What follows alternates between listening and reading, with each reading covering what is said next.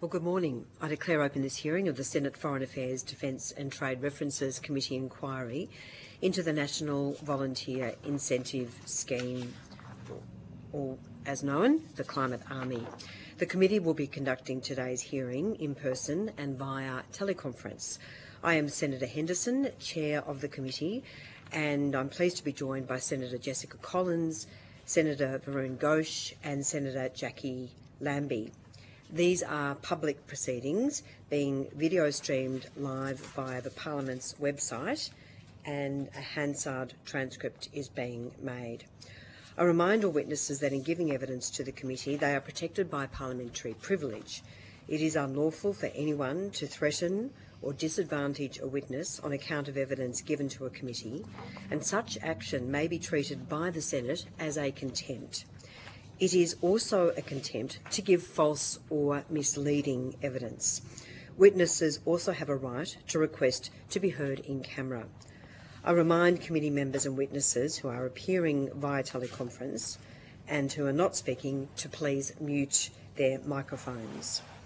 It's now my pleasure to welcome representatives from Disaster Relief Australia and the Centre of Excellence, Young People and Disasters.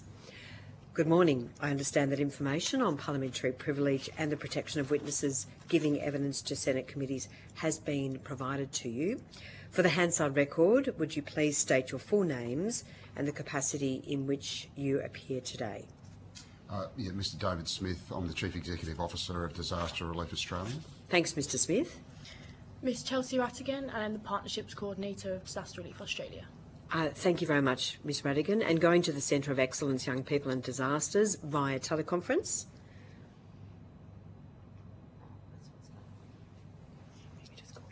Do we have Associate Professor Fiona McDonald on the line? Mr Derm Ryan or Mr Edward Brown? Hi, Mr Edward Brown, Yard Member on the Centre of Excellence, Young People and Disasters. I'm sorry, who was speaking then? Mr Edward Brown. Thanks, Mr Brown. And are the other two witnesses on the line?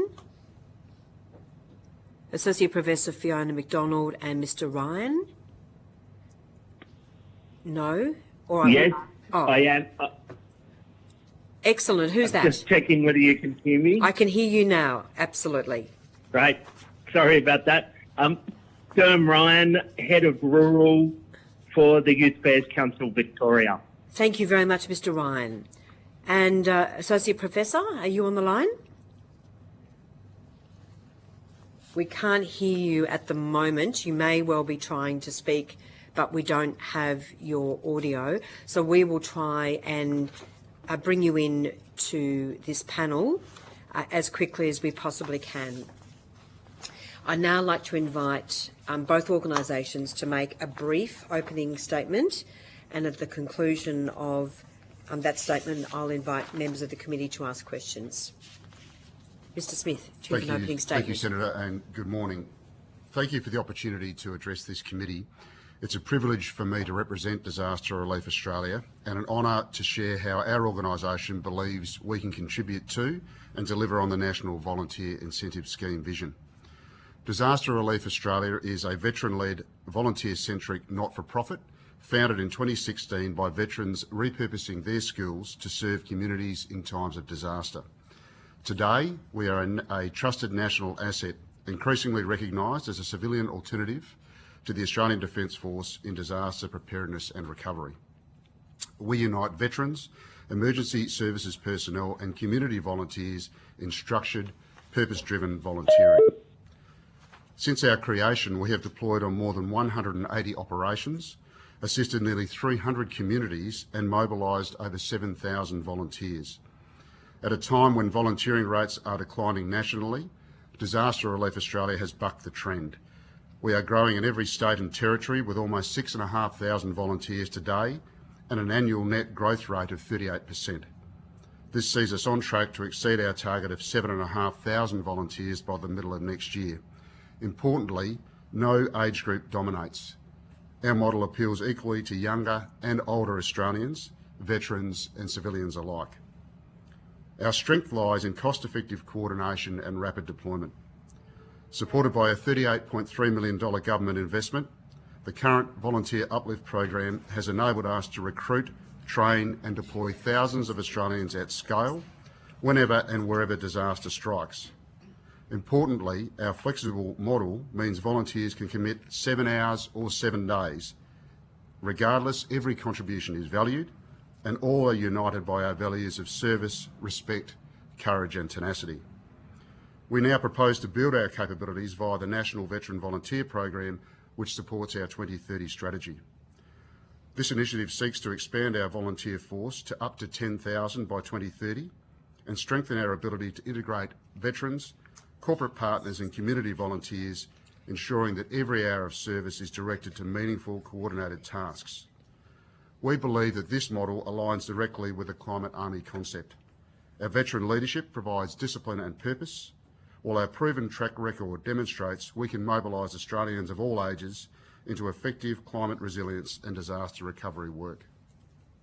We believe that Disaster Relief Australia offers a ready-made platform to deliver the Climate Army vision today without the cost or delay of creating a new entity. We are committed, capable and already demonstrating that Australians want to serve each other in times of their greatest need. Thank you. Thank you very much, Mr Smith. And I just want to, before we go to the opening statement of the Centre of Excellence, Young People and Disasters, Associate Professor McDonald, I believe you're on the line now. I am here. Can you hear me? We can indeed. You're coming in loud and clear. If you could just introduce yourself and state the capacity in which you appear today.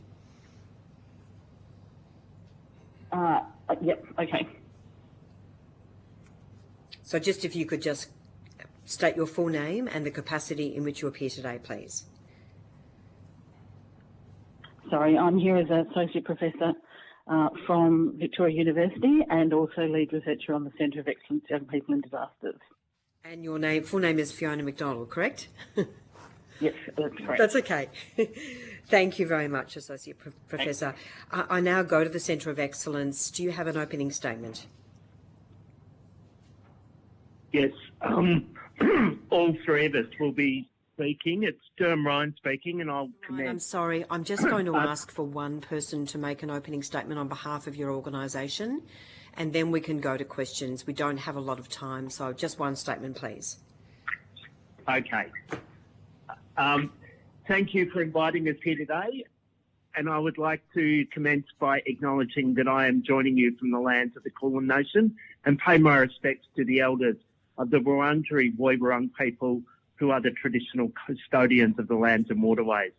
My name's Derm Ryan, and I'm joined by colleagues Ed Brown and Fiona McDonald, and all of us represent different parts of the centre.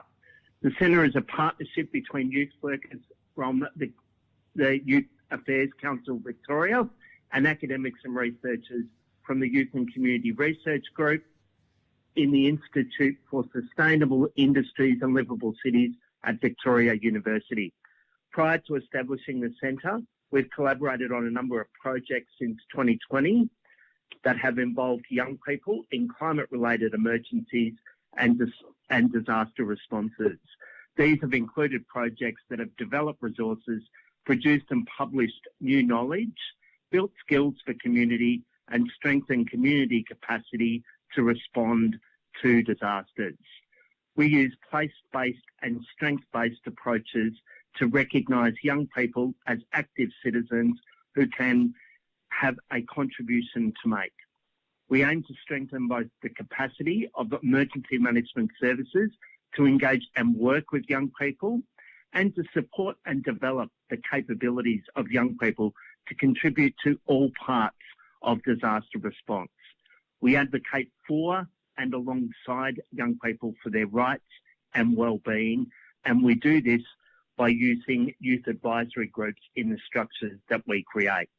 We believe that young people have a right to be involved in the structures and decision-making bodies that act in their best interest. This is foundational to their human rights, which is upheld by the UN Convention on the Rights of the Child and recognised and supported by Australian governments. We would argue that decisions are also better when young people are involved. As such, we see an opportunity for the Australian government to better include young people in governance and decision-making roles with what is being proposed here. In our submission to the Colvin Review, we recommended the establishment of a youth disaster advisory structure for government, and we would recommend it also with these initiatives. We think that these initiatives also offer an opportunity to create opportunities for young people to have pathways to gain new qualifications and skills in areas that will help us respond to disasters.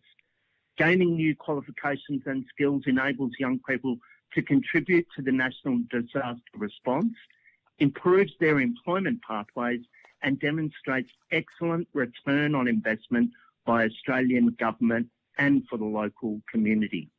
Additionally, we would also recognise that education and community-based reforms be adopted to maximise these responses.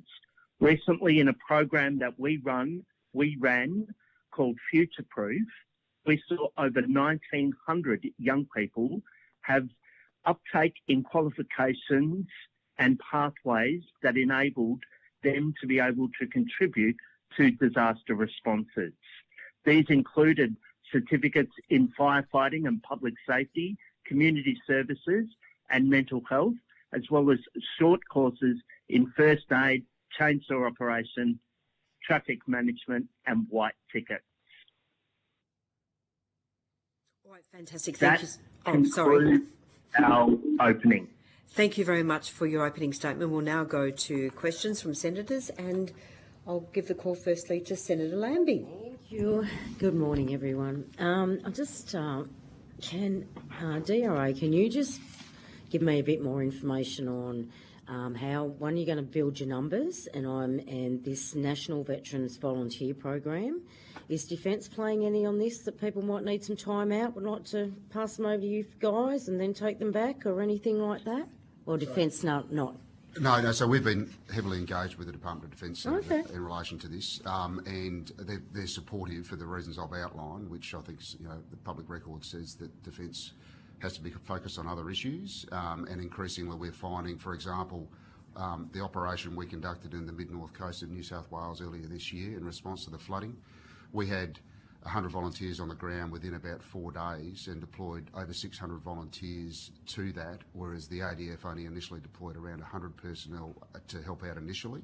But that's part of an active engagement that we've got with the Department of Defence. Okay. We also have a large number of, or a reasonable number of reservists that serve with Disaster Relief Australia as well. So there is a level of engagement that allows people. Do they pay them? Do they pay them for the reserve time if they're doing that? No. So they work as volunteers with DRA, but they're also as reservists. Should they? I wouldn't want to comment on that. I think that's a Department of Defence policy matter, as you'd appreciate. But I also think the critical piece about this is that right now we're sitting in pure veterans, those who have served the nation under the definition of a veteran. Around 36% of our volunteers are veterans, but we're sitting at around 46% if you include families. And families are fundamentally important, as you know, because they are the ones who often carry a huge amount of the burden when their loved ones are away serving the nation. So we tend to put all of them in the same group together. Okay. In terms of answering your question about how we're intending to grow, the first thing is that we've got a very successful program in place. So the 38% net growth rate, which is coupled with a very low attrition rate at this point in time. So we aren't losing many volunteers and we're gaining significant numbers of volunteers. We, at the moment, believe that if the current trends continue, that we will exceed the Volunteer Uplift Program target of 7,500 personnel by about January next year. And by the time that program comes to an end in the middle of next year, we'll be over 8,000 volunteers. So the combination of our brand awareness, increasing brand awareness as a result of the success of our operations since 2016, together with the experience that people have on the ground, which then means that they then recruit their friends and other people they know to join the organisation, means that we're confident that we can grow. But more specifically than that, in the veteran space, we've just finished developing a plan called Plan Enduring Purpose, which is specifically designed, led by one of our veteran paid staff, specifically designed to help increase our veteran recruitment rates and also better support our veterans in all of our disaster relief and recovery team locations across the country, of which we have 10. So we've got a number of programs in place that have proven successful in recruiting the numbers that we need to, but also in ensuring that we maintain a balanced focus on veterans, which is, of course, lies at the core of who we are as an organisation. I hope that answers your question, Senator. Funding. How's your Yes. funding looking? Have you been guaranteed funding? We have not been given any further funding at this stage. Since when? So the Volunteer Uplift Program funding expires on the 30th of June next year. We're still waiting for advice in relation to the National Veteran Volunteer Program, but all the indicators are very positive. Okay. Okay.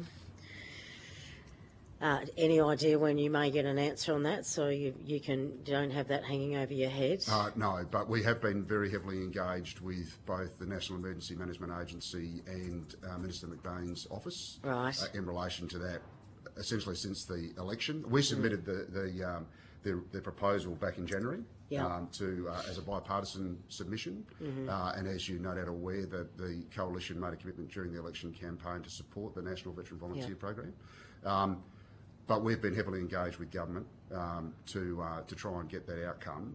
We are focused in the long term, though, on increasing our revenue diversification as much as possible so that we can remain financially sustainable and independent. So how much sorry to interrupt. You're right, you go. How much funding are you seeking? So the total is up to $87.5 million over 4 years, which represents around, based on this year's funding rate, represents around a $5 million per year increase on what we currently receive.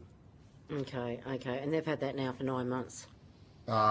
Well, both sides of politics did. The submission was made in January, yes. Right, okay. Yeah. All right then. What about, have we thought about extending it out to those other first responders? So we have. Is there something that... So we have 14% of our current volunteer numbers are current or former emergency services personnel. Okay. So we do, and in fact, a number of them, to your earlier question about reservists, we have a number of our volunteers who are also members of the SES and the CFS and other organisations who will go in during the response phase, go home, have a break for a couple of weeks, and then they'll deploy during one of our waves subsequently. And we find that to be an enormously beneficial outcome for both organisations because it's interacting with one another. But what we're also finding is, if I take our operation in the mid-north coast of New South Wales, for example, for the first time we deployed during the response phase of that operation with around 100 volunteers, and we worked alongside and under the direction of the New South Wales State Emergency Service. That was, for us, was a first-time event. How did that go? Very well. Okay. Extraordinarily well. Yeah, they're pretty set up over there. I noticed it doing Absolutely. yeah. And then what it enabled was two things. The first was it got us on the ground quickly to enable our people to see what work they needed to do subsequently. But the other thing is, it's as a result of that, it set up a very smooth transition from the New South Wales SES into the New South Wales Reconstruction Authority, and their support to us during the course of that deployment was outstanding. Okay, good. Yeah, I seem to think them and Queensland are leading the rest of the nation. And we have a great relationship with the Queensland Reconstruction Authority as well. Yeah, that's great. Yeah. Excellent. Can you explain how the qualification scheme would improve transition pathways for veterans and youth? So what we've focused on, there's a couple of things. Our recruitment model is quite disruptive. So if you said this afternoon you went onto the DRA website and you put in an expression of interest, you'll go through a couple of checks and have to complete an online course that prepares you to deploy into the field. But rapidly, within days, if an opportunity came up, you could deploy. You don't need to know how to operate a chainsaw or a skid steer loader. We'll just get you on the ground and get you working. If you then want to do further training, then we are partnered with an RTO, Emergency Australia, which is veteran-led, and we undertake that training for you. And what that does, and at no cost to you. So what that does then is it provides veterans particularly, but our volunteers more generally, with skill sets they may not otherwise have, which then opens up employment pathways. But another part of our strategy, we've got a long-standing partnership with National Australia Bank, which at the core of it lies what's called the corporate volunteering program. Right. And what we do, they regularly deploy NAB employees into the field under the leadership of DRA volunteers to conduct recovery work. And we are seeking under our strategy to expand that to as many corporations as we possibly can. And as you'd appreciate, as part of that process, we will then train our volunteers in leading strike teams that constitute non-DRA volunteers, which again builds their leadership skills. But importantly, it gives them exposure, that when I say them, I mean the corporate employees, exposure to veterans, and they can see just how good they are and how capable they are, and may provide employment opportunities as well through that pathway. Okay, and public servants, government decided yet to let them in on the game? We haven't progressed any further on that. At this That's a stage. shame. It'll be good for them. Okay. You want to pass that on? Yeah, you're happy to pass it on. Yes, all right. All right, Senator Lambie, we might leave it there. We've got only a limited period of time, so if I could just ask to all witnesses if they could answer questions as briefly as possible so we can get through our questions. So, look, I just wanted to ask you about your submission, which raises concerns that a new climate army could waste approximately 30% on overhead. And could I just ask you to expand on that and how you came to that figure, So, Mr. Smith? So the rationale behind that, Senator, is that we have an established structure inside Disaster Relief Australia. We've got a National Operations Centre that's been funded under the Volunteer Uplift Program based in Hendra in Brisbane that is able to run national operations. We have 10 disaster relief and recovery teams across the country, every capital city in North Queensland and northern New South Wales. We have an established training system, for deploying personnel. So a complete structure sits around the outside of the of Disaster Relief Australia that will enable us, if there was a need to expand that, to be able to rapidly bring that under that existing framework rather than trying to establish a separate organisation. So you've got the capacity to expand in We've got times the of capacity disaster. to expand, absolutely. It would require, like, as with all of these things, it would require additional funding. We wouldn't be able to just do it just as we are. But depending on the outcomes of the National Veteran Volunteer Program submission, that would certainly provide us with an additional option. What about your capacity to recruit volunteers? Would that be necessary, and how would you go about doing that? By essentially the same method that we have been up until this point in time. So targeting particular demographics through our marketing and communications and brand awareness increase. And largely, again, as I said, through word of mouth as being a particularly powerful way for us to recruit people. That's what's underpinned our growth over the course of the last couple of years. And what about those who are under 18, or you've made some distinctions in terms of insurance and safeguarding burdens? Could I just ask you to expand on that issue for volunteers who are under 18? And do you think there is merit in having or further supporting the expansion of school cadet programs to, I guess, grow that focus on the merits of volunteering from a younger age? So to answer your second question first, Senator, I wouldn't want to offer comment on whether the school cadets program is something that would be valuable or not, because that's outside of my or our remit. In terms of working with children, at the moment, we don't have those arrangements in place because all of Disaster Relief Australia's volunteers are over 18 years of age. When you refer to children, I'm actually just asking about those who are under 18, who may be 16 or 17. Hard to call them that cohort children as such, but just understanding your focus. So at this point in time, we don't, as I said, we don't have arrangements in place for working with under 18s. Our volunteers are 18 years and over. We've explored some different options as to how we might possibly address that issue. As you'd appreciate, working with a volunteer organisation where strike team leaders are volunteers in the main means that with 6,500 volunteers, ensuring that we have the appropriate checks and balances in place to work with people under the age of 18 would require some additional work for us. And could some of your 1,250 leadership cells act as the supervisory agents for cadet and senior secondary cohorts during even preparedness tasks such as fuel load reduction or creek line clearing? I guess I'm wanting to explore what's the potential to grow that that volunteer army by reaching into a lot of younger people who are very keen to contribute to their community, very keen to volunteer, and you want to sort of, how would you might capture that spirit, and could you play an increased role? You've mentioned you'd need more funding, but Yep. how else could you see that happening? So I think a key part of our 2030 strategy in our submission is around increasing our preparedness capability. And so you may be familiar with our big map concept that we run in locations across the country, designed to allow communities and emergency services to identify potential risks and then also identify projects that might be undertaken in order to address those risks. So a key part of the strategy is that the big maps have been enormously successful. The piece that we've sometimes missed has been what's the follow-on effect from that? What's the community projects that need to be undertaken next? So we've built a much greater or larger preparedness function inside Disaster Relief Australia that is designed to not only run the big maps, but then also work with communities to develop projects that can then be used to mitigate the potential consequences of disasters when they strike. A big part of that is community engagement.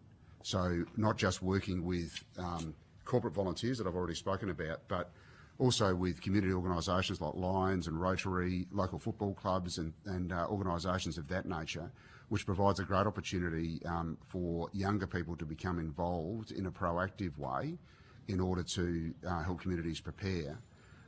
In terms of ensuring our capacity to be able to deliver that effect, that would mean that the strike team leaders that we would, if they were to be in charge of groups of people under the age of 18, they would have to be trained to that effect, and of course they'd have to complete working with children checks to enable that.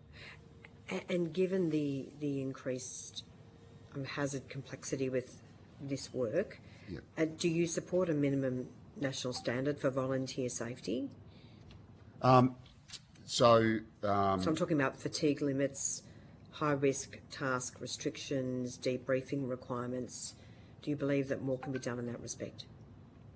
I wouldn't want to comment on that in terms of the broad policy, Senator. What I would say is that we do have processes in place to support our volunteers to ensure that their fatigue levels are carefully monitored, that we actually have a comprehensive health, wellbeing and safety structure inside the organisation. We deploy wellbeing representatives on the ground with every wave that deploys to ensure that our people are looked after, and that if there is any follow-on that needs our support, that we provide that support as necessary.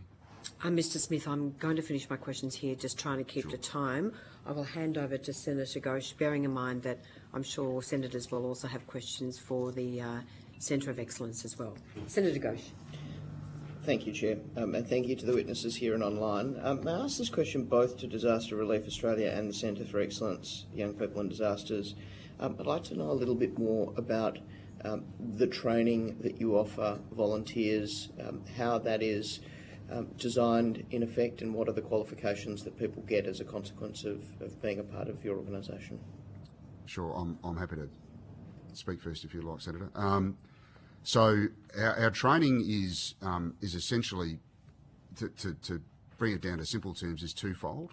We train our people in the necessary technical skills to be able to deliver the effect in preparedness and recovery operations.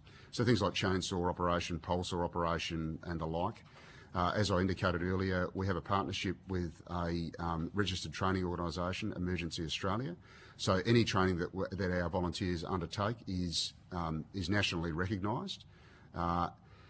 In terms of the way that training is designed, that is in large part demand-driven, demand in terms of what the volunteers want, but also what we need to be able to maintain a sufficiently large pool of people, so that you can imagine when we deploy people on the ground, we put out an expression of interest across the nation. So it's not just a case of there's a bushfire in Victoria, so only Victorians deploy.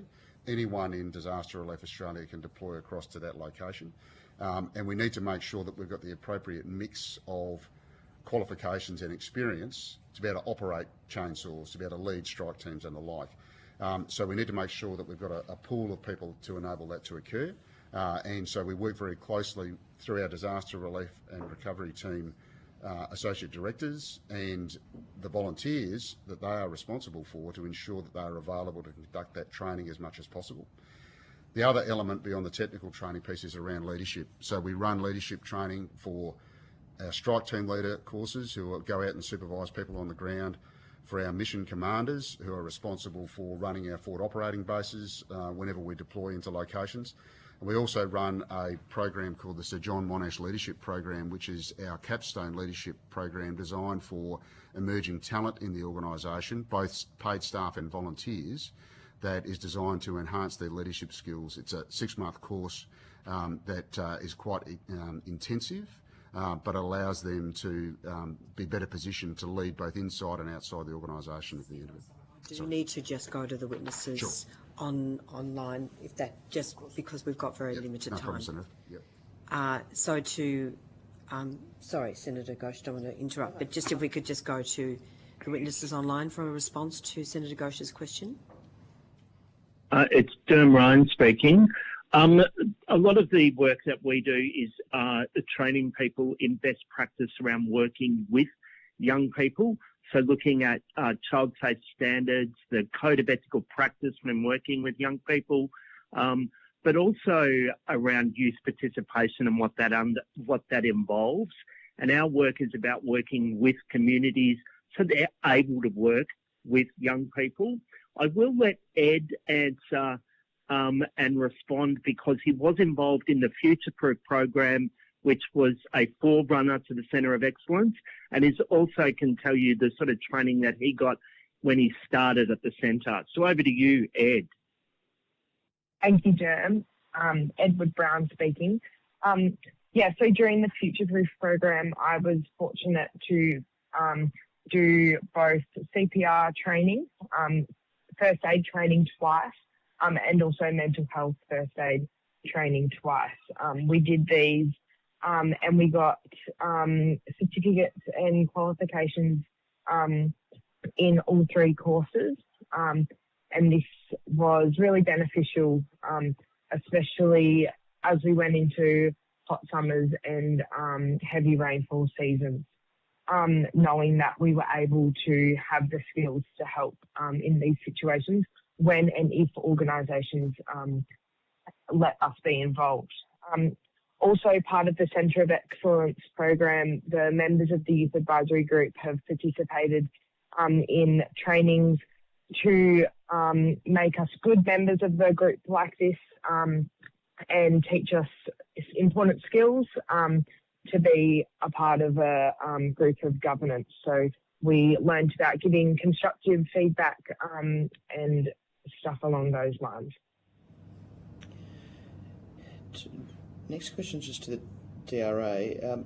In terms of coordinating the activities of DRA, government, other non-government agencies and volunteer agencies, do you have any improvements or thoughts on how that might work better when we have national disasters or disasters around the country? I would have to say, Senator, that over the course, certainly of my time as the CEO in the last sort of 15 months or so, that the coordination at the state and the Commonwealth level has been excellent.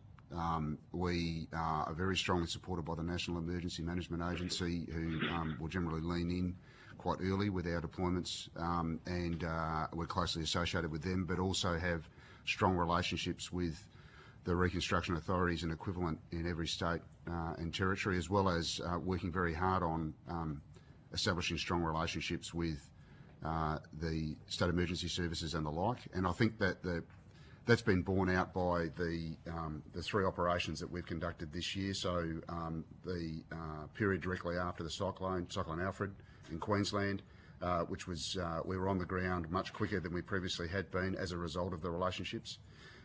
As I mentioned earlier, the operation we conducted in the mid-north coast of New South Wales after the floods, the earliest we've ever been, the largest numbers on the ground, close working relationship with the SES and the New South Wales Reconstruction Authority.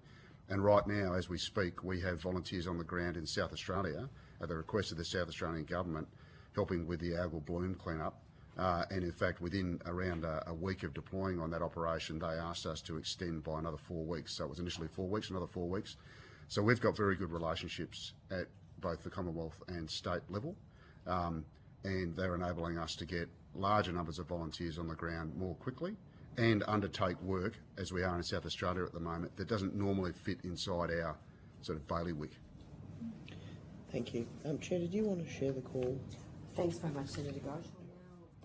Senator Collins. Thank you so much. And my question is for Mr. Smith. Just following on from Senator Ghosh's question about coordination and effectiveness, you have indicated in your submission that you will look to partnering with the Red Cross. If you can just explain to us about the integration of that with the command and control and accountability when you're partnering with another organisation. Sure, thanks, Senator. So we've had a long-standing but informal relationship with the Red Cross. They are often on the ground earlier than us in the response phase, but generally they'll then stay over into the recovery phase. So we spend time working alongside them, and from time to time that has been very well coordinated. We've been working with the Red Cross over the course of the last 12 months or so to try and establish a couple of things. The first is the ability to provide psychosocial support to communities affected by natural disasters. Our health and wellbeing framework is primarily designed to support our volunteers and staff as opposed to local communities. Doesn't mean that we don't do it, but they're the subject matter experts in that space. So we're looking to try and expand that further, as we are with other agencies of a similar nature. So that's still a work in progress, but we think there's enormous value in that, because one of the things that I'd note about when our volunteers deploy on the ground, there's two aspects, or there's three aspects to it. The first is the work they're able to do to help communities.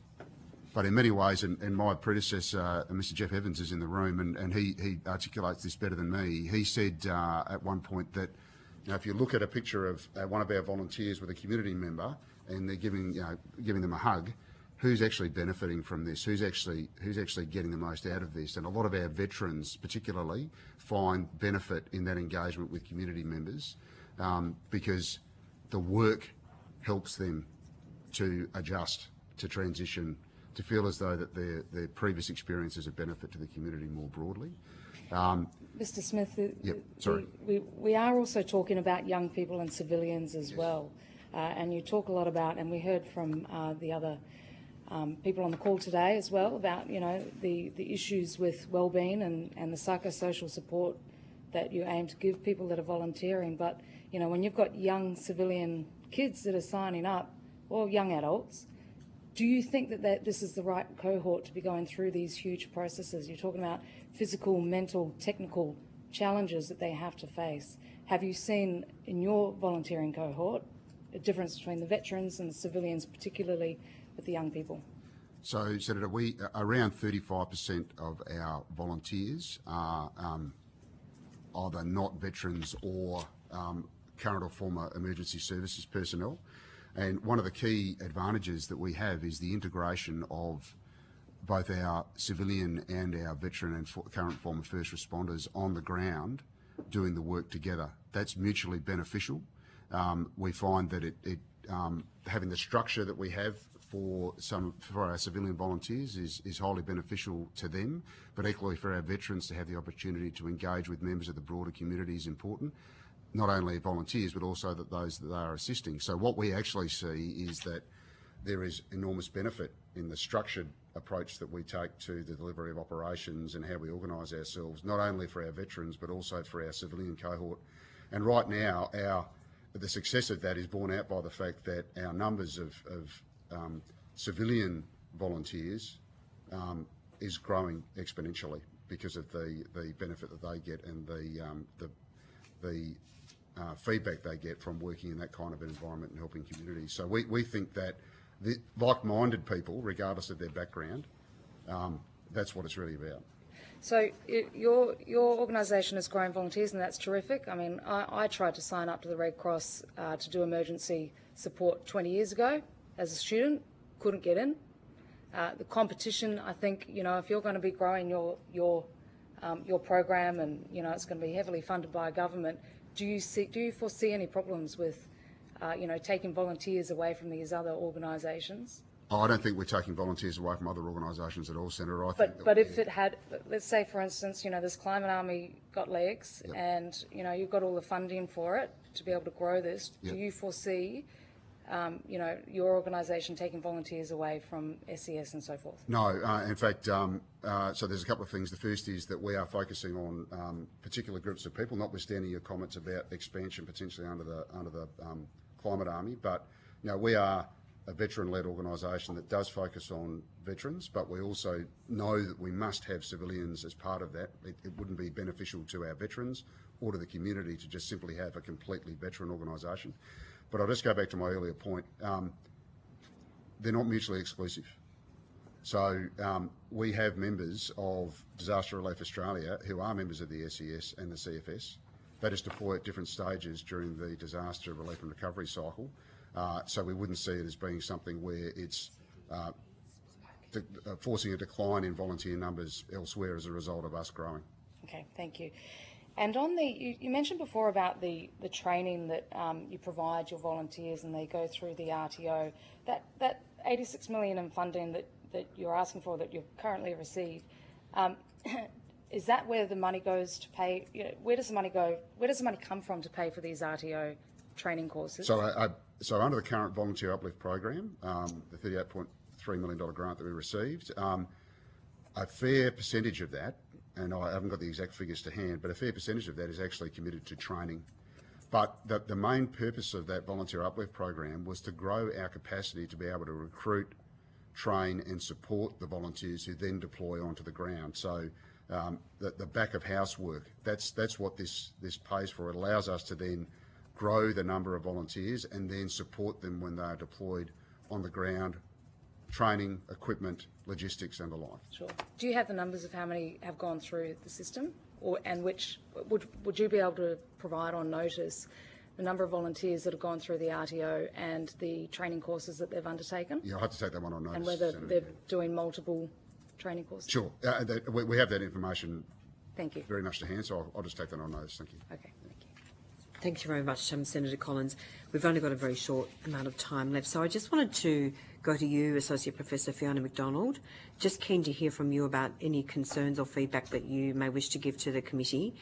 Bearing in mind we've only got a minute or so, but if you could just give us your insights, that would be most appreciated. Sorry, Senator, can I just ask you to repeat sort of what you'd like me to cover? I just missed a bit of that. Really what your focus is in terms of the proposal before the committee. If you could just provide your feedback or insights from your perspective. Yes, of course, Senator. So our proposal is really around making sure that young people are involved in all decision making around the Climate Army. To ensure that it's not just being seen as volunteers, but actually about their expertise and their big experience feeding into the decisions. Sorry, can you just mute 1 second? Jen, can you just jump in? I apologise, Senator. Okay. Yep. Thank you. Ryan speaking. I think part of what the university and YACVIC do to work together is about getting that evidence. It's about going to young people and consulting them, finding out what it is that they need and the best way in which that can be provided. So part of a program that we ran last year looked at getting them skilled up and qualified. We had a number of assumptions in there. Some of those assumptions were that the courses that young people told us they wanted to do were not available in their area, even through the free TAFE system. So this was problematic. We worked with young people to find a range of workarounds around getting short tickets and finding ways in which they could actually undertake some of that work. Partly, young people also told us that child safe related issues was something that not all organisations understood. So we worked with organisations around developing resources that would enable them to understand what child safe meant for young people and how they could enact it in their organisations so that organisations were safe for young people, but also consulted young people in what helped make them feel safe in their local communities and in the organisations that they were engaged with. All right. Well, look, thank you so much. And certainly we will, senators have the option to place any other questions on notice. We have finished we've now come to the end of our time allocated for this particular panel. So thank you so much for all appearing as witnesses today. We would appreciate if responses to questions on notice could be provided by 9 a.m. on Friday the 10th of October 2025. I would now ask that you disconnect from the teleconference, and of course you can continue to observe the hearing should you wish to do so through the live stream on the Parliament's website. Thank you so much again. It is now my pleasure to welcome representatives from the Australasian Fire and Emergency Service Authorities Council. If you could make your way to the table. Oh no, they're on teleconference, sorry. I understand that information on parliamentary privilege and the protection of witnesses giving evidence to Senate committees has been provided to you. So for the Hansard record, could you please state your full names and the capacity in which you appear today? Hi there, Rob Webb's my name. I'm from AFAC. I'm the CEO. Mr Webb, good morning and welcome. Good morning. Do we have Mr Lachlan on the line? Good morning, Senators. Chief Officer Brett Lachlan, South Australian Country Fire Service. I'm also the co-chair of the Commissioners and Chief Officers Strategic Committee, which is a body that sits under AFAC to help coordinate the national response of our fire emergency services to major emergencies. Thank you so much, gentlemen. Do you have an opening statement? Yes, just a short one, thanks, Senators, if that's okay. And thank you so much for having us here. It's great to be joined by Chief Lachlan to talk about these important issues. If I can just give you a little bit of background on AFAC, we've been around for around 30 years and formed by the Fire and Emergency Services sector to help them work together to work through common issues, common ways of working, but also increasingly to be sharing resources across the country and in fact overseas across the whole range of emergency services workers. At this time, we don't need to state, as this committee has found and previous committees have found, we're seeing increasing disasters. We're seeing the impacts on communities rising, and we recognise the work of the committee and really hope that we can find different ways of working. We know that we can't keep doing things the same way. Our societies have moved on, technology has moved on, communities have moved on, and we're really looking and working hard to find new ways of working. We've done that through various research projects that we mentioned in our submission. I suppose fundamentally the Australia's emergency management system is built on communities that live with a multitude of risk every day. They absorb stresses, they support each other, they respond when disaster strikes, but we know that resilience isn't something that's delivered from the outside. You cultivate it over time with communities and through development and maintenance of local capability, and that's done through a range of amazing volunteer organisations, both in the emergency services sector and beyond, dealing with the stresses that those communities impact. So we recognise that's an important part of any system, and it's something that we're really proud of as being connected to a sector that who lives in the community and works with those communities to understand the risks and what's important to them and how to get those lifelines going again post the disaster. So we're happy to answer any questions. Our key messages are community being at the heart of resilience.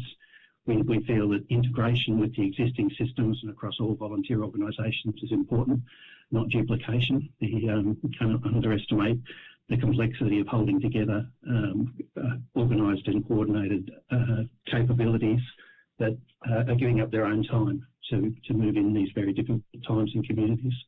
So capability is important, and really investment's important at the backbone of that. And we're keen to springboard off our national standards that we already have in place, nationally consistent standards for qualifications and training, but they're really focused, or they need to be focused in local delivery as well. So I'll leave it there. Thanks, Senators, and again, thank you very much for your time today. I'll now hand it over to Senator Lambie. Oh, thank you. Chair. What reforms are most urgently needed to improve the volunteer retention across foreign emergency agencies? Do you have a plan of attack for that? Yeah, so we've had a look at a few of those things. Thanks, Senator. That over the last 3 to 5 years, we've been looking at triggering off the research projects that were going to be giving us a sense of the volunteer of the future. But most recently, and just delivered in the last month or so, is research through Natural Hazards Research Australia that's built a blueprint for that next generation of how we're going to get there. So we need to get a much better picture of the capability requirements and the skills and capabilities across our volunteer members, but also looking at the innovation that's needed and the systems that we're using to allow them to interact with training in their own time. The reality is that we're people are time poor generally. So what we've sat down with after looking at it for a couple of decades, I'm told, across the sector, there was a collective breath that said we've got to figure out exactly what we're going to do, and some research that was done and sponsored through Natural Hazards Research Australia is proving it's developed a bit of an action plan that will allow us to move forward. If I could hand to Chief Lachlan as well, being the Chief of the Country Fire Service in South Australia, so he'll have some more specifics to add. Thank you, Robin. Thank you, Senator Lambie, for the question. The continued focus of all our professional volunteer fire and emergency services is on obviously recruiting and maintaining our capacity, but also retaining those members that we've invested significant time and energy and effort into, and who we want to see go on and grow their careers in their volunteer careers in their communities. There's a couple of aspects to volunteer recruitment and retention, and your question focused on retention. So there needs to be ongoing training, ongoing things of interest for volunteers to maintain their focus and their desire to be part of the agency. We need to make sure that as at an agency level, we reduce any of the barriers that might be there, and whether that's poor culture in a local area or travel requirements for training or things like that. There's also, though, a challenge where volunteer numbers are going to be constrained in parts of Australia where we're seeing rural and regional decline, and that is bigger than the volunteer agencies to help manage. That is something we'll be looking to government more broadly about. How do you incentivise people to stay in regional communities, and how do you make rural and regional areas a place where we can have healthy communities? Because where we have healthy communities, we know that we have good bases for volunteers. Where we see a lack of jobs and a lack of ability to sustain communities, we see a corresponding decline in volunteers because there just aren't the people there to recruit. And so that retention piece is in those areas is a big challenge, because I can't fix paid employment for people in those areas. I can't offer them a reason to stay in the town. I can only help them value the contribution they can make to their local community when they're in the town. Thank you. Do you go into the burn-offs, or you're just in how much are you spreading yourselves out? Do you get involved in, we've got to do burn-offs in the forests and things like that to keep them at bay, I guess? Is that anything is that in your realm there? So, Senator, the South Australian Country Fire Service is the largest emergency service in South Australia. It has 425 stations across the state. It is an all-hazards agency, so it is responding on average at least 50 times a day to communities, whether it's road crash, hazardous materials response, urban firefighting or rural firefighting. We are not the dedicated agency for land management. That sits with a different department in South Australia, but I note that the national arrangements see that sitting with some volunteer-led organisations, depending on the different state and territory arrangements. But those, in the case of the CFS, for example, it is a busy agency years, all year round. And sustaining that is important, because a climate army, or the kind of focus that this committee is looking at, is on those more significant national natural disasters, which make up a very small single-digit percentage of the overall incidents that fire and emergency services attend every single day across, Australia. So we need to not only sustain these smaller percentage national natural disaster kind of incidents, but you cannot do anything that compromises the abilities of state and territories to respond to the 98% of fires and emergencies that happen day in, day out, that affect local communities just as significantly. Okay, and Senator, you go. Sorry. Yeah, apologies, Senator. Just adding to Chief Lachlan's words, the volunteer workforce that's traditionally held amongst the fire and emergency services agencies covers a whole range of prevention and preparedness and response activities. So, and increasingly we're finding that early relief into recovery is a really important handshake to make throughout all those phases, is to be making sure that we can work with those agencies that are working in relief and recovery more explicitly, and how we prepare and engage them over time. There's been a fair bit of work that happened sponsored through the National Emergency Management Agency to develop recovery toolkits, to develop recovery qualifications. And that, to add to our comments before, that's probably where the whole system would benefit from greater uplift in the implementation of those as well. We're finding the capabilities that typically we share around Australia are now just starting to get a little bit more into that, say, public information area that might be helping support communities in times of need. And basically that ability to have a national catalogue or database of capability around the country is really important for a strong system moving forward.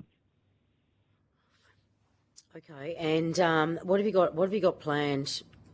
What have you got planned to sustain your volunteers? I notice here you're saying you're having a 10% decline in volunteers numbers. Most of them are. What is your answer to sustaining or returning those numbers in? Yeah, look, across Australia, the research I talked about is the key elements, early elements from the action plan that we'd like to be moving into, is understanding the implementation of training and understanding those barriers as to why people aren't coming in, thinking of new ways to engage with younger communities and new organisations. We're often saying that we have to open our arms to invite new people into the room and understand that there will be different types of volunteering into the future. So it's a methodical plan that will start with let's address what's we know are the challenges right now in understanding how to get training out to people in a consistent way. And we already heard earlier people talking about the importance of engaging volunteers in that process. That's certainly something that our members have committed to as well.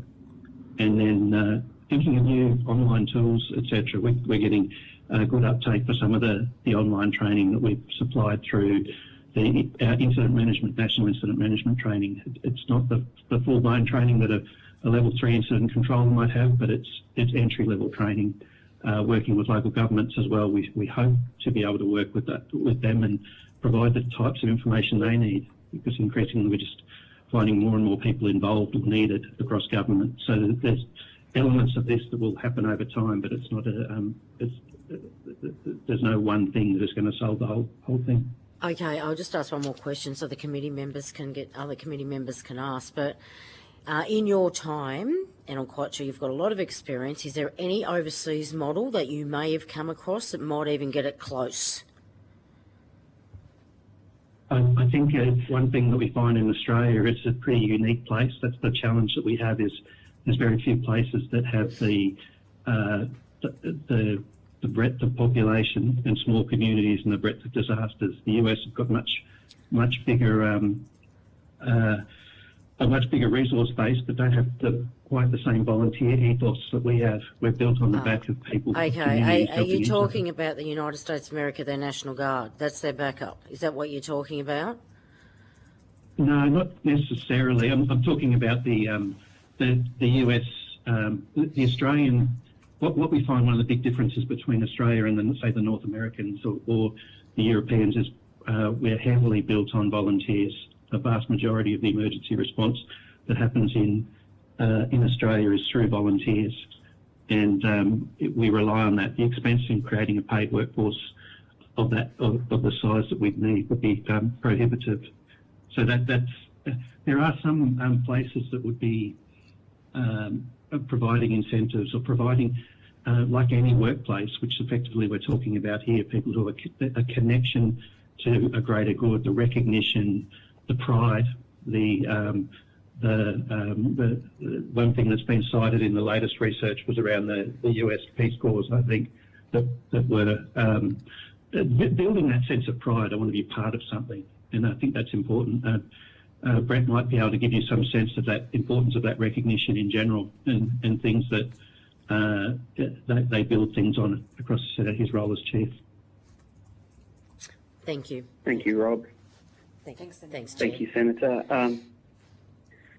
I was just going to say I recently had an opportunity to go to Los Angeles on the back of the major fires as part of a small Australian delegation to have a look at the response recovery coordination of those, and I can confidently say that Australia can proudly hold its head very high. We offer significant capability in this country, and it is well coordinated, and our professional volunteers and career personnel are the best in the world. I fully believe that.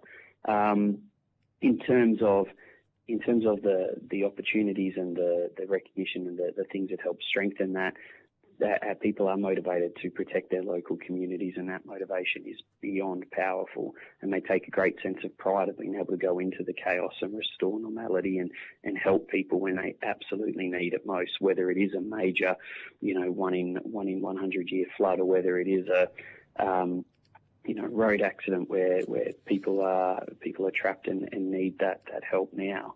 That sense of purpose and pride and that unification that comes from that is absolutely there. In the United States, we observed a construct over there, the US Army Corps of Engineers, which is only 5% of a military organisation, because I completely understand and accept that defence is not the solution to these things we're talking about.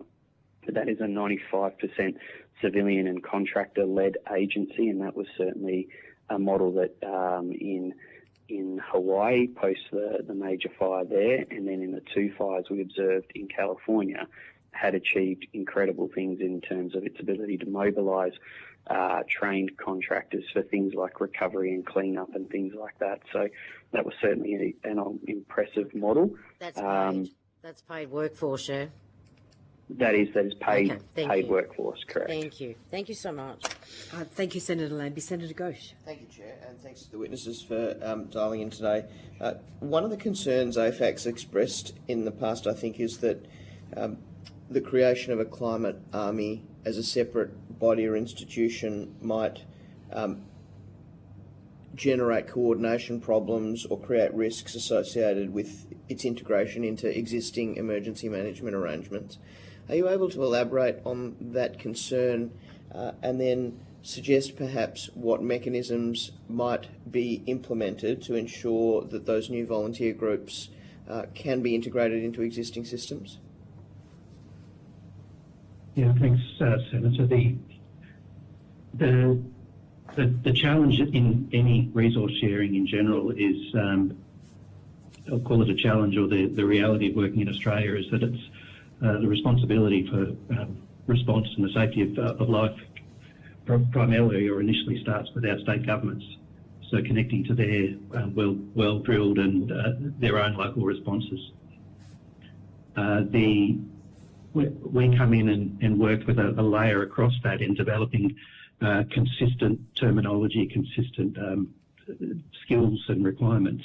So when resources are required across the country for different capabilities, we have a sense when someone's requesting that it's the right type of resource, and we are supporting people in a way that is coordinated. By creating a whole new layer of whether it be the organisation systems required around these organisations are large. The pastoral care, the safety, the training, the ongoing upkeep and equipment, etc. They are large undertakings. So I think ultimately speaking, any time we cascade from our disaster systems that are cascade up to Commonwealth and supporting the Commonwealth supporting in the coordination, I think that is key. But we're not sure how by adding a separate entity that it would create more confusion. And it's much better that we're connecting in, hopefully, ultimately led from community back up through through our state governments.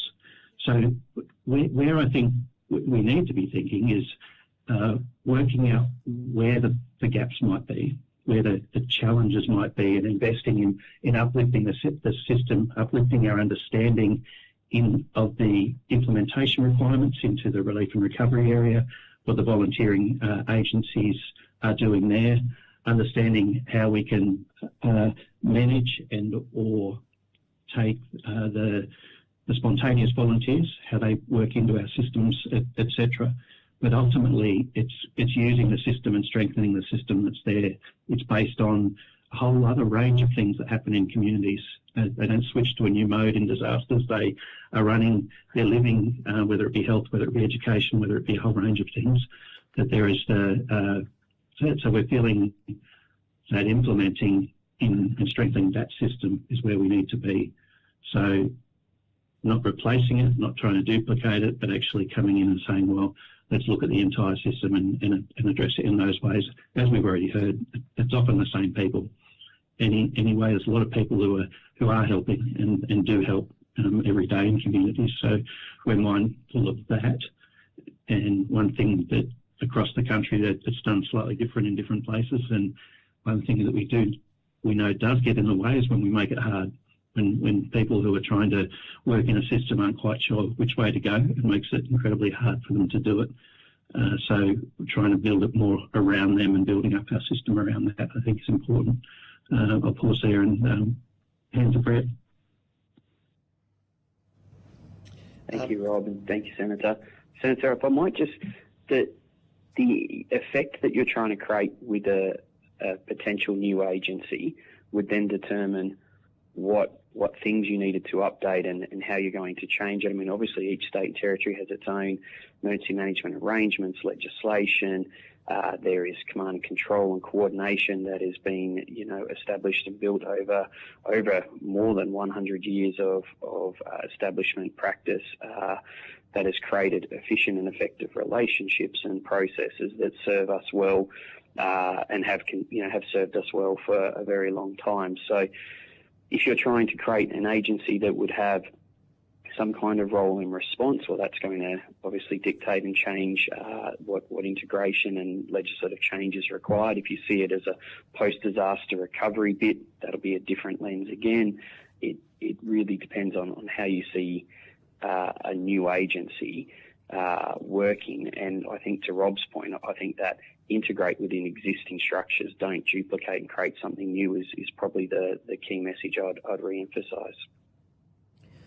Thank you. One of the observations that was made earlier was around the decline in numbers of volunteers in rural and regional areas, and as I understood that evidence, it was in part linked to perhaps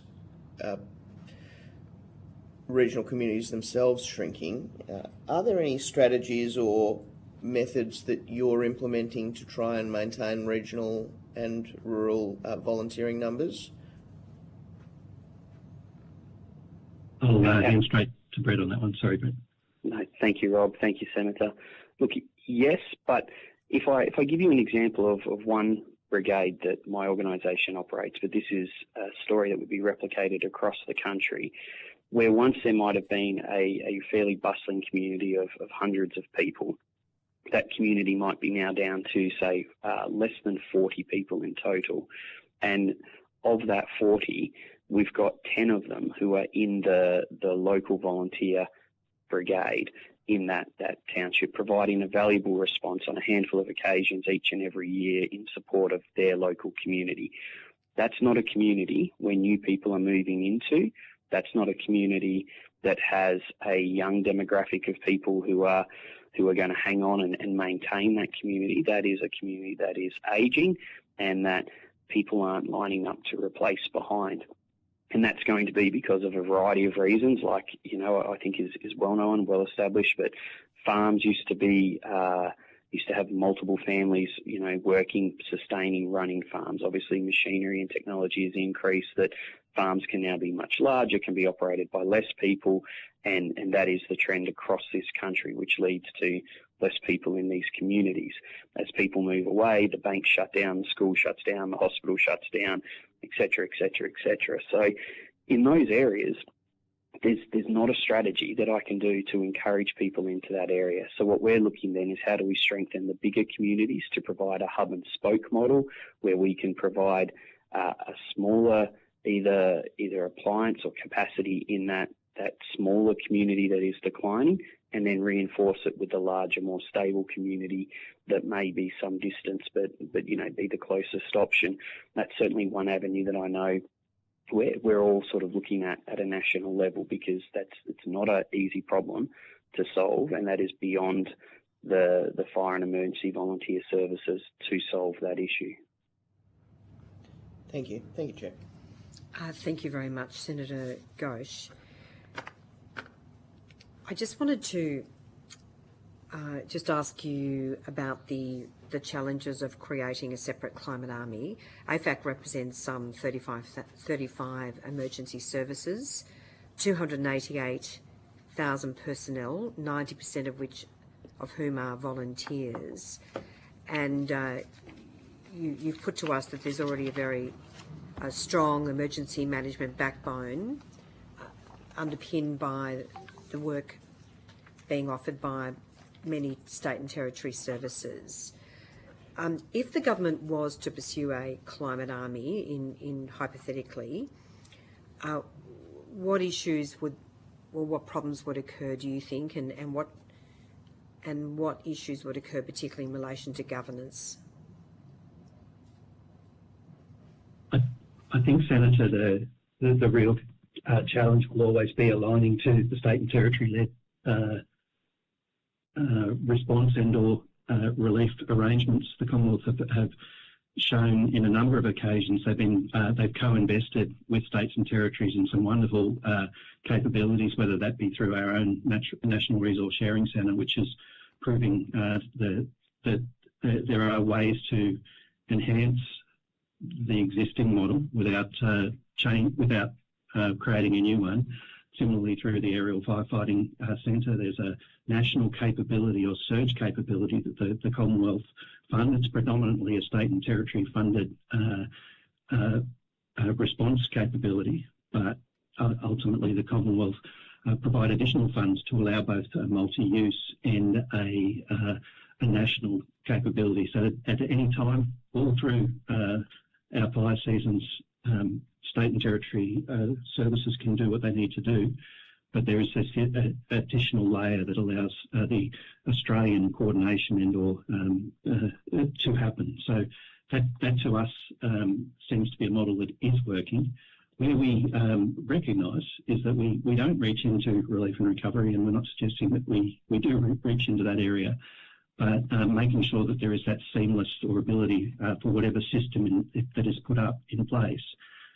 Perhaps learning the best from what we've been able to manage through sharing resources here and overseas, and the crosswalking that has to happen, and the actual clarity on the types of resources that are needed in times of disaster. But some of the systems that back that up, we're still developing ourselves in trying to understand how to best capture information, how we can best provide the information and order information, if I want to use a better word, how we can get the right capabilities that we need. So the concern would be that adding another layer on top of that, we're not sure where the people would come from, and where the actual mandated responsibility for a whole range of things, including work health and safety and training and the insurance and all of those types of things that might come from it. So that's not to say it's not insurmountable, and I think that the theme that we're hearing is that we've got to be thinking differently about how we're doing things. We recognise that. I think that's the nature of where we're at. I'm interested to sorry, go ahead. I'm interested to explore how we might think differently to, particularly for younger people, to give them the incentives to volunteer and to become more involved in supporting communities in times of disaster. Would AFEX support a federally funded cadet to emergency services pipeline with accredited skills? You've talked about scholarships, expense reimbursements, stipends. Would you also consider or support a national volunteer credit or rebate system, such as tax offset, help reductions, that's help student loan reductions, if those incentives were aligned with state emergency services recruitment needs? Yeah, look, I think they're the kind of things that we need to have in the back pocket to live this system. You're right, those types of things, and I think that's where we can look overseas and try and understand the best of. We need volunteers across every phase, but we have to support them. And what you're suggesting there, ideas you're suggesting, are the types of things that we need to be looking at. I should say that we are in. We often, when we look at it through our own frame here in Australia, the numbers of resources that we've sent to Canada in the last 2 or 3 years, almost 2,000 people to Canada. In the last 15 years, they've sent us 300 in support. So we do have a strong system here that surges within quite well, and we're finding we're absorbing a lot of that within existing arrangements already. It's not to say it's perfect by any means, but I think we're the ability for us to be able to manage in the modern world, I think, is we're in better shape than some parts of the world. Just speaking about Senator, oh, sorry, go on. Sorry, I was just going to add to that. Mr. Webb? You will find. Sorry, this is Brett Lachlan. Oh, sorry, Mr. Lachlan. No apologies necessary. Look, I was just going to add, if I may, that each state and territory already runs a emergency services cadets program. So when I look at South Australia, just for example, the South Australian Country Fire Service has 980 cadets across the state. We're one of the larger youth organisations. We see great utility in our cadet program as a way to help people come together, learn new skills, things that can help in subsequent employment that may lead to careers in emergency services or defence, which is a fairly common pathway for cadets from our program. That is something that is replicated in other states and territories. So I have a word of caution against creating a Commonwealth or a national cadet scheme when there are well-established schemes going. And I think if the Commonwealth wanted to work out how best it can help fund, support and grow those programs, I see great utility in that, because that's a good pathway into the relevant agencies in each jurisdiction. In terms of incentivising volunteers, I think that's a powerful tool, something that the Commonwealth can actually offer and influence, because you've got the ability to look at things like tax concessions or things like that. The management of that needs to be done appropriately, and then it would need to can't just be a member of an organisation. There would need to be some activity clauses and some things like that, some training requirements to make sure that we're incentivising and recognising the right people, not just people who have signed up to then stay on the books and try to claim some kind of benefit. That's a common piece of feedback I get when I have these kind of discussions with volunteers around my state.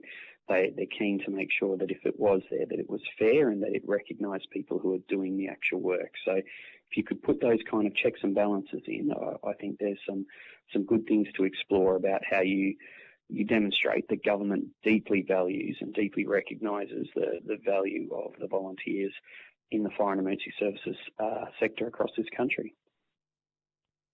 Raised a very interesting point there. In terms of checks and balances, I'd welcome any further information you could provide on notice as to what governments would need to do before providing incentives to ensure you weren't incentivising people just for signing up and not making any volunteer contribution. So if you could provide any further thoughts on notice, that would be great.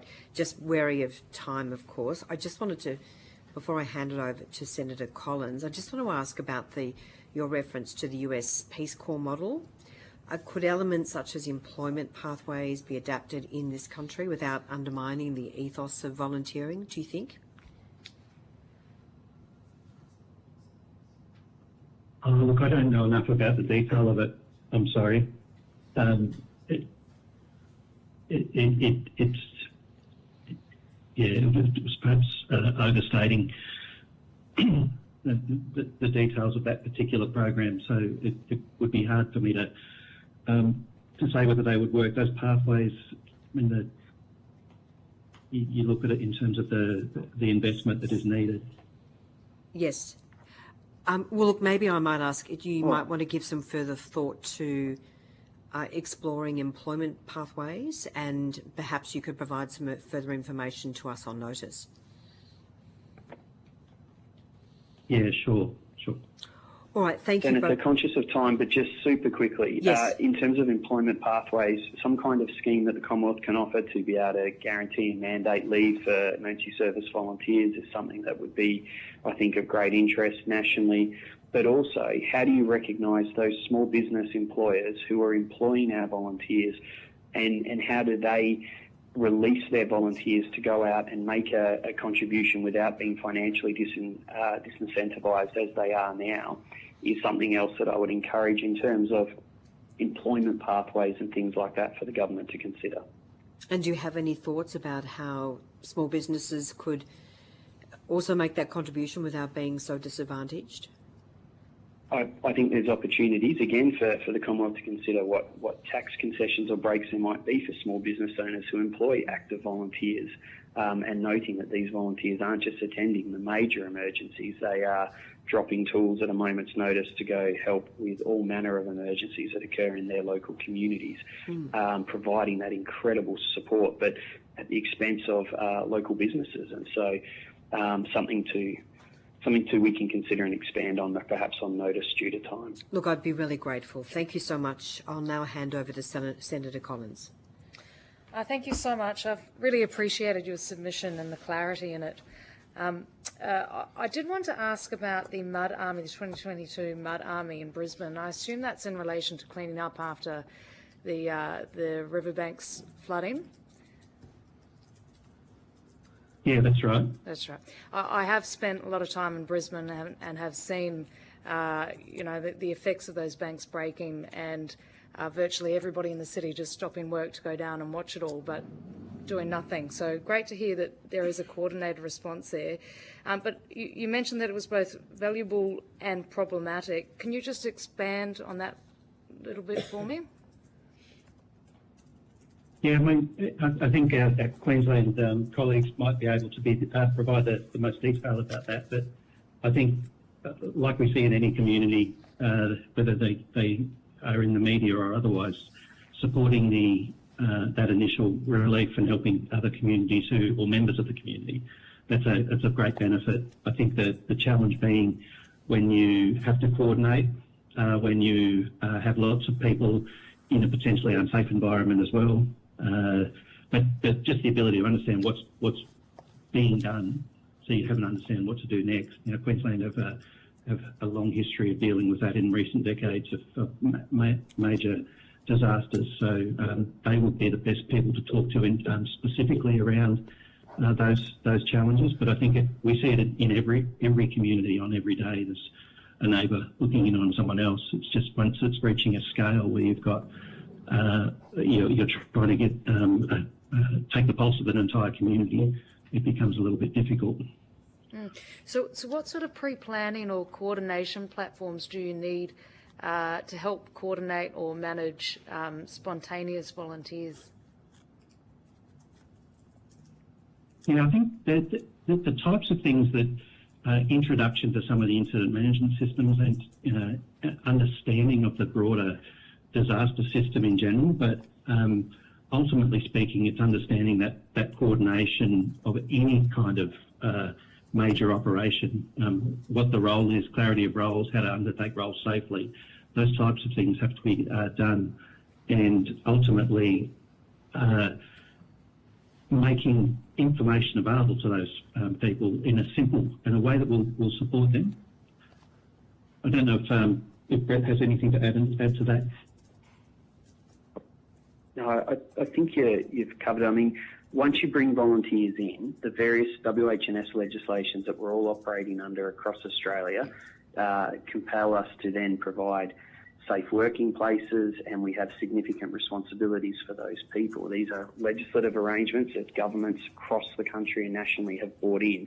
You can't just waive those because we want some people to help. So we have obligations then to ensure that they're trained for tasks that they're doing, that they're effectively coordinated, that they're fit for they're appropriate for the task, that we're not, don't have people from inappropriate backgrounds helping out in emergencies. There's a whole heap of requirements that would come in under the various legislation, which makes spontaneous volunteering, it's a wonderful concept, but hard to coordinate. And I don't necessarily have the solution to you there, but it's not as easy as just accepting people's help, because once we've accepted their help, we're responsible for them. Do you think having a national register of volunteers that not necessarily signing up for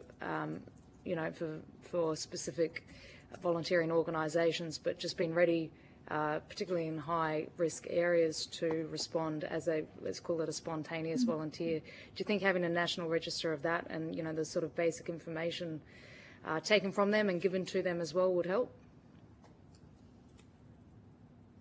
Rob, I'll go first. I suppose in terms of something like that, potentially ensuring that it's more though than just registering, that they would have to be, then you're doing your background checks, and that you are then offering some level of initial training to facilitate coordination, because obviously in an emergency or post a major event, there is a lot going on. You can't be making up these rules, these processes, this training on the fly. You have all your people already committed, or else it wouldn't be such a major emergency. So you can't create a system that becomes a burden on the already stretched system, if that makes sense.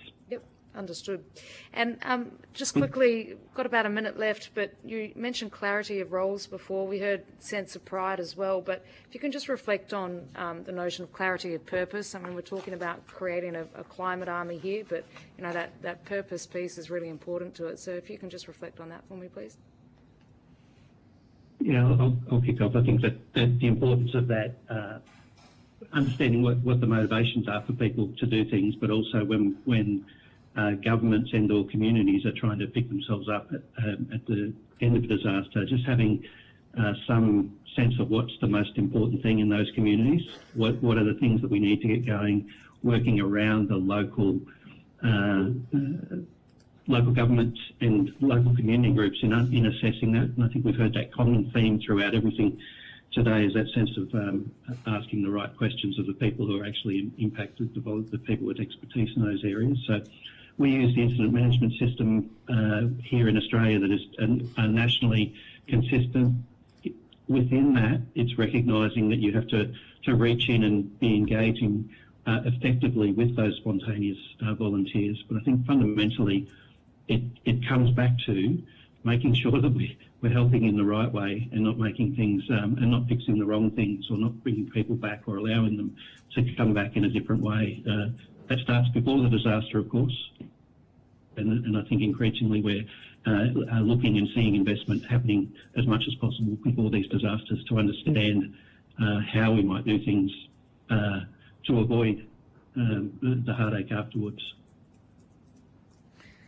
Thank you so much, gentlemen. I appreciate your contributions today. Thanks very much, Senator Collins. Thank you very much to both of you for appearing before us today. We are most grateful. If you could provide your questions on notice, or responses to questions on notice to us by 9 a.m. on Friday, the 10th of October, 2025. We will now adjourn for morning tea. Thank you.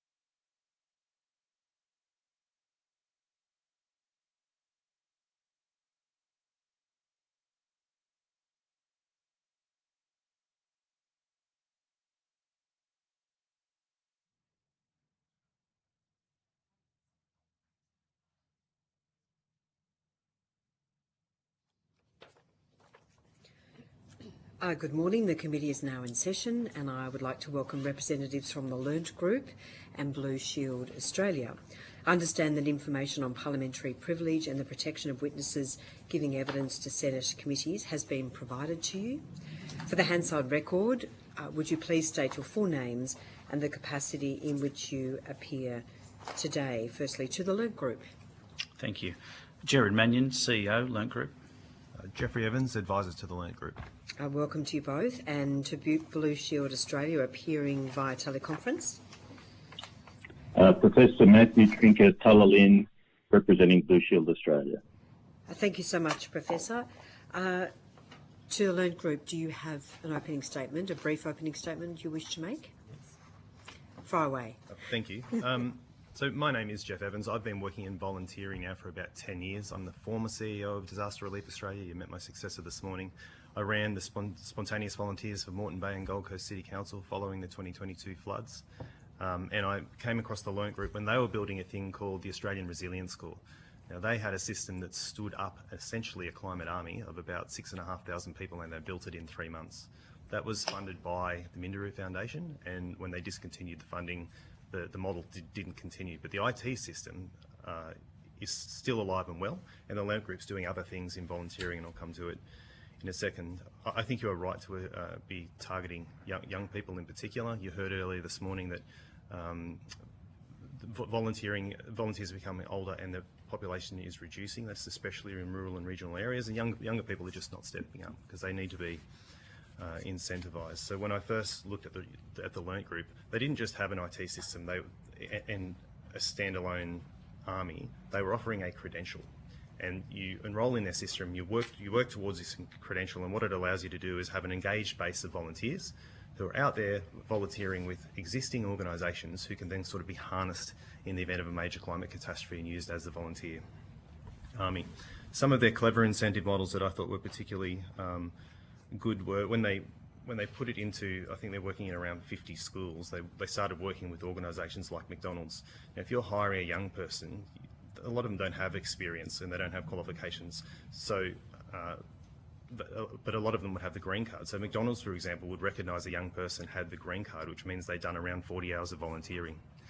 And if all things being equal, if you're going to hire a person based on character alone because they're young and one's got a green card and one hasn't, it makes sense to hire the one that demonstrates character by being out there volunteering. They also put their program into Bond University, and if you wanted to graduate from Bond University, you need to do 3 months and how many hours? 40 hours of volunteering. Yeah. So it was embedded in the curriculum. The Learnt Group system also allows people to track and verify what people are doing to make sure they're engaged. If they know more, they can do more, and it allows things that they're interested to be pushed to them. So what we're proposing is not so much a standalone climate army as has been discussed today, but more of a credential that allows transportability. It allows people who want to volunteer to find opportunities, and because it's a credential, it actually reduces the training liability on different organisations. One of the barriers to volunteering that I've seen over the last decade or so is if I join, say, Disaster Relief Australia and I do a course on how to use a piece of equipment, I'm going to do that same training again when I go to the RFS and the SES. And young people in particular, they're not going to do stuff they already know how to do. I've got a 19-year-old and a 20-year-old, and they've got the attention span of about 30 seconds, and if they're doing something repetitive, they're just not interested in it. So we might need to give you a 19-year-old a right after that. After that adverse reflection, I wouldn't dare say that about my 19-year-old. Well, that's true.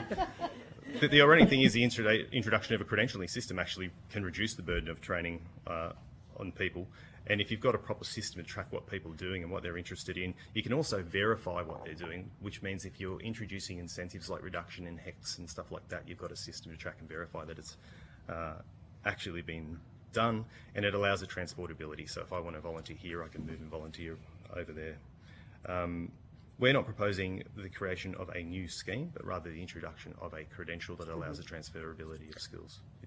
We are going to ask questions about that shortly, but I do want to go to Blue Shield Australia. Professor, do you have an opening statement? I do, and I have supplied it as well for those members who are not present today. My name's Matt Trinker, and I'm the recently served as chair of Blue Shield Australia, and today I'm pleased to represent Blue Shield Australia at this inquiry.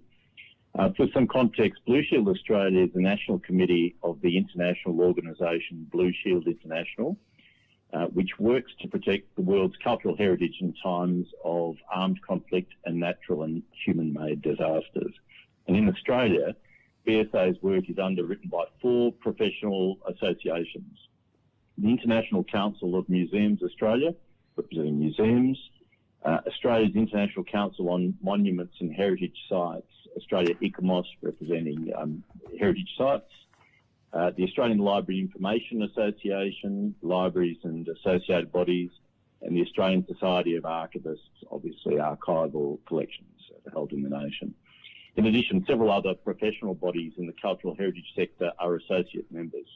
Now, we're an advocacy, networking and communications body that enables these organisations to work together at a national level to prevent, prepare for and respond to emergency situations in cases of armed conflict or natural and human-caused disasters that could impact Australia's cultural heritage. We've identified strategic opportunities for ensuring that a national volunteer incentive scheme is able to effectively prepare for and respond to disasters in line with the recommendations to protect cultural heritage that were contained in the United Nations Sendai framework for disaster risk reduction that covers the years to 2015 to 2030. Of course, in emergencies, our first considerations are always life and property. But it's become increasingly clear in the disaster preparedness and response sphere that we also need to develop skills and capabilities to address threats posed by these events to our cultural heritage, really to safeguard community and individual cultural assets and property. So as a result, we recommend that the structure of a proposed volunteer incentive scheme should include cultural heritage professionals or representatives to ensure that cultural heritage is considered and incorporated into all aspects of disaster response. Secondly, that a climate army should include volunteers who can bring expertise in protection of cultural heritage to maintain compliance with the Sendai framework. That participation of volunteers should be enabled through outreach to students in vet and university programs in the areas of archives, libraries, monuments and museum education. That interest and participation of highly skilled volunteers should be encouraged through outreach to professional members in cultural heritage organisations. That a nationally recognised qualification scheme should include content on the protection of cultural heritage in compliance with the Sendai framework. And lastly, that existing internationally recognised training materials on protection of cultural heritage should be used to augment nationally recognised training qualifications across sectors with the assistance of BSA. Just like to make the final point that our cultural heritage is that which makes us who we are, and it's critically important in building and maintaining community and personal resilience at times of threat and disaster. And I think recent events, certainly in the bushfires of 2019-20 and the floods of 22-24, show that working to protect and save cultural heritage assets is a critical part of community response and recovery at these crucial times. Thank you. Professor, thank you so much. We'll now go to questions, and I will kick off by asking some questions of the Learnt Group. I'm interested in your green card framework, which would make the Learnt Group the credentialing gatekeeper for volunteers. How do you respond to concerns that this might centralise and commercialise volunteering, which has the potential to undermine grassroots organisations who already train their members? I'll respond in the first part and then hand it over to Gerard. So the whole idea of the green card is to drive people into existing volunteer organisations, not establish something new. Do you want to talk to that? Yeah, absolutely. I think what we decided to do early on when we created the green card was to take the core aspects of that. We work in commercial and corporates, every year. and huge volumes of corporates and businesses understand that there is a whole range of credentials that can actually be provided. But in order to engage the start of volunteering, we took the key aspects of that to provide something that was quick, easy, efficient, and then provides that out to the community. And once we delivered that program out, we tested it to see how quickly adopted individuals went into those programs, and that was the value. So how would you guarantee that volunteer recognition remains free and accessible and not dependent on a private provider? Yeah, currently we're one of the largest providers of accredited content to RTOs and universities and TAFEs in the country now. The whole essence of this program was actually to provide it into the industry. The Green Card was a premise around what we call CRED, Competence, Relevance, Education, Development. Very simple program. It's not designed to take over a credential. It's designed to actually augment the credential, start an individual in understanding what they are going to do when they want to volunteer, provide the individuals with the opportunities to understand what they're walking into, and then let a full credential program, certificate courses in the marketplace maintain itself. So, but training for volunteers at the moment is not free. It's a huge cost. The idea of credentialing through the Green Card system is not to have to repeat it by going through the same training at every organisation. But it's already not free. The idea behind this is to reduce the cost by reducing the repetition of training that's already been delivered.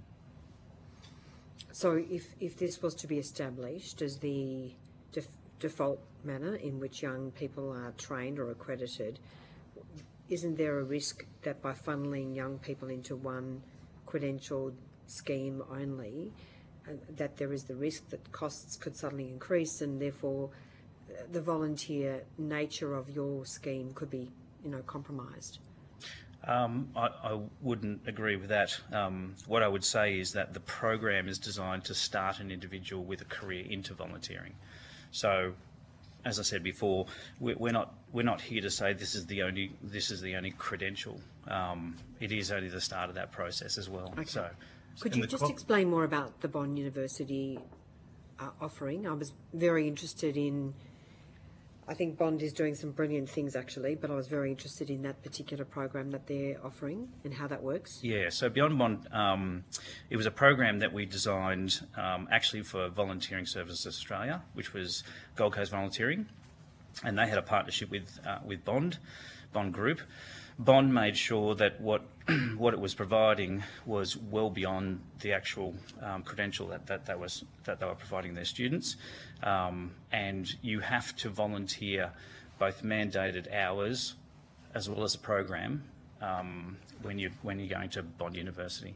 So our program was the start of that. The Volunteer Green Card was the first initial program that we provided. They extended that process out. It became a full curriculum. I think it was about 3 months worth of the program, and a full certificate, a process around that with certificate 2. And that's mandatory at Bond? It is, yeah. For every student? Every student, yeah. 40 hours of volunteering?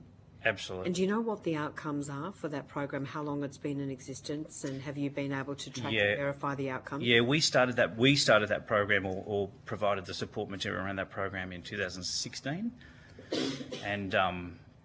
And again, we provide the materials as opposed to running that program. So I believe that we were looking at it just recently, we believe that that's still running today.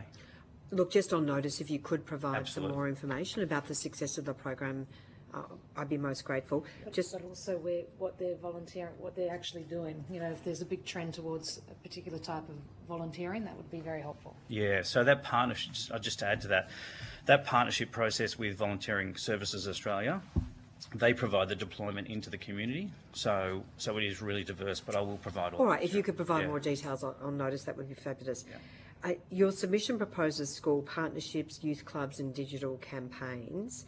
How could or would this integrate with defence and school cadet programs? And do you believe that there should be potentially an expansion of cadet programs first as a way of growing the pipeline? as a former Army cadet, I'd love to see it expand. So interestingly, I went to a dinner with all of the commanding officers of the cadet units in New South Wales about probably two years ago now, and they were really, really keen to be involved in disasters, particularly in recovery. So the time for Requirement Army is in the off-season before a disaster. That's where the Resilience Corps was aimed at, clearing fire trails and preparation. Not so much in the response phase, because the police, the fires, the ambos, they're gonna handle that. Although they need their numbers bolstered for sure. But then in the longer term recovery, and that's particularly where the ADF is being called in and don't want to do it anymore. It's one of the reasons for the success of Disaster Relief Australia is nobody realised that when the fires went out and the floodwater receded, no one else is coming. No one. But DRA. Now, there's definitely an opportunity to expand into that space. And how could that occur, do you think? Well, I think the green card credentialing system would be a fantastic way. The greatest barrier is finding someone willing to take them on, especially if you've got under 18s. One of the ways around that is you simply put where people get tripped up is they want to, the working with children requirements are if you're working directly with children, but the cadets are willing to deploy with their own leadership. So you have cadet officers who are mostly school teachers actually in charge of the cadets, but the command and control element might be, say, the SES, the RFS, DRA, it doesn't really matter. And that's how you do it. You deploy them under their own steam. Because remember, in recovery in particular, it's not high-skilled stuff. It's shoveling, it's carrying out wet carpet and stuff like that. You don't need a high level of training. You just need good oversight and you need good command and control to rack and stack the work to make sure that when those volunteers turn up, their time's gainfully used in helping people. I have more questions which I will put on notice, so thank you very much. I'll now hand over to Senator Ghosh. Thank you, Chair, and thank you for being here today. Can I ask to the Learnt Group, in relation to the training in this sector that's provided to young people who are training or being trained while they learn, are you able to speak to what is in place to ensure that those training programs are rigorous and have integrity to them and are not just pieces of paper given? And then the second question relates to the green card system, and that is that, do the qualifications that come within that system then have transferability out of the volunteering sector? And does the green card have any role to play in that as well? Absolutely. I'll answer that one. Great question. It's two parts to the answer on that. It's not just the content, is what I always say. It's actually the system that it sits in. So I'm not trained and educated. I failed school miserably. I was probably one of the worst students, and I went into corporate education for a big reason, and that was because I wanted to go and create a system that effectively started to credentialise what it is that I've gone and done. So we put it into the platform. So we tested the platform, we built the platform all around every aspect of what you click, what you read, what you watch, what you listen. It's not just about the curriculum. So when a platform works, and when a platform works very well, it starts to create a picture of the way, not just the content, but the way the individual learns. What we did is we combined the content or the green card into that program. And once we did that process, we effectively started to see predictive data. How do people learn? How do people listen? How do people engage? And then when you marry that up with not just assessment technology, but also in field, you start to get an entire picture of the way that these individuals are reacting to the content. That doesn't typically happen in formal education, and that's what we recognise. Hence the reasons why when we go into corporates, we see a very different outcome. When we trained millions of people in McDonald's or Rebel Sport, we started to give them the information and the data associated to the changes that we were seeing on those individuals. And they could react to that process. So when we build content, obviously we use frameworks. Obviously we use all, the AQF, we use, subject matter expertise. And as I say, when you augment that with a platform that's designed specifically to go and change or show how an active, engaged volunteering process will work, everyone starts to benefit, and primarily from an individual perspective first. So one of the reasons that's really relevant for a Climate Army is instead of having a standalone database, because databases become obsolete the day you have them, because when did you sign up to what disaster and how are you going to deploy? Whereas with this, you know who's doing what, and you know what credentials they hold. So if something bad happens and you want, you know, every 18 to 24-year-old in the east coast of Sydney with a CPR qualification or a first aid certificate, you can access the data and you can send them out push notifications with an opportunity to deploy. Yeah. The only extra thing I'll add is that we don't look at these courses as transactions. Education in some respects is very transactional. I do my course, I get my credential, I go forward. I hope it sort of rolls into the next sort of process as well too. We try, as Jeff mentioned, we make sure that the platform keeps them engaged in that process, and that's by actually having what our platform's called an LCP, a learning and communications platform, and that LCP actually engages them well beyond just the course or the credential that they're actually doing. And so that constant refreshing, constant activity, also the fact that the individuals can validate and verify everything that they've gone and done down to a click, down to a second, that becomes the benefit. Thank you. Professor Trinker, may I ask you, what are the benefits or particular advantages that utilising specialists with expertise in the protection of cultural heritage bring to disaster preparation, response and recovery?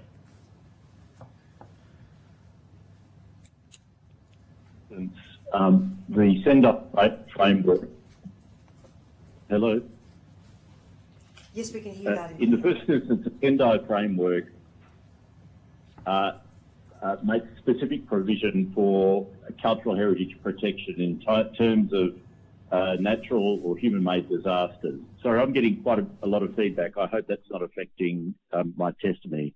It's a little disconcerting this end. My apologies. So, all good.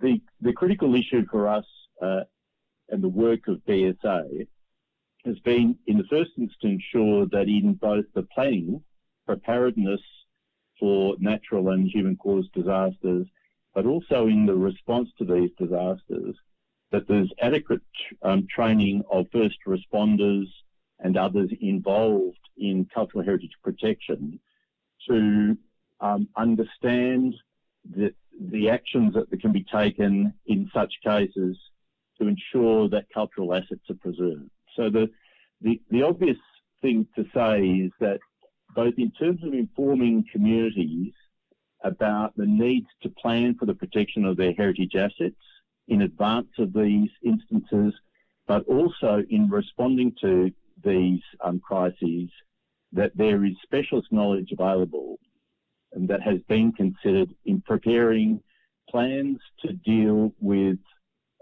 such events when they occur. In particular, the conservation of cultural materials, very often that are held in local collections in small towns or regional communities.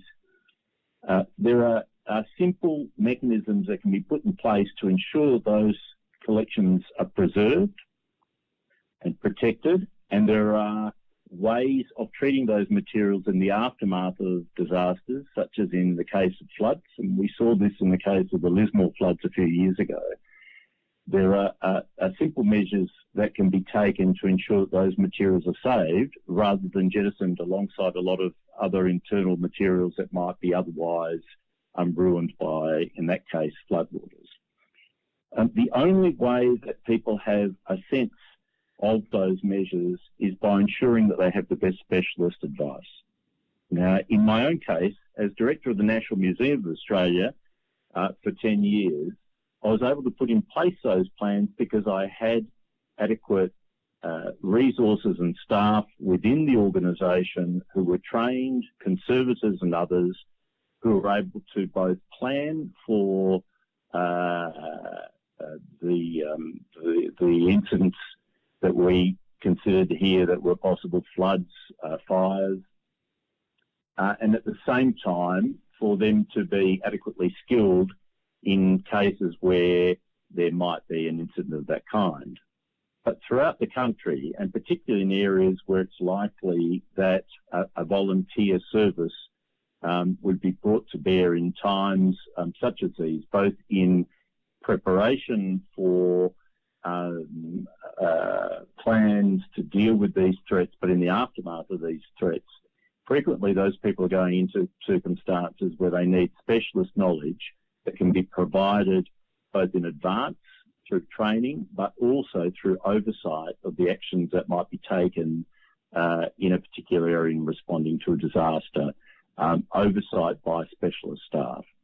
So in both cases, both in planning and preparing communities to deal with crises, but also in responding to those crises, we think it's vital that specialists with knowledge about how to save and protect our cultural heritage are involved, both in the training of young people that might be involved in a national service of this kind, and also in oversight of those people responding to such events. Thank you very much. Thank you, Chair. Thank you so much, Senator Ghosh. Senator Lambie. Thank you, Chair. When did Minderoo, when did you lose your funding with them? I think that was only put in for a year. What was it? They only gave you so many years to do that or something? Yeah, they had 2 years. 2 years, okay, and they haven't Only about a year ago, yeah. Okay, right. That completed about Christmas last year, yeah. Okay, because you were trialling that, weren't you? They wanted to see... It was much more than a trial. We developed the platform very successfully. They deployed it into the market. Yeah, can you just take me back through the schools, because you started, that's how you started through the high schools and what you were doing, because a lot of this stuff you have to get these kids safety ready. That's your biggest issue, yeah? Yeah. Or their white card or whatever. Can you just go into that a little bit more? Yeah, and that's the reasons why we called it a green card, is because obviously it has same structural relevance as white cards and blue cards in the country already. Yeah. So we wanted to make something that was totally aligned, but very simple. We developed it as a micro-credential as opposed to a full credential. And then when the opportunity arise, and both Minderoo and also the schools, we provide that out to RTOs. As we said, we have about 400 RTOs that buy our content and deploy this content out into marketplaces, schools, broader communities and corporates. So when that program, Green Card, was developed, that's exactly what it was designed to do. So schools pick that up. We're in... Dogs Victoria is now talking to us at the moment because they've got 1,000. No, I understand that, but I want you to tell me what you initially did when you went into those schools and how long it took and whether it was in the curriculum. What did they have to do, those young kids? Yeah, so, well, they clearly get it's a very basic program. They get a login, they do the online training program.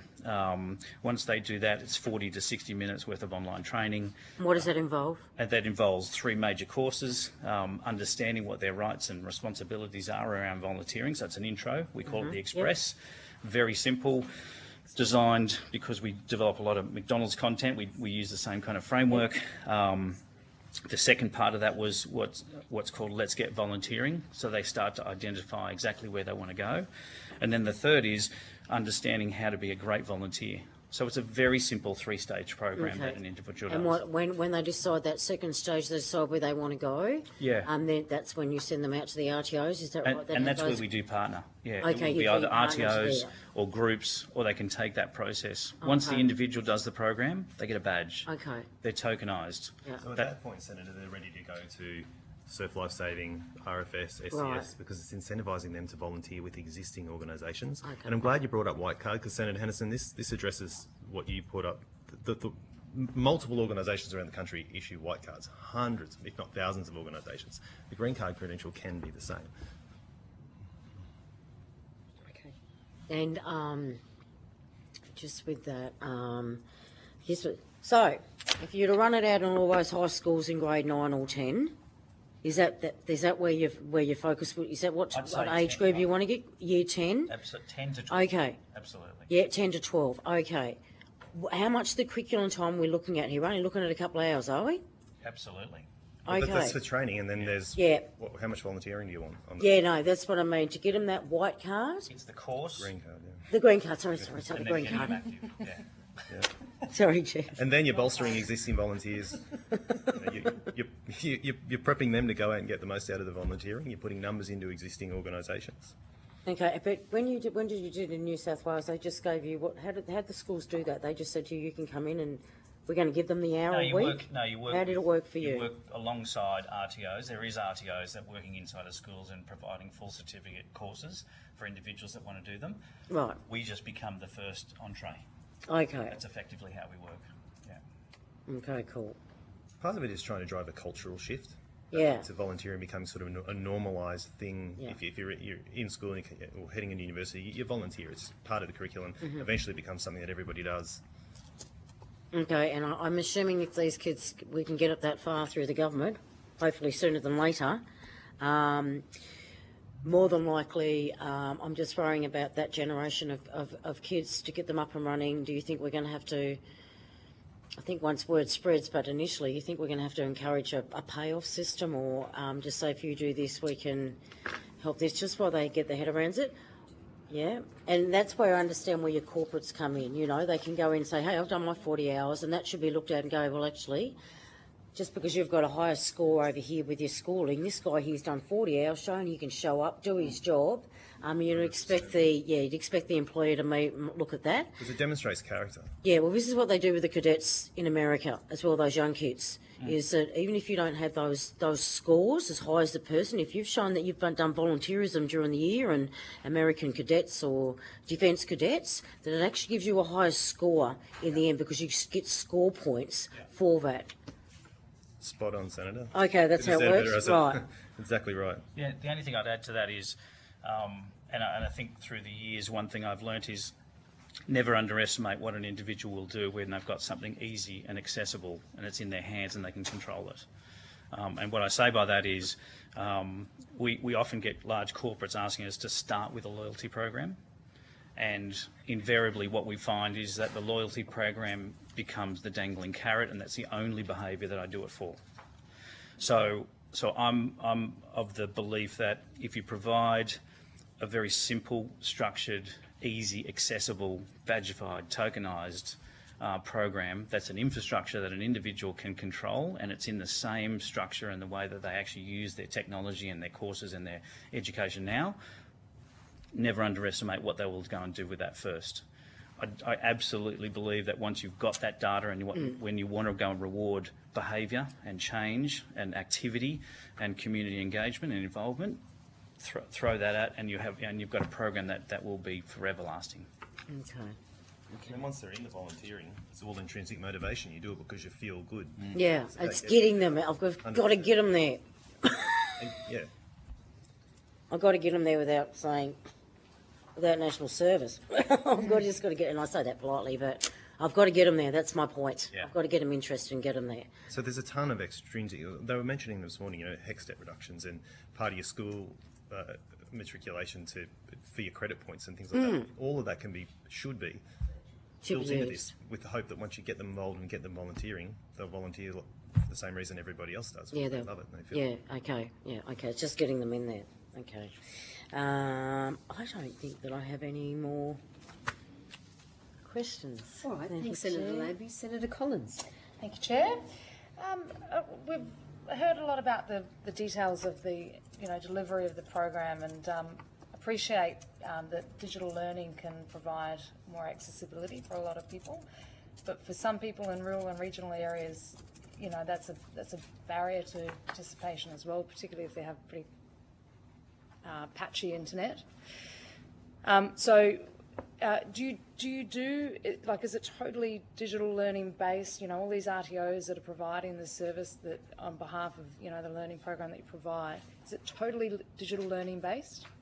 No, and it never has been. Our organisation, through the Catapult division, has been printing resources for the last 20 years, and we augment it. You never want to have an individual that can't access the same material.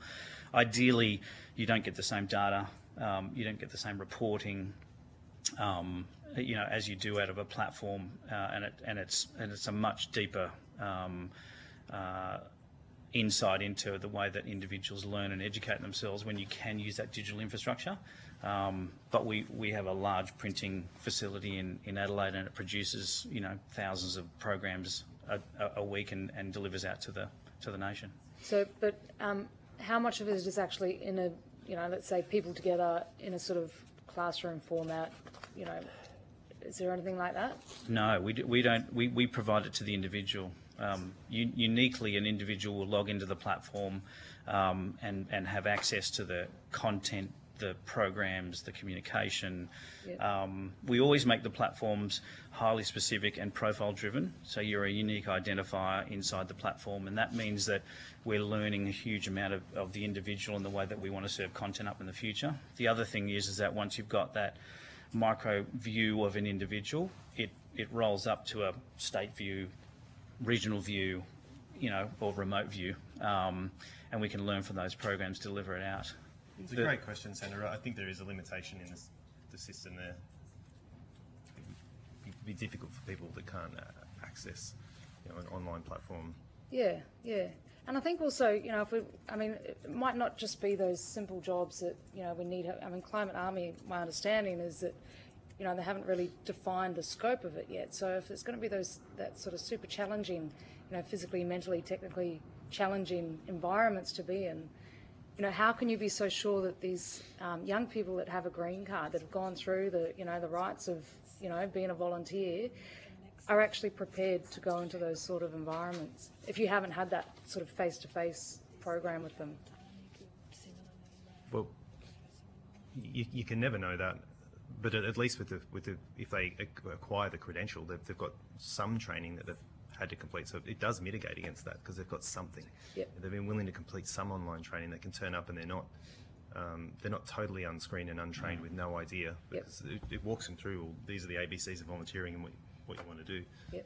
But what are the risks involved with that? So let's say, for instance, you've got a young person that has gone through volunteering and they are impacted, got psychosocial impact from it. Who becomes accountable of that? Is that like the organisation that they are volunteering with? Are they all set up for that? Well, they're required to be, by law. So it is the volunteering agency. But interestingly, what I've seen on the ground, particularly after disasters, if you deploy someone who's been in the community and they've been impacted significantly themselves, and then they go and help their own community, their whole mindset changes from I'm a victim and this happened to me and it was terrible to I'm now an agent in my own recovery and I'm helping my community. And it is one of the most cathartic and healing experiences I've ever seen. Yeah, terrific. Thank you. Could you explain, there was, in your submission you talked about exclusive experiences and conferences. Can you just explain that for me, please? Sorry, what was the question again? Exclusive experiences and conferences. There was something in the submission about providing those. Yeah, so as I said before, our platform has got a large opportunity to go and have partners that associated themselves inside the system as well. So it's not just a, as we call, transactional educational platform, it's a learning communications platform. So what we do is we provide partners with the opportunity to actually engage inside the platform and provide that outside of the actual program. So if I'm doing my green card and I want to be part of an experience, a conference or CPD or updated information, I can actually do that through the system. Great, thank you. And final question from me, recognising the time. In your proposal, there's 3.5 to 7.25 million for marketing. I'm just wondering, does that include marketing to the RTOs to take up your training package, or is it just purely to get more volunteers through the system? Yeah, so we look at it in a broader range. RTOs would be one aspect of that. As we say, we've actually got a large cohort of RTOs already from a national perspective inside of our business. So it would be both. We'd actually look at both internal and external as well. Okay, do you have a sort of rough proportion of how that would land? No, I wouldn't be able to comment exactly on the details. One of the reasons, Senator, there's a marketing budget in there is as soon as you introduce the concept of something new in the volunteering space, everyone's going to come out and see it as you're something new, you're an enemy, you're going to take our volunteers away. Yep. Whereas in actual fact, what we're proposing as a credentialing system is the complete opposite of that. It's no, we're going to encourage people to come and volunteer and go to your organisation, but it needs to be explained really well. The communication piece is going to be very important to how you do this, however you land on it. Understood. Thank you. Thank you very much, Senator Collins. That brings to an end our time for these witnesses. I want to thank you all very much for attending and providing this valuable evidence. If you could provide any responses to questions on notice by 9 a.m. on Friday the 10th of October, we would be most grateful. And Professor, if you could just disconnect from the teleconference, and of course you can continue to watch the hearing via the Parliament's website. Thank you so much again.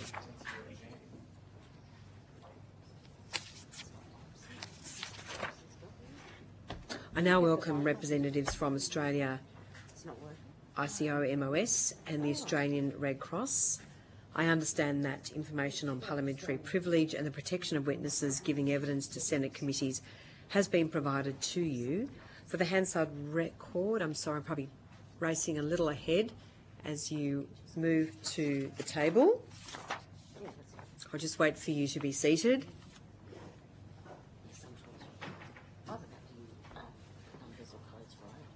We have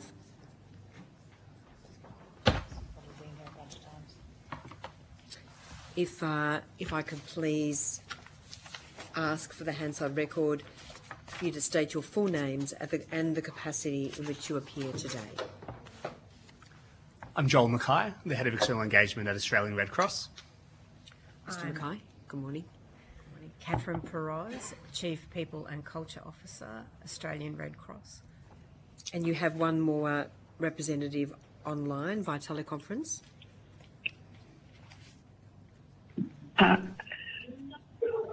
I'm Catherine Forbes from Australia ICOMOS, and I head up their Committee on Risk Preparedness. Thanks, Ms Forbes. Anyone else from ICOMOS? There should be panellists here. Yes, I'm panelist. I represent Australia ICOMOS on the Blue Committee. So you're the Conservation Manager of the Port Arthur Historic Site Management Authority. We're just having a few audio issues. Correct. Thank you. And do we have Ms Strathern on the line? Yes, you do. Can you hear me? Yes, thank you. Yes, Sarah Strathern, Director of South Australia, a National Community Mobilisation at Australian Red Cross. Thank you all very much. Starting with the Australian Red Cross, do you have an opening statement? A brief opening statement. Chair and Thank you. Voluntary service is at the heart of who we are really at the Australian Red Cross. It is one of our 7 fundamental principles of the International Red Cross and Red Crescent movement. Before, during and after disasters, our volunteers provide practical help, comfort and hope. By way of example, earlier this year when the Bruce Highway flooded in North Queensland, the local council activated their disaster management plan, which included us managing local evacuation centres. Our volunteers flew into Ingham on an Army helicopter and managed the evacuation centre for almost a week. And during this time, more than 60 people were relying on the Red Cross for reassurance and human connection. That kind of response is only possible because we already have trained volunteers on standby. And because we've built trusted partnerships with state and territory governments, each of whom have their own disaster management arrangements. And here's the key point though, we are not able to wait until disaster strikes to prepare. And so for us, recruitment, screening, training and support is happening all year round, and it takes real investment from our organisation. We're bringing in new people, including through corporate partners, to help us to reach more diverse communities. Government has a direct interest in strengthening the backbone of Australia's disaster response workforce, and this is the people who volunteer their own time and their own effort. However, our contribution seems to have become expected without a sustainable source of funding. For us at Australian Red Cross, we focus on psychological well-being of people impacted by disasters. Many other volunteer-led organisations involved in disaster response face the same challenge we do. And any consideration of new volunteer-based workforce will need to consider sustainable sources of funding. Of course, these are not new issues. This inquiry is related to other ongoing policy and funding processes, including the National Strategy for Volunteering and volunteering inquiries led by state governments, the broader emergency management landscape, which is largely managed by state and territory governments, and reviews of Australia's disaster funding arrangements. And from the submissions that you will have heard already in the inquiry, Australians are really interested in volunteering and contributing to the communities they're part of. And we think with the right investment and policy settings, we can strengthen a resilient, trusted and community-led volunteer workforce ready to meet the challenges of the future, shaped by more frequent and more severe disasters. Thank you for your time. Thank you so much. And now to Australia ICOMOS. Do you have an opening statement? Yes, we do. It's Pamela Hubert from Australia ICOMOS. And I'd like to thank you for the opportunity to address the Senate Committee into the National Volunteer Incentive Scheme. Australia ICOMOS is one of over 110 national committees of the International Council of Monuments and Sites, and an official advisory body to the UNESCO World Heritage Committee. We act as a national international link between public authorities, institutions and individuals involved in the study and conservation of all places of cultural heritage significance. Caring for heritage as part of the response to disaster is critical to recovery. Studies have shown that communities look to cultural heritage when rebuilding from disaster, recognising the unifying role of shared cultural values and rituals in post-disaster recovery strengthens community bonds and social cohesion. Cultural practices and a sense of belonging rooted in cultural heritage play a vital role in the psychological recovery and overall resilience of communities after a disaster. The response to heritage in the immediate aftermath of the disaster is critical to its post-disaster recovery and community healing. An inappropriate response can result in greater loss than the disaster has inflicted in the first place. Restoring cultural heritage can also generate income through tourism and informal sector activities, contributing to the economic recovery of affected communities. The Australia ICOMOS and ICOMOS Pacific Committee on Risk Preparedness comprises heritage professionals with specialist expertise in disaster risk management planning, emergency response and post-disaster recovery and reconstruction of cultural heritage. With representation on Blue Shield Australia, ICOMOS is cognizant of the international conventions guarding the protection of cultural heritage in disasters and conflict. These include the Sendai Framework, Hague Convention and the World Heritage Convention. In the aftermath of a disaster, heritage places need individual responses planned with an understanding of the particular values of the place. Disaster responders need to be aware of the location of heritage places and also of museums, libraries and archives that contain objects and materials that need special care in their salvage. Disaster risk management planning before an event happens is important to guide responses to such as bushfires, floods and severe storms. Australia ICOMOS seeks to ensure that respondents to disasters, whether they be SES, fire services, a climate army or other groups, have appropriate training to assist in the identification of places with cultural heritage values and how they can be managed. Thank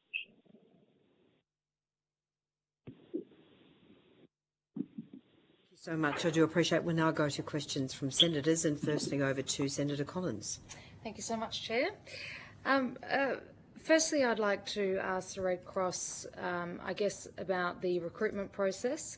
You mentioned that you have a policy of recruitment all year round. I don't know if you heard my evidence that I gave before about being a young person trying to sign up to the Red Cross and volunteer. Now, I was studying at university. I was postgraduate at the time. I was actually studying cultural anthropology, so I would have been a perfect person to sign up for this cultural heritage important task in disaster response. But I never heard from the Red Cross. Now, this was 20 years ago, we're talking 2005. I can imagine things have changed since then, but can you give us a sense now of if there is a big wait list? I don't know if I wasn't put on because I was unqualified or there was a big wait list. Never heard. So what are the processes now to ensure that all the young people that are interested in signing up actually get to have a run?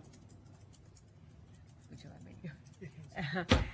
Thank you for the question, Senator. Things certainly have changed in the last 20 years, and we're been very focused on the experience of volunteers applying for volunteering at the Red Cross. So We don't turn people away now, subject to all of the probity checks, and we feel very confident in our the experience that people will have if they're looking to join us now, and so we don't turn people away. And we have volunteers of all different types. So we're talking more today focused on emergency services, but we also have volunteering in aged care, in our retail stores, and right across the whole spectrum of activities. And so we're very confident in the experience people will have joining us now. So you match people's skills and interests to the volunteer? Or they identify their interest and can volunteer in particular areas. Do you have a wait list? We don't have a wait list. Do you have a, I guess, a program of growth? Are you trying to get more volunteers, or do you find there are enough people that are turning up to you to be able to fulfil your needs? Yeah, so we have around 16,000 volunteers at the moment. Yep. 2,500 are our emergency services volunteers. We've identified that with the increasing severity of disasters, we need to at least double that over in coming years to meet community need. That's getting our volunteer experts in psychosocial response out in communities delivering that psychological first aid that we're known for. In terms of our ambitions for growth and kind of how we grow, we're not struggling to find volunteers or recruit volunteers. We know people want to come and do that. And as we've outlined in our evidence here, the issue for us is more around the sustainability around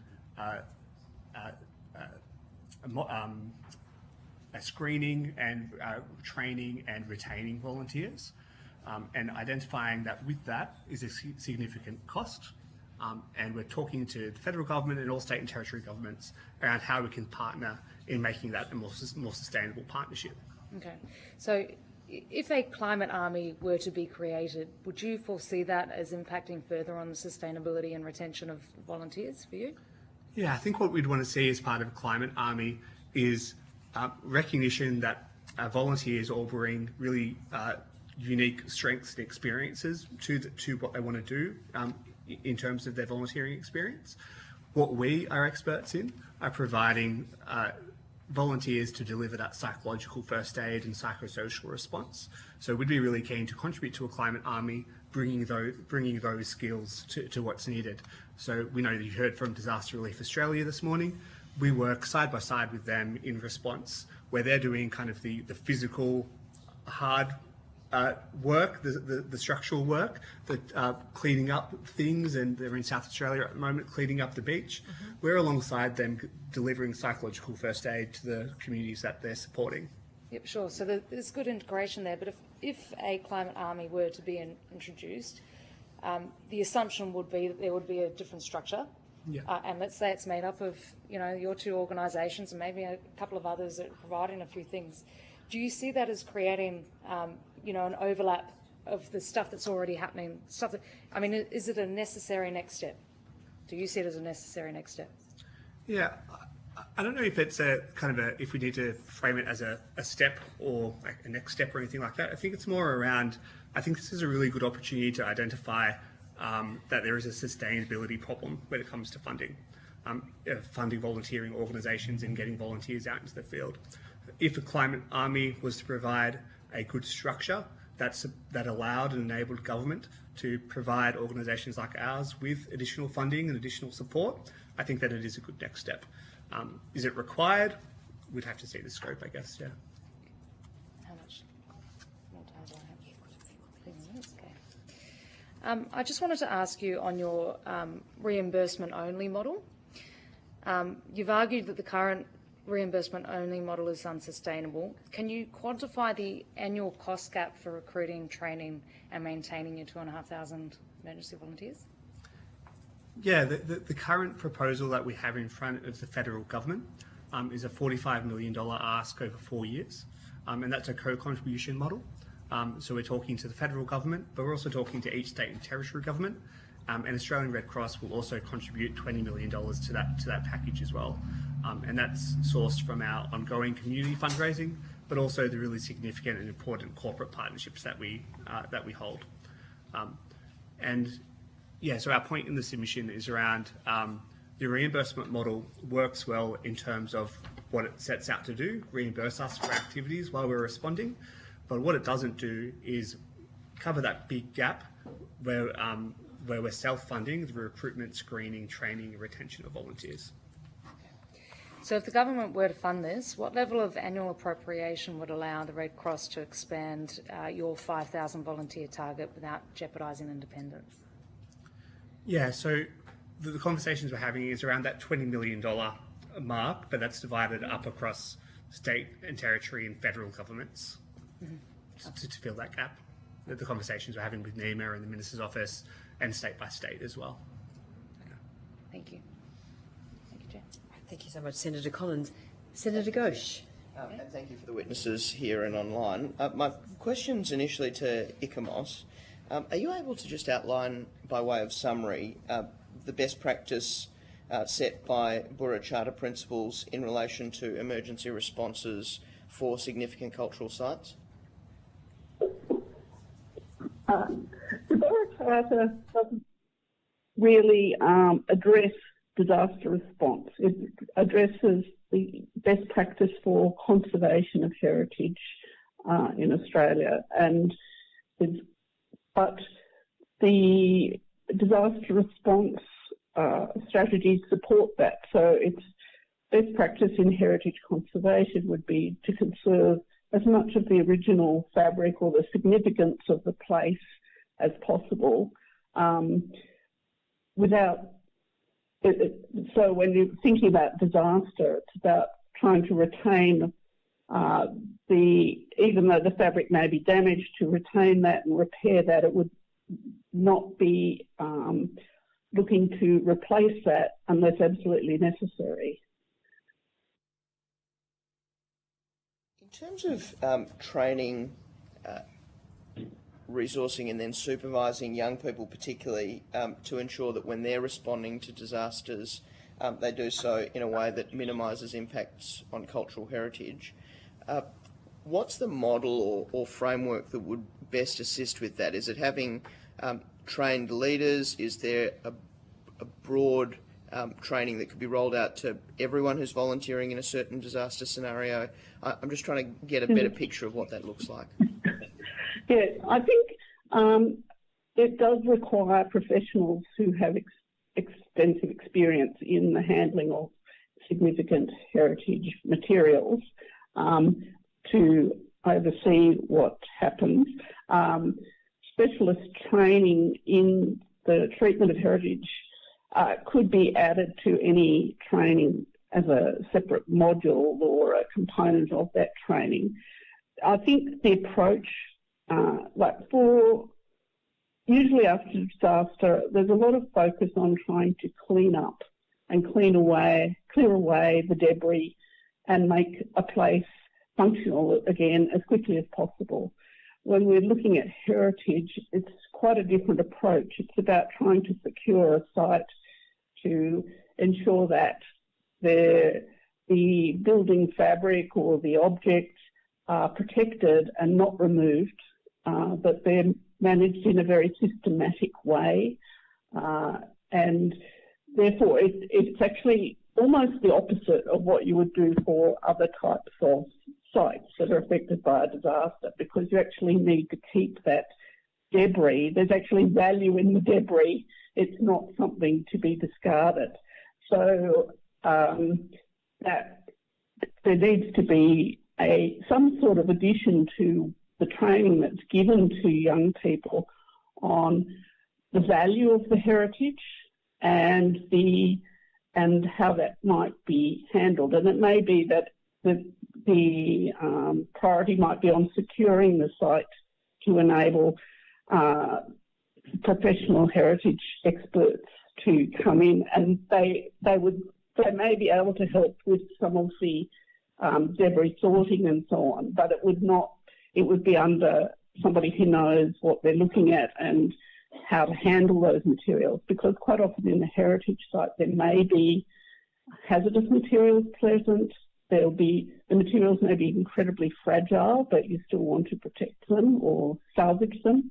And you don't really want to demolish walls of buildings, or if they're a little bit precarious, the approach would normally be to stabilise them rather than to demolish them. So and like bringing heavy equipment on site is discouraged because that might, if the site's an archaeological site or a cultural landscape or that type of thing, the use of that type of equipment could be quite damaging to the site, on top of the fact that it suffered from whatever the disaster is, whether it's a bushfire, a flood or earthquake,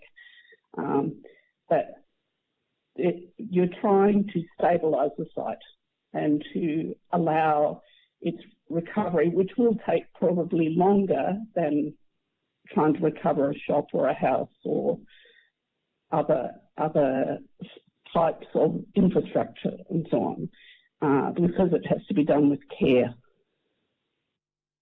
Thank you. That's a very helpful answer. To the Red Cross witnesses in the room, can I just ask about your Youth and Emergencies program in South Australia? If you'd give us an outline of how it's going and then whether there's lessons from that could be rolled out nationally. Yeah, we'll get Sarah, who's on the teleconference. She's our director in South Australia, to outline the program. Thank you, Senator. Yeah, thank you, and thank you for the question, Senator. The Youth and Emergencies Development Program was an innovation in South Australia that ran for a 2-year pilot, and it had a collaborative approach with state government, the CFS, the Duke of Edinburgh International Award, and our South Australian Commissioner for Children and Young People. We had 38 young people from across South Australia that participated in a 6-month program for the Duke of Edinburgh, and they co-designed a program where they were showing some concern through eco-anxiety and really wanting to participate and volunteer and contribute to their communities. So the program that was developed by those partners and Red Cross, like I said, enabled young people to upskill through the practical application of a volunteer project specific to youth in emergencies. So the kids, the young people actually aged between 14 and 24, really wanted those opportunities to learn about disaster preparedness. They wanted to help their communities to self-organise. They wanted to build their own skills and they wanted to learn from hands-on experiences. So, like I said, the pilot ran and was successful for those young people, not only to go through a 6-month program, but they were able to be those change makers and influencers in their local communities across the state to be better prepared for disasters that may happen. They also all achieved their Bronze Award through the Duke of Edinburgh and got accreditation where appropriate for their Year 11 and 12 studies. So there was a combination of their desire to learn, their impact as change makers in their communities, the reward and recognition through the Duke of Edinburgh and accreditation for their study. So Red Cross now, the status is that we're looking to expand that program and looking to partner with states and territories and potentially other partners to grow that program across the country. Thank you. In terms of deploying volunteers immediately following a disaster, one of the pieces of evidence we heard earlier was around the value to local communities of being involved in the recovery of their own communities and areas. Are you able to reflect on that? And the question, I guess, is, does that benefit or does that goal of keeping communities involved in the recovery of their own areas inform how you deploy your workforce? Yeah, so in terms of deploying our volunteers, our priority or our practice is to first engage with local volunteers as well. So obviously a strength of Australian Red Cross is that we're embedded in communities right across Australia. So we always use local volunteers in their own response. Ideally, these volunteers are also involved in kind of preparedness and recovery or recovery activities already in their community too.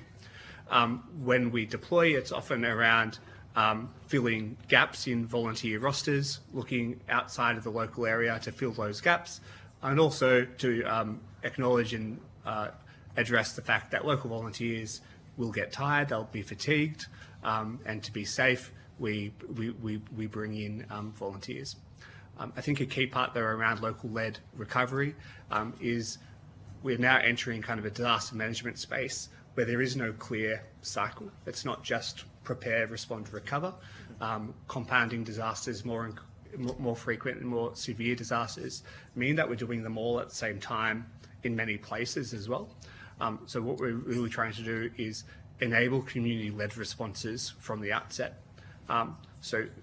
Successful programs like the community-led resilience teams that we operate in Northern Rivers, where we have 70 community-led resilience teams spread across the Northern Rivers who are embedded volunteer-led groups who train the broader community, enable the broader community to prepare and then to recover when required as well. So yeah, that community-led is integral to kind of our model and any model kind of that we'd advocate moving forward too. Thank you. Thank you, Chair. Thank you so much, Senator Ghosh. Senator Lambie. Thank you, Chair. So I just I understand what you do because I've been on this game for a while, as you guys know. So, but a lot of our concentration's been on that youth and supplying that youth and getting boots on the ground on the clean-up. Yours, and I'm not sure the committee understands, which is very viable and very needed, is when you guys run, you're doing the social services side of things. You know, you're making sure they're getting their food, their checks, clean clothing, blankets, stuff like that. You are staying in that area. You're not going to wander over to here to clean up chainsaws, are you guys? Right, thank you. So we're nodding, but for the record, no, we're not. Yeah, so I just wanted to make sure you do a very good job on this side. And we need you to stay this side. That's good. How are you? Has the government of the day learnt anything? Because I know it's really difficult for you guys. You're getting those people. They've got no house left. They're underwater. You know, that's all that. They've all come to you. By then for allowances to get those checks, to get whatever else they need. You're also a service to direct them where they need to go. If they need medical or whatever, you can get on the phone and doing that. You know, you're like a one-stop shop. That's how you become. That's how I understand it. When either flood or fire goes through. What's going on? Are you not getting the donations through from public and you can be very brutally honest because no one's got any money. Are you noticing your public donations, have they dropped?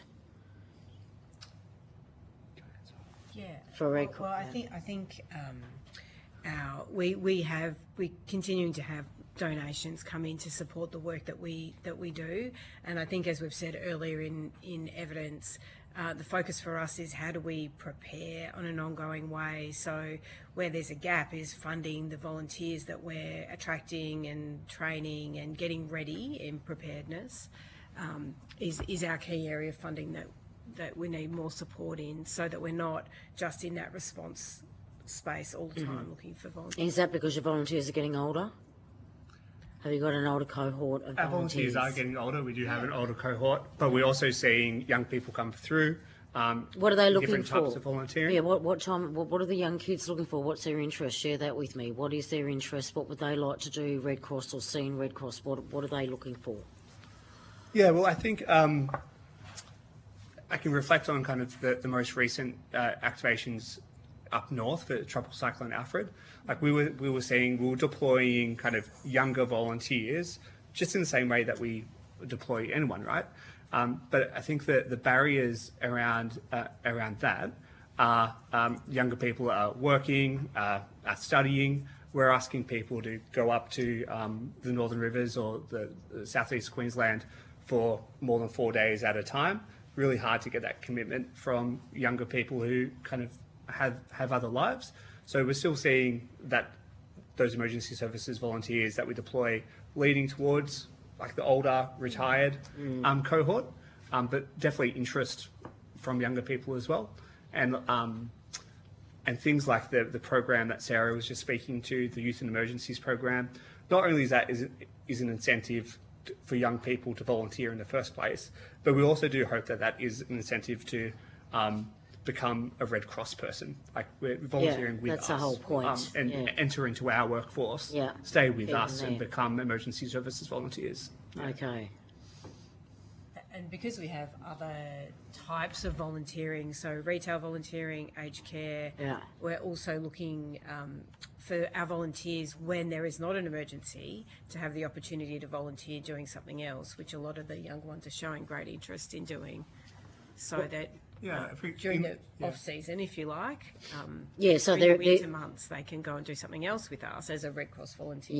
Yeah, how's that going for you? How's that retention going? Are they sticking? Or are they just coming in and they've done their bit and they go again? Or no, I mean we have good retention, particularly in our emergency services areas. We have really strong retention. People stay with us. In retail, and it's like the nature of retail, I guess we've got a little bit higher retention, but for the most part, volunteers at Red Cross will stay with us. So. Is that from the young ones? I know that as we get older, we do this, we go to Red Cross or whoever we're going to help out there, that's not an issue. But are those young ones, have you done enough study and looked at them to see that those guys are staying around? Because this is the problem I'm having in the other volunteer organisations is, sure, they'll come in for one drip and then go, no, I don't want to do this anymore. You just haven't got the sticking around. We might have to have a look at the data to give you a full answer, but just anecdotally and kind of what I'm hearing from the operations teams, we are sending repeat volunteers to activations. And just to note on Catherine's kind of point around peacetime volunteers then going into a deployment. So we have an intern on my team and the external engagement team. He comes into the Sydney office to do our policy research and that type of thing. Then he deployed during Tropical Cyclone Alfred. So Red Cross volunteer in one thing during peacetime, and then we trained him up to be a psychological first aid deliverer for during the cyclone. Okay. I don't have any further questions. Thank you, Chair. Senator Lavie, look, I don't have any questions, so we will leave it at that. Thank you so much for your time today and for your commitment to this important inquiry. For any responses to questions on notice, could you please provide those by 9 a.m. on Friday the 10th of October? If you could please also disconnect from the teleconference, and again, thank you so much.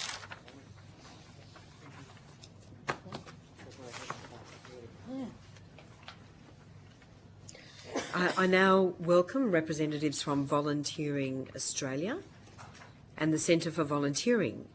I understand that information on parliamentary privilege and the protection of witnesses giving evidence to Senate committees has been provided to you.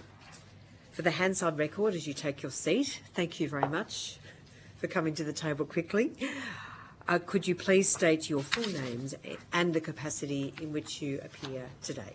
Sure. I'm Mark Pearce. I am the CEO of Volunteering Australia. Thanks, Mr. Pearce.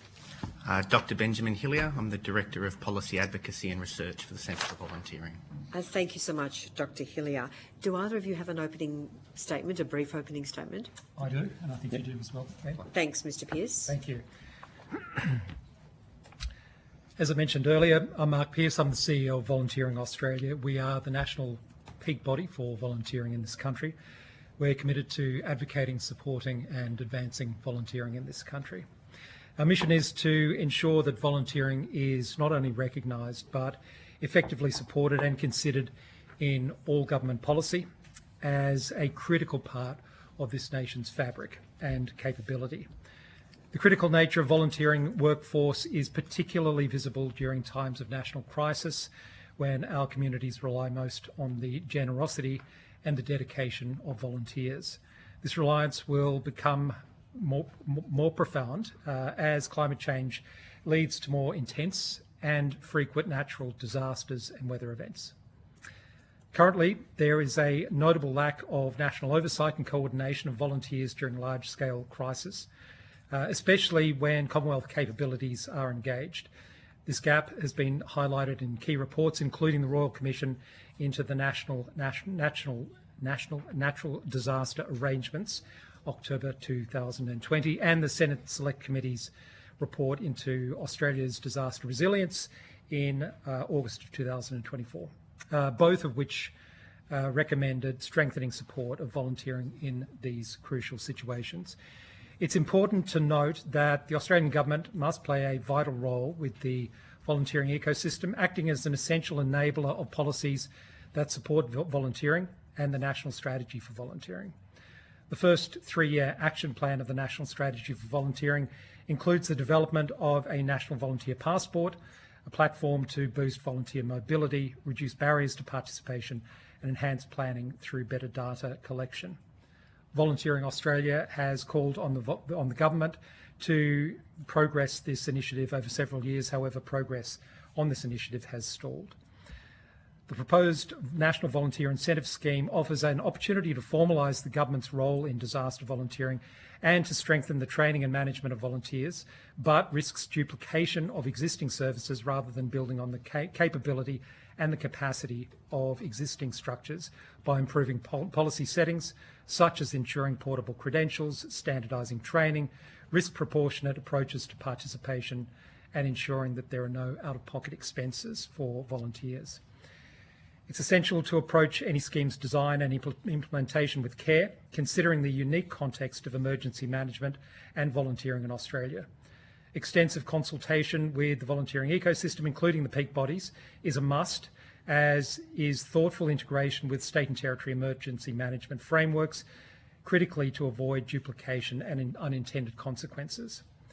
We also urge recommendation of the proposed scheme's name to be changed, with the term climate suggesting environmental volunteering and the term army unlikely to appear with younger volunteers.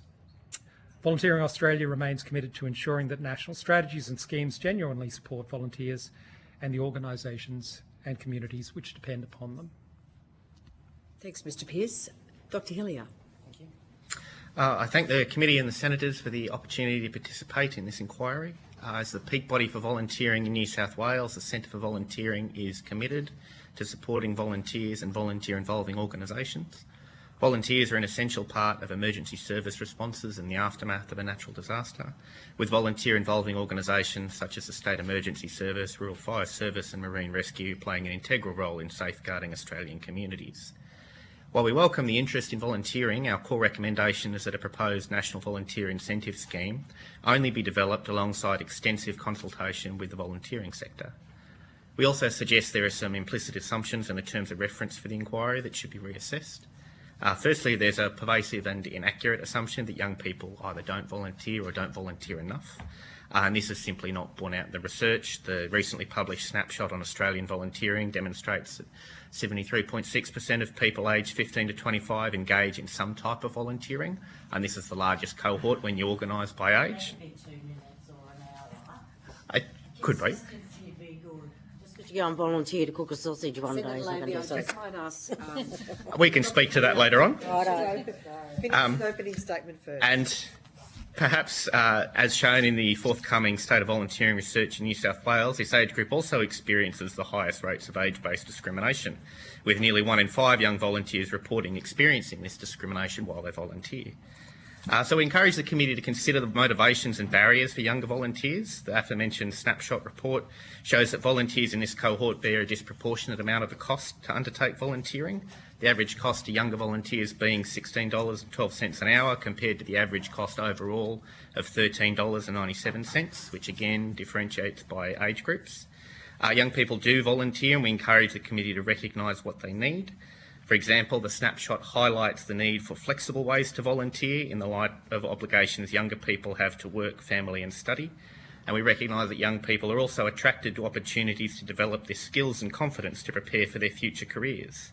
Volunteering gives them an excellent pathway to develop these skills in a safe and supportive environment, while also providing a way for young people to receive recognition for the skills they do have. We do also caution the committee to consider the framing of a climate army for the scheme.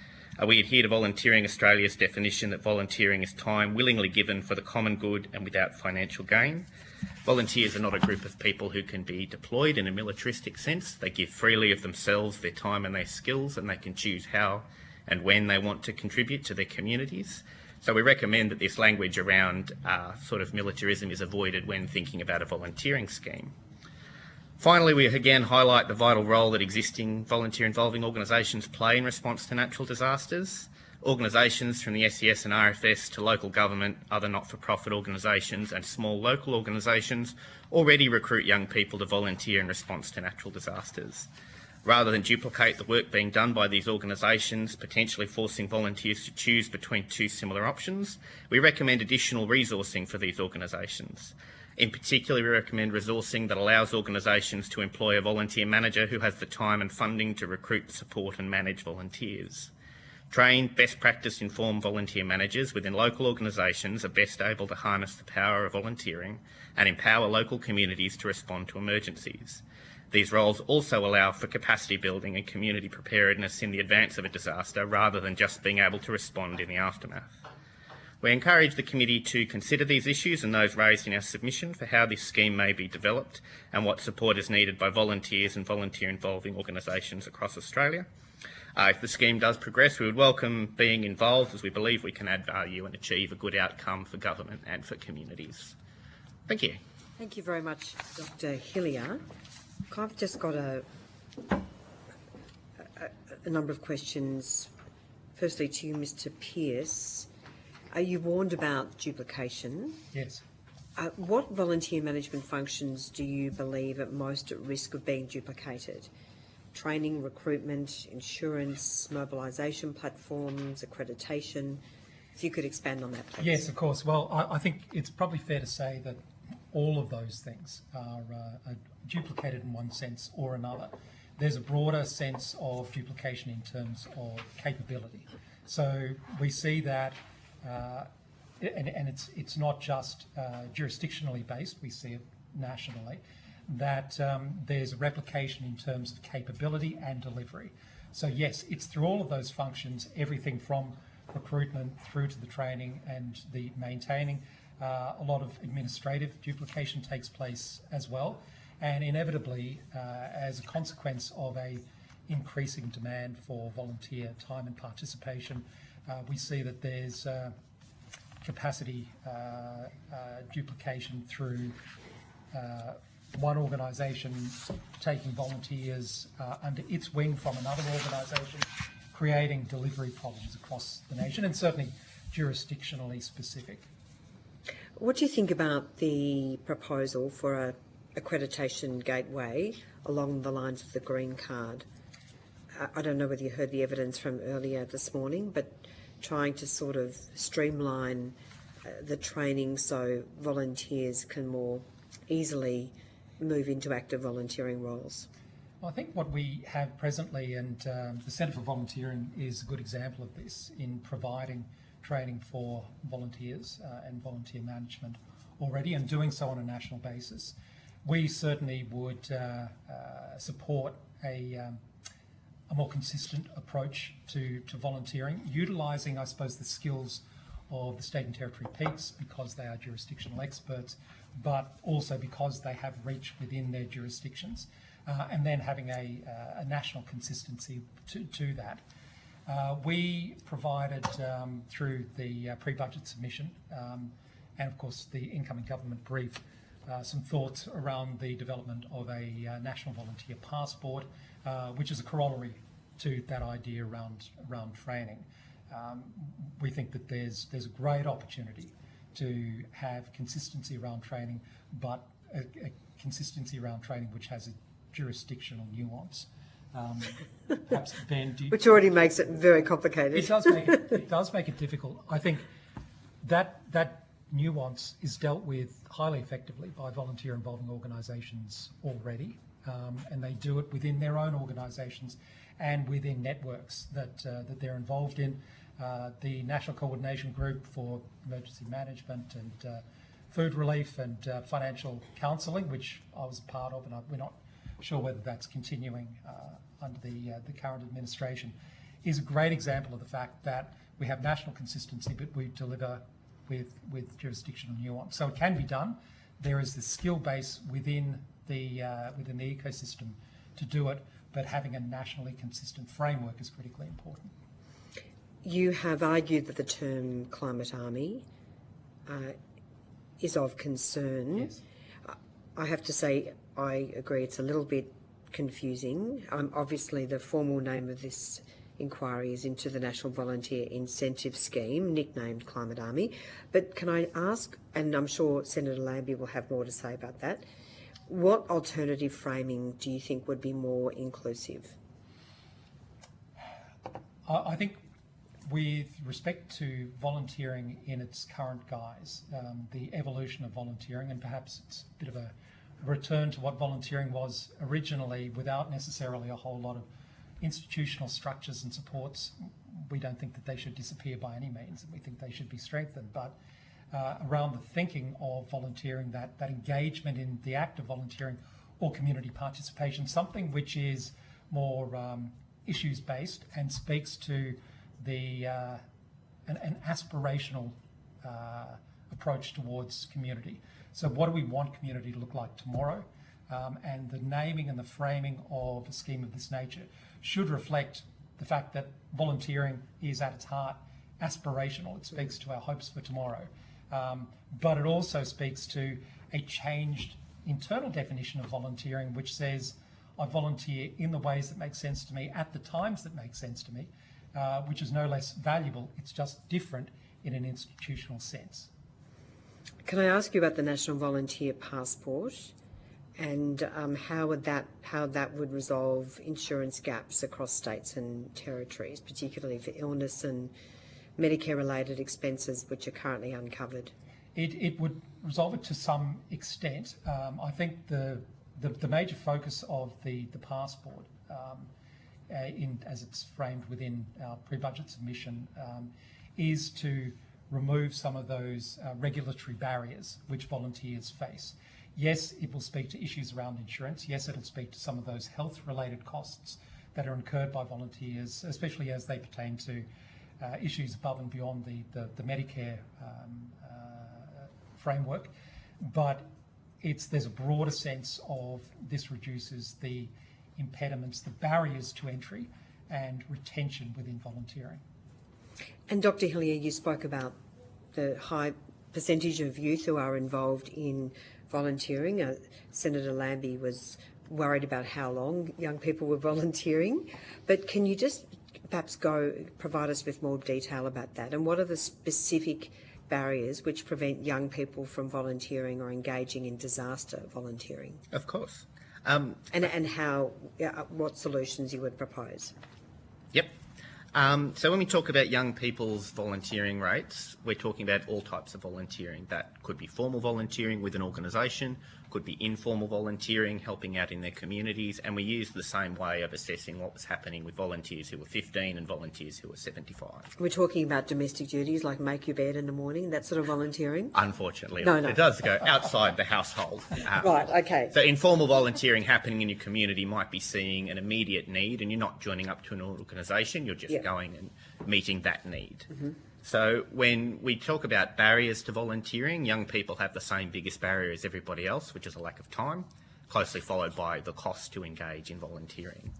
But a lot of the things we see from young people in particular are they're unsure of pathways to get involved, and they're concerned that when they do get involved, they're looked down upon, and they're kind of caught in this catch-22 of we apparently don't volunteer enough, but when we turn up to help, nobody wants to listen to us. We don't want to hear their ideas, these kinds of things. Now, that's their perception. That's not necessarily saying this is exactly how things are, but there is this idea that when they do engage in good faith, there may be additional barriers created by some of these organisations. In terms of emergency volunteering, disaster response, there is an issue, particularly for volunteers under 18, that there's an increased risk, particularly with insurance. And as you've noted, insurance varies widely. There are gaps. There are different requirements for different states and territories as to who was covered by what.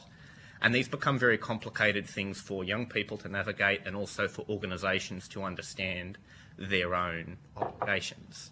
So we see consistently that young people want to volunteer. They want to be engaged. It's just a matter of finding out how to best connect them to their motivations, which are often around building skills, developing things they can then use in potential careers, use in the workforce, that personal development angle, which again, I think emergency volunteering can be a great way to develop that. There's lots of practical skills that you can develop and use. All right, thanks, Dr. Haley. I might leave it at that and hand over to Senator Lambie. Oh yeah, how did you, what did you use to, like what surveys and that have you run in the past about where they're volunteering, how much volunteering time they're done and all this? Where's all that coming from? It's based off our state of volunteering research. We've run that in 2020, 2023 and again this year in 2025. Yeah. What's the cohort look like? How big? Where are they? That sort of stuff. The research I'm referring to is Australia-wide. It was about 7,000 people across Australia for volunteer managers. For volunteers, I think we were looking at about 10,000 from memory. I'd have to double check the report. So it hasn't been run through the schools, it hasn't done any of that, you haven't done a wide range of ways saying, if we want you to volunteer, what would you like to volunteer at or anything like that? I'm looking at a group to, I started installing this in grade 10, 11 and 12. So we started installing the volunteerism in them earlier on. I'm not that much interested about those kids or whatever over maybe 23, 24 to be honest with you. Yep. Understandable. Yeah. So the research we're talking about has occurred at a few levels. There's broad surveys, and then we've also done focus groups. We're the New South Wales peak, so the focus groups around New South Wales, 2 in Sydney, 5 in regional towns, and that was getting together a group of young people as well as people who volunteer with young people and running a bunch of our survey questions past them, which in particular is where we see the commentary around motivations and barriers, is young people telling us what they've experienced, the people who volunteer with young people telling us this is what we've seen from the people who volunteer with us, and from that we've gone through and analysed the different comments and brought together some broad themes around motivations, barriers and so on. Okay, so one of the things is they want to come in and they think that they're not getting a fair go because they're young and they're not getting enough respect. Is that what you're telling me? Because I don't know whether you know this, but they've actually got to earn that before that time. I mean, have you bothered to tell them that? It's not the only barrier, and we're not saying that young people expect to walk in and be treated like they know everything. Maybe that's a lack of resilience. Have you thought about that? Have you done anything on their resilience? Have you done any? Have you done any? You put any questions out there about their resilience, that sort of thing? I'm terribly worried about their resilience, to be honest with you. I understand that. I don't believe we've done specific research on the resilience of younger volunteers. The closest that we have is an intent to volunteer statistic. And the intention of younger volunteers to continue volunteering in 3 years' time is on par with every other cohort of volunteers, which is about 30% are definitely sure they're going to volunteer and another 20% are fairly sure they're going to volunteer. And again, that's consistent across all of the age cohorts. And how many of them do you reckon in the end, if we don't do it early, are going to end up volunteering?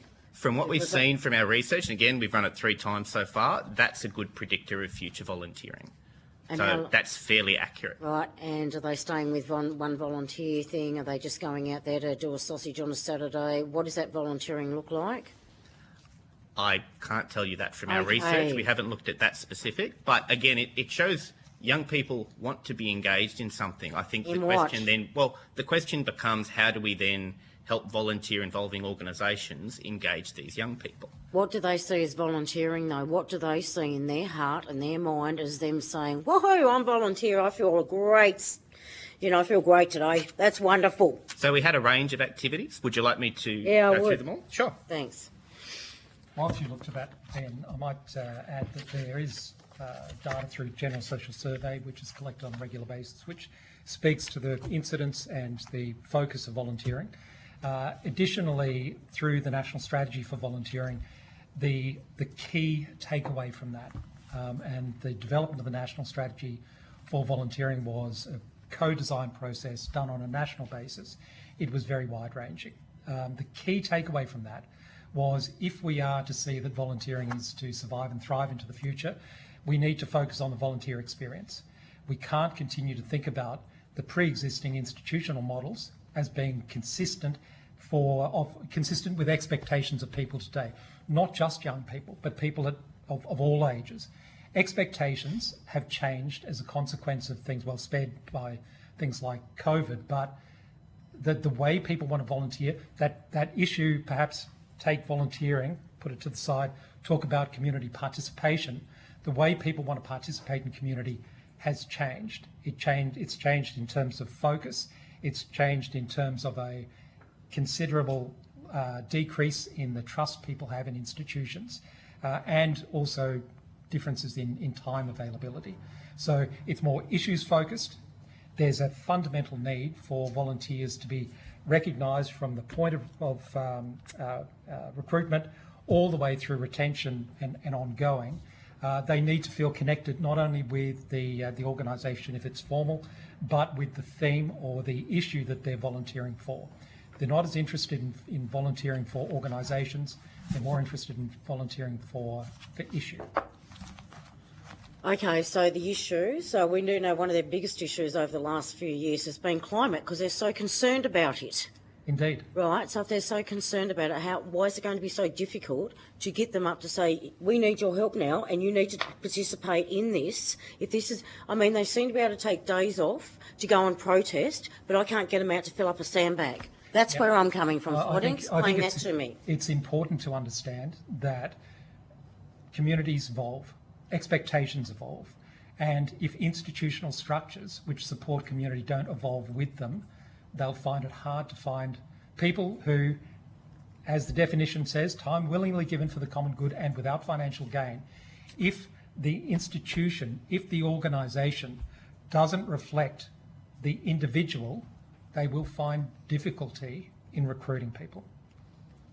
Right, so you don't think that maybe around a requirement, this will be part of your curriculum, you're going to do 2 hours in grade 10 or 11 or 12 to make sure you have a safety certificate or a green card, and you continue on and volunteer, and we pay you an incentive. We just wasted a great opportunity here in this country in saying people we would pay their university fees, and we could have said, if you want them paid, we need something back from you. I mean, what a perfect opportunity the country just missed. I think it's important to understand that volunteering is time willingly given. It can't be imposed upon. And as soon as you provide financial incentives, it's no longer volunteering. Well, that's the whole point. We can't get people to volunteer. This is my whole point. You've got to get over the issue that people are not volunteering anymore. That's the problem we have. And they're not volunteering formally. Okay, that's what I mean, formally. They just think that them going out and doing an hour once a year or whatever is sufficient, and it's not. That's not giving back to your country, and that's what bothers me more than anything. The opportunity, I suppose, is for organisations to change how they deliver on mission. Okay, but giving a certificate now is not, saying thank you is not a certificate. It's not enough for those kids. They want more. That's where we're at, and that's the honest truth about it. It's the volunteer experience end to end, so it can't be looked at in a reductionist approach. It has to be the full experience. Thank you. And if I can speak to the idea of incentives, I think it's the framing is not so much an exchange of you volunteer and we give you this, because as Mark says rightly, that is not volunteering, that's an exchange, but incentives in the frame of removing barriers, looking at, well, what is stopping you from volunteering? Are we able to, reimburse for costs or things like that? Yeah, because we also pay them youth allowance, a lot of them, to go through university, and that, that's to help them out. Maybe it's about time they said, well, that's a gift we're giving to you. Maybe it's about time we go back. Anyway. And I think... Who said? Well, that's the definition. Sorry, Senator Lamy, for the common good and without financial gain. Just to clarify, obviously not every young person is entitled to youth allowance. So No. A lot of them are, though. Sorry, Dr. Hillier, did you want to finish? I think it's more... It seems like we've come to this very transactional conversation of there's an element to which Australian society is owed something because of the investment in young people. And volunteering is one of the many ways that debt, for want of a better word, is and resilience. Paid. But I think it's a case of going, well, young people aren't volunteering in one specific way, therefore they're not volunteering at all, which isn't true. And it's not just young people turning around and going, oh, I took the bins out for my neighbour, I'm a volunteer. Because I don't think that's the attitude we see consistently. We see that young people want to give back to their communities, and they are finding newer ways to give back to their communities. Flexibility is a key thing, because there are increasing pressures coming on young people. And yes, there are increasing pressures coming on all Australians, which is why we see this shift, I think, to informal volunteering, because maybe I can't turn up and do an 8-hour shift, but I want to give back, so I'm going to do 5 one-hour shifts and then help out over here. I think it's recognising that as things shift, we've got to shift with it. And the onus is on volunteer organisations and the sector to work out how do we reach young people rather than to finger wag at young people and say you're not doing enough, because I don't think that's motivating. All right, thank you, Senator Lambie. No more questions. We'll go over. We'll cross over. Television broadcast. We'll cross now to Senator Goat. Thank you, Chair. I'd like to just ask some questions about some of the answers that have been given already today. One of the observations that was made was that people are volunteering more on the basis of specific issues rather than organisations. Are you able to offer some insight about how that change affects volunteering as between disaster and emergency relief and other sectors of volunteering? I might start and then throw to Ben. He may have some more data around this one. I suppose what we're seeing, what we're hearing and what we're observing is that people are motivated by issues. They're less motivated by institutions. So where there's an opportunity to engage within community, and I suppose there's been a reconsideration of what community is. Community is not just geographic, community is broader than that. And people are far more aware of that distinction and engage in ways which make sense to them, perhaps different to times past. I think where we see that there is institutional support for fractional volunteering compared with the Monday through Friday, 9 to 10, and you do that every week. If it's issues-based, if it's based on, there's an immediate need. Do you have time? And hopefully there's been some skilling and support and resourcing along the way. Then people will give of their time. Do you have some data around that, Ben? Yeah, we see the biggest shift we've seen is the where people volunteer. Increasingly, as community broadens, as Marcus said, where people are volunteering starts to broaden. A lot of people are shifting from necessarily volunteering in their immediate community to volunteering online, overseas, interstate. One of the areas that doesn't see that as much is rural and regional communities. They tend to be volunteering more in their own community. But the types of volunteering people are doing are staying fairly stable. People are still engaging in home support, in social wellbeing, sports volunteering, and the broad rate of emergency volunteering has stayed fairly consistent. I'm cautious to talk trends because, again, we've got sort of 3 sets of data. That's not really a trend. And the pandemic has really skewed a lot of things. When you can't leave your house and go to organisations, people find other ways to give and then fall into those kinds of, well, I just volunteer this way now. So I think those have been sort of the big impacts we've seen in the past 5 years or so. You mentioned some of the barriers that you've identified for young people volunteering. Out-of-pocket costs, I think, is fairly intuitive and understandable. What are some of the other barriers that exist, and for our benefit, what are the ways we could bring those down? That's an excellent question, thank you, Senator. It hits a really interesting point we come across in our research.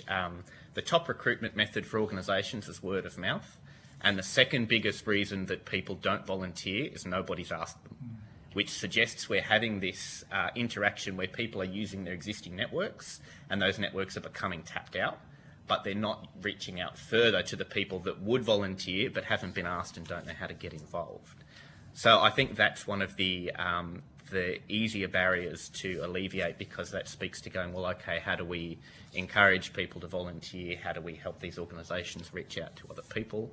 What do we do to make volunteering easier to access, not just in terms of bureaucracy, but registration processes, contacting organisations.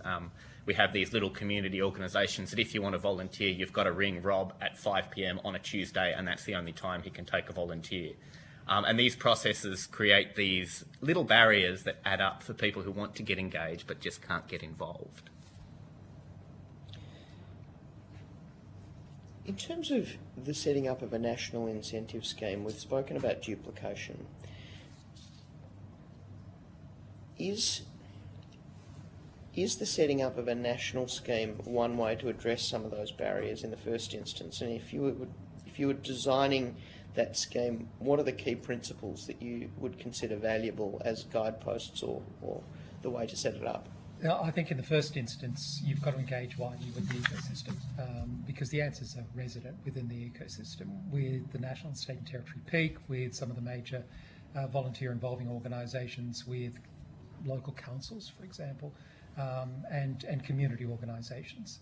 The answers are resident within those organisations and within the people who work within them. I think also there is an opportunity to understand that that any scheme needs to build upon existing and forecastable motivation rather than historical motivations.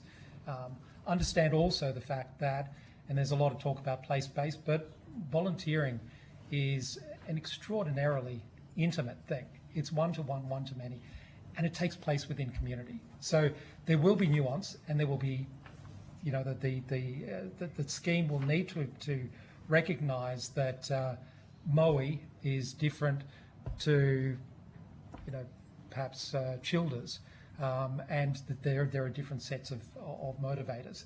I think you can refer to existing structures. You can look at things like the National Strategy for Volunteering, which provides a lot of the framework answers to any scheme which may be developed.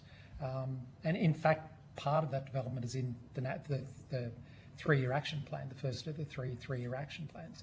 So referring to those types of existing structures, in New South Wales, for example, the volunteering strategy for New South Wales, but every state has one, ensuring that there is connection, state and territory through to national, utilise the existing data recovery efforts that have taken place, and speak to the experts, and the answers will come.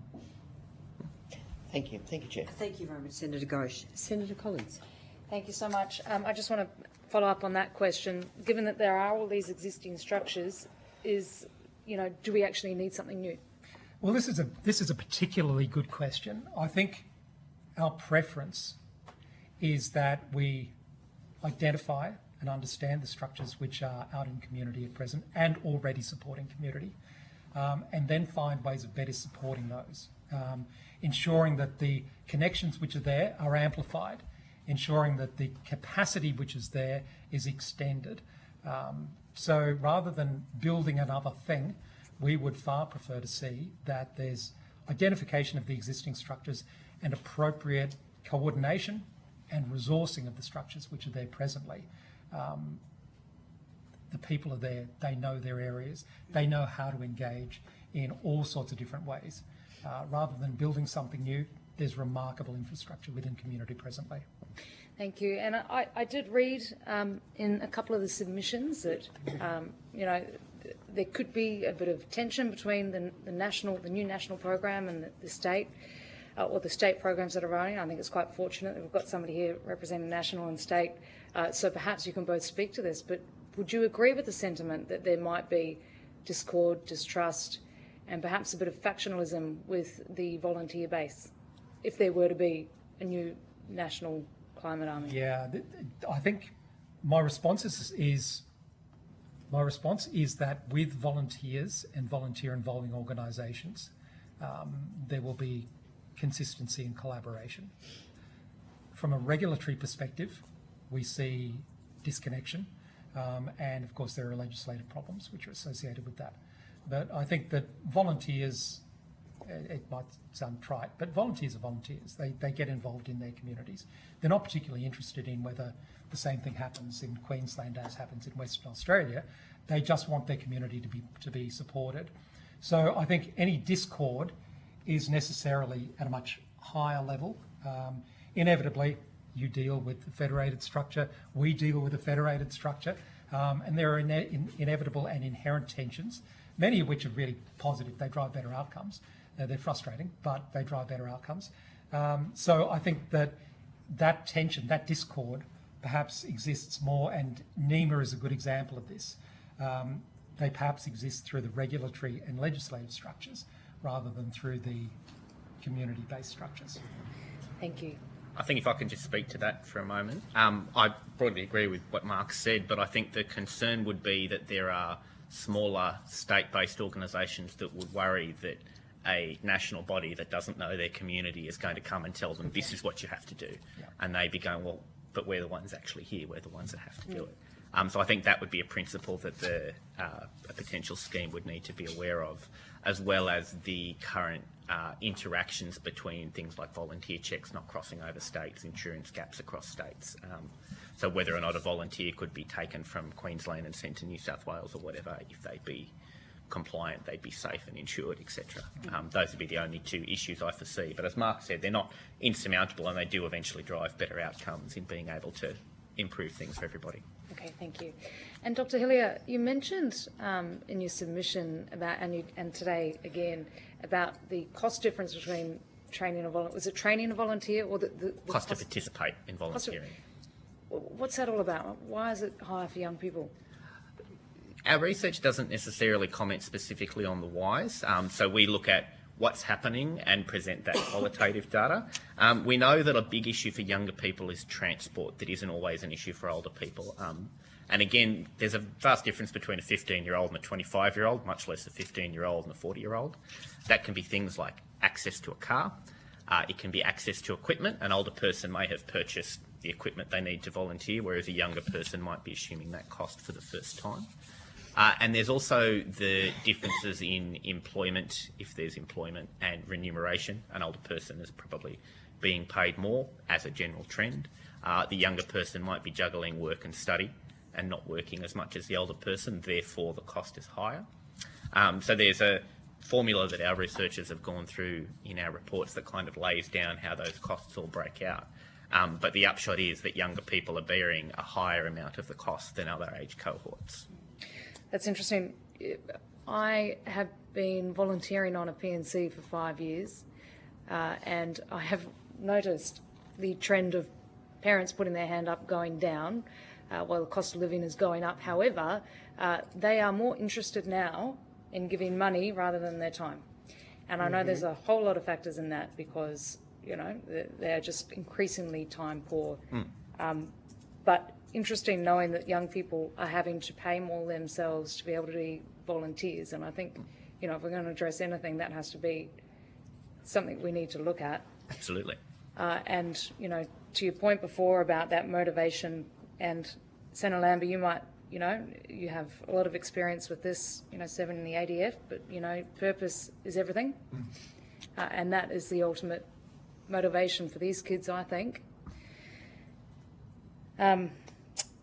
But in your view, do you think that, because, you know, I started in the PNC right when COVID began, and it became very difficult to bring the community, my sole purpose, I put the fundraising beside and, you know, bringing the community back together. Families went inward, you know, and they stopped looking outward. Do you think that that is a permanent impairment to volunteerism? Because we haven't really heard much about that. I mean, the young kids, they all got very, very separated from everybody, and now they're all stuck to their phones. So is that something that you're having to grapple with? I would hesitate to say it's permanent. COVID obviously had a huge impact on the entire world. A global pandemic followed by a cost of living crisis is going to impact what people can do. But we've started to see volunteering rates begin to return to normal, for want of a better term. It's difficult because, again, our first data points during the pandemic, we don't know what normal might be, but they are trending back upwards. So we're seeing that volunteering is still healthy. Again, people still want to engage. The ways they're engaging may be changing, and I would be confident that the pandemic has had an impact on the ways people do it. But as you yourself have said, Senator, you found a purpose in pulling that community together. Other people have looked around at their community and gone, okay, what can I do to bring my community together? How do I help my immediate community while I can't help my wider community? That's some of the thing we talk about for informal volunteering. They may not have joined a specific organisation to regenerate their community, but they're still helping out, they're still fostering that sense of engagement. And I think that volunteering attitude is a core part of sort of Australian culture. We've heard from many international organisations that go, we wish we had Australia's investment in volunteering. So I think that's important to nurture. And hopefully in 20 years' time, COVID is a blip in volunteering rates and engagement with volunteering. And at the moment, there's a lot of attention rightly being given to go, okay, we see that volunteering may need a bit of help. What can we do to help it? Thank you very much. Thank you, Chair. Senator Collins, thank you so much. Mr Pearson, Dr Hellier, thank you very much for your time and for your evidence today. Thank you. If you could provide any responses to questions on notice by 9 a.m. on Friday the 10th of October 2025. And the committee will now break for lunch and resume at 1:45 p.m. Thank you again. Thank you.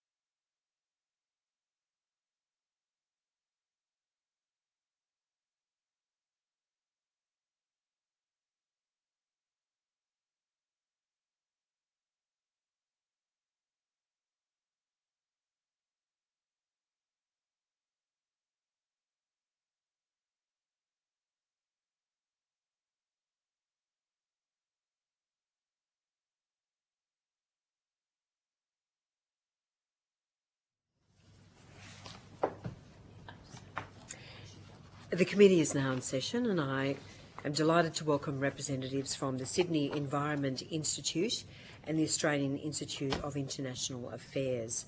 I understand that information on parliamentary privilege and the protection of witnesses giving evidence to Senate committees has been provided to you. For the Hansard record, will you please state your full names and the capacity in which you appear today? I'm Dr. Scott Webster from the Sydney Environment Institute, and I'm here as a postdoctoral research fellow from the Institute. Thanks, Dr. Webster. Hi, I'm Professor Danielle Solomaya from the Sydney Environment Institute at the University of Sydney, and I'm here in my capacity as Deputy Director of the Sydney Environment Institute. Thank you, Professor. My name is Bryce Wakefield, and I am the CEO of the Australian Institute of International Affairs. Thank you very much, Dr. Wakefield. Now I'd like to ask you to make a brief opening statement, if you so wish, before we go to questions. I'm going to make the opening statement Thank on you. our behalf. So firstly, thank you for this opportunity to speak with the committee. We very much welcome the proposed National Volunteer Incentive Scheme as a way of recognising and providing organisational and material support for the critical work Australians are already doing in stepping up for each other in the context of disasters. Our research indicates that what disaster impact communities most need is greater material and financial support for those already doing the work locally, including vital coordination and care labour. To make a national volunteer scheme effective, it should focus on supporting local volunteers who have place-based knowledge and already possess tailored expertise. By placing local volunteers already embedded in communities at the centre of the scheme, external actors can benefit from local knowledges while contributing much-needed additional human resources. This approach also mitigates the risks associated with fly-in, fly-out actors. Such risks include duplication, lack of cooperation, and the logistical strain caused by stretching already depleted resources. On the positive side, a scheme aimed at developing local capacity in disaster-prone areas would bring specific benefits. First, it would incentivise the growth of local community resilience networks to strengthen disaster preparedness and resilience. Second, it could mitigate burdensome reporting requirements. With respect to governance, we suggest that the scheme should implement meaningful community consultation and co-governance arrangements. We provide a number of examples of place-based models that build on and strengthen existing social infrastructure. Turning to capacity building, our research indicates a particular need for trauma-informed training, especially for those providing direct assistance to disaster-affected communities. Trauma-informed principles are safety, trustworthiness, choice, collaboration, and empowerment. Volunteers should also be trained to rescue and assist companion, farmed, and wild animals. Communities care deeply about how disasters impact other animals, but they have largely been abandoned to organise care and rescue without state support. Finally, we do not believe that the Army framing serves the goals of the scheme. First, it suggests that the work required is best carried out by people external to impacted communities. Second, it suggests that the work required is solely physical, involving hard infrastructure. This ignores the critical mental, emotional, interpersonal and social forms of work required. Third, it implies that the work is temporary and mostly needed after a disaster happens. We found that the comparatively weak attention to preparedness as opposed to reaction is a key concern for disaster-affected communities, and that this undermines the effectiveness of disaster responses. Thank you. Thank you very much, Professor. Dr. Wakefield, do you have an opening statement? Thank you very much, and thank you for the opportunity to talk to this committee, and I'm also in support of the National Volunteer Incentive Scheme. Our submission, however, draws together contributions from what we call the Indo-Pacific Cooperation Network. It's an initiative by the Australian Institute of International Affairs and the Japan Foundation. It's one that has gained a certain degree of recognition. It and other schemes under a sort of similar umbrella were mentioned at the state visit to the White House by former Prime Minister Kishida Fumio to then President Joe Biden.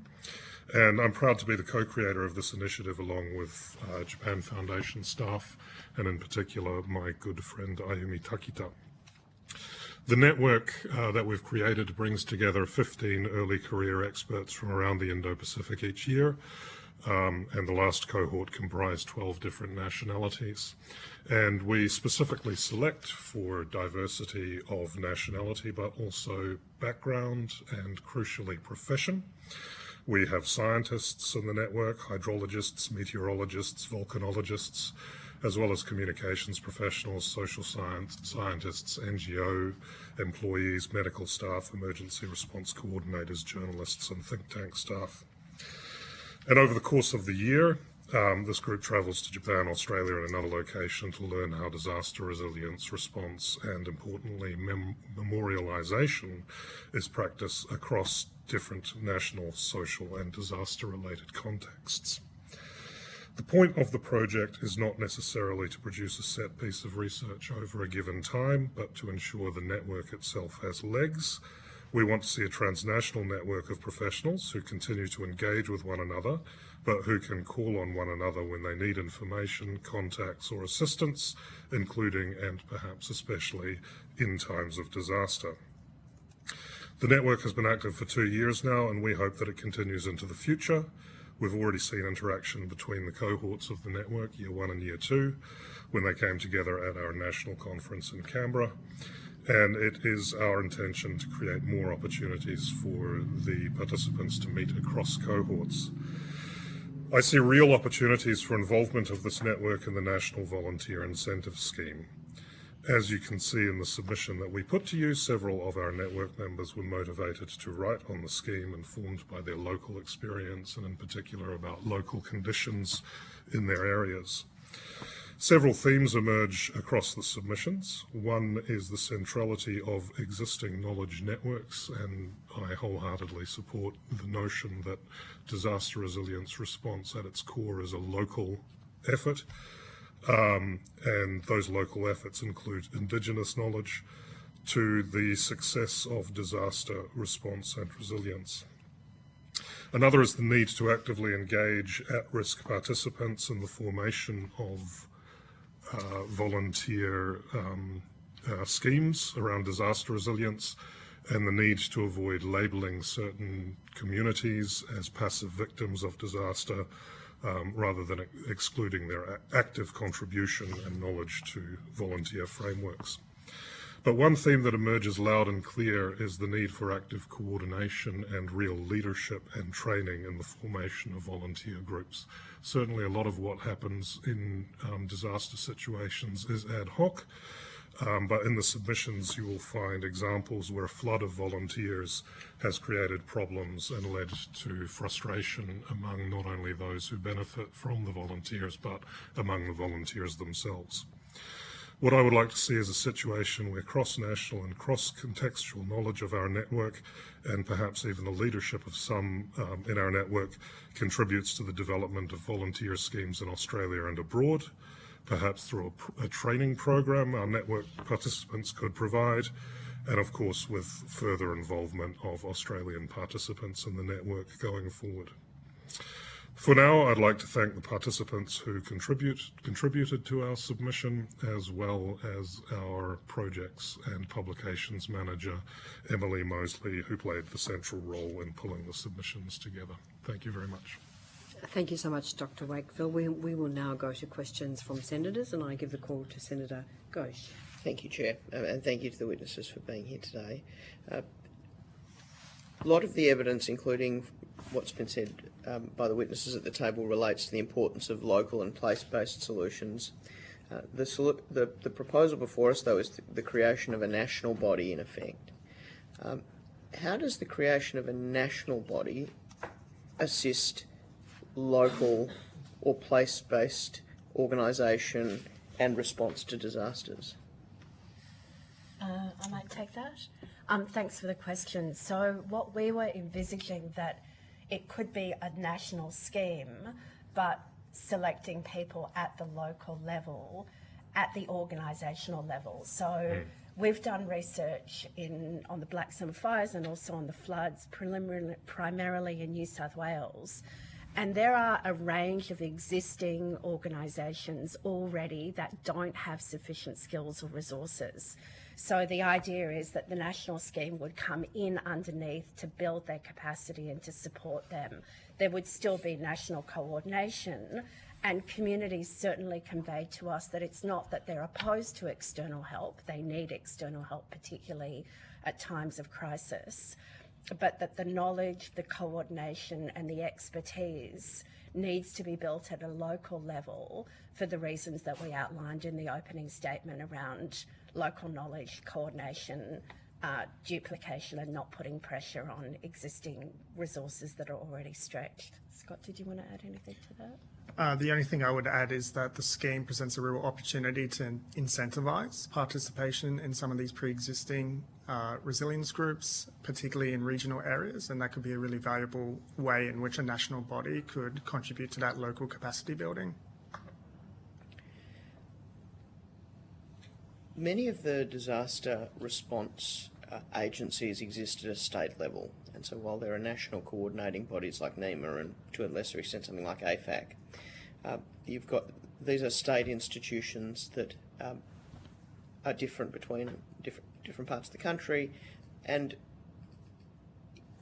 that leads me to ask, is there a risk if you impose a national system that you're going to have another layer of potential friction or introduce another coordination problem with the state agencies, as distinct from doing this on a state-by-state basis?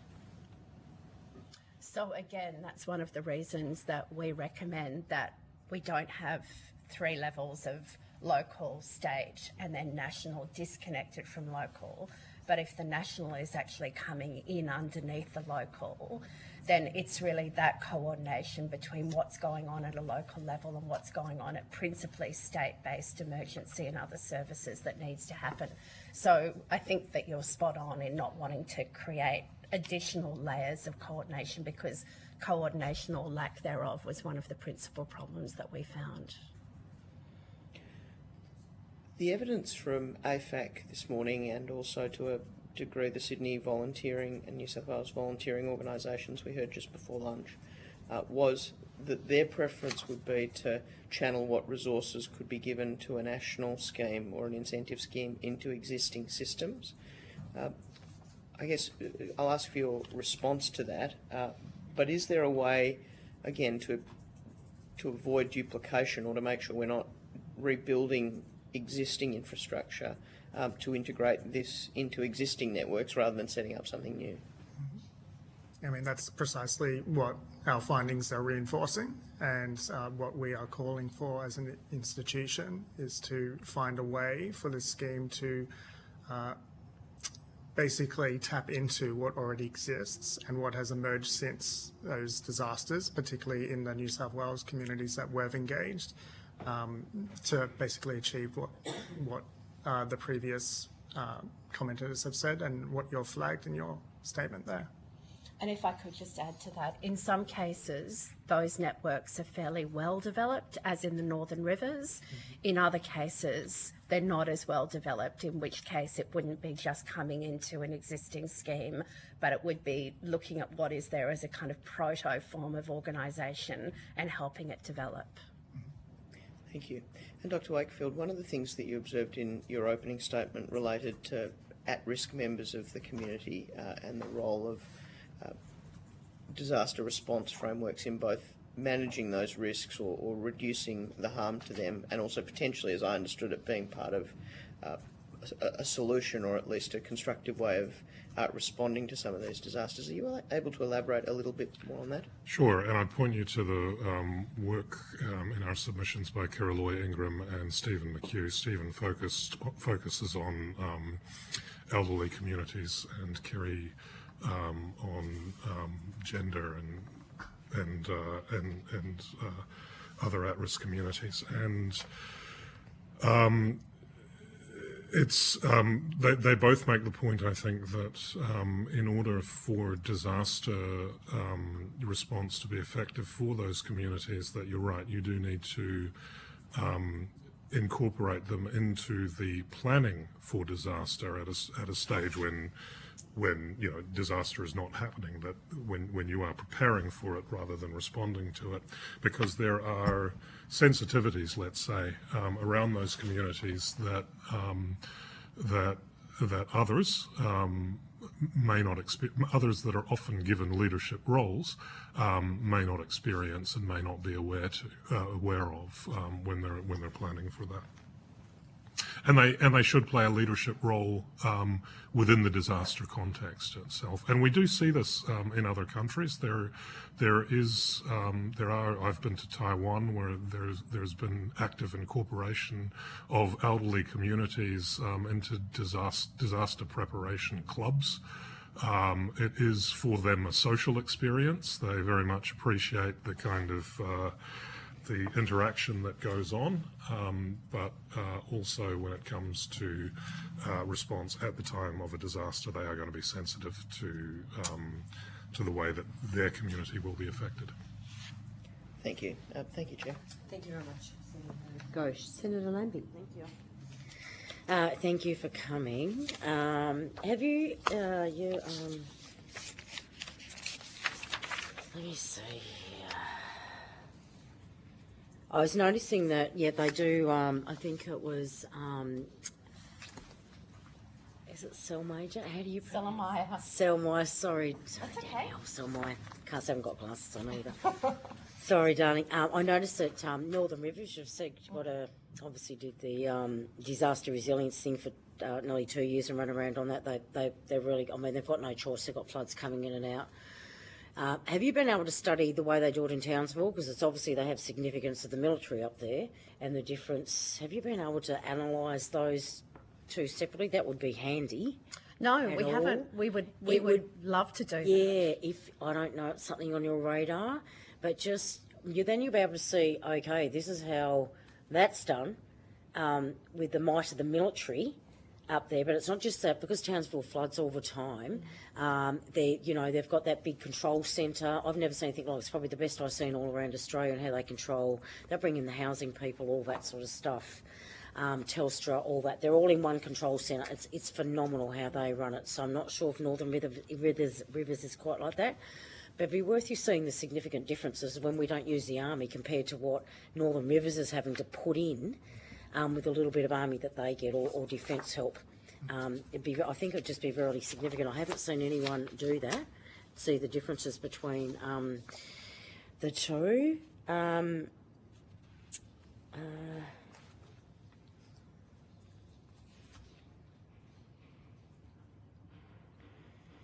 you tell me how, you probably don't have the answer, but if we had a national scheme, how can a national scheme ensure cultural competency training is not a tick in the box exercise, so it doesn't get out of control, obviously, but meaningfully prepare volunteers for community-led recovery? Have you had a look at any of that? I mean, I would probably just affirm what my colleague said, is that by having leadership at the local level of the particular cultural groups that are involved, and again, doing it at a local level, that means that it's meaningful and embedded in place. What we found, and our research is not, as you've already pointed out, is not on all questions, but what we've found is that being attentive to the uneven vulnerability of particular groups on the basis of age, ability, race, and so on. Just to give you an example, we also did research on the Shoalhaven, in particular on the Black Summer Fire and how communities came together to rescue and care for wild, domesticated and companion animals. And there were members of the community who came to some of the groups that we ran who are so isolated socially because of poverty, because of, you know, identity marginalisation, because of disability.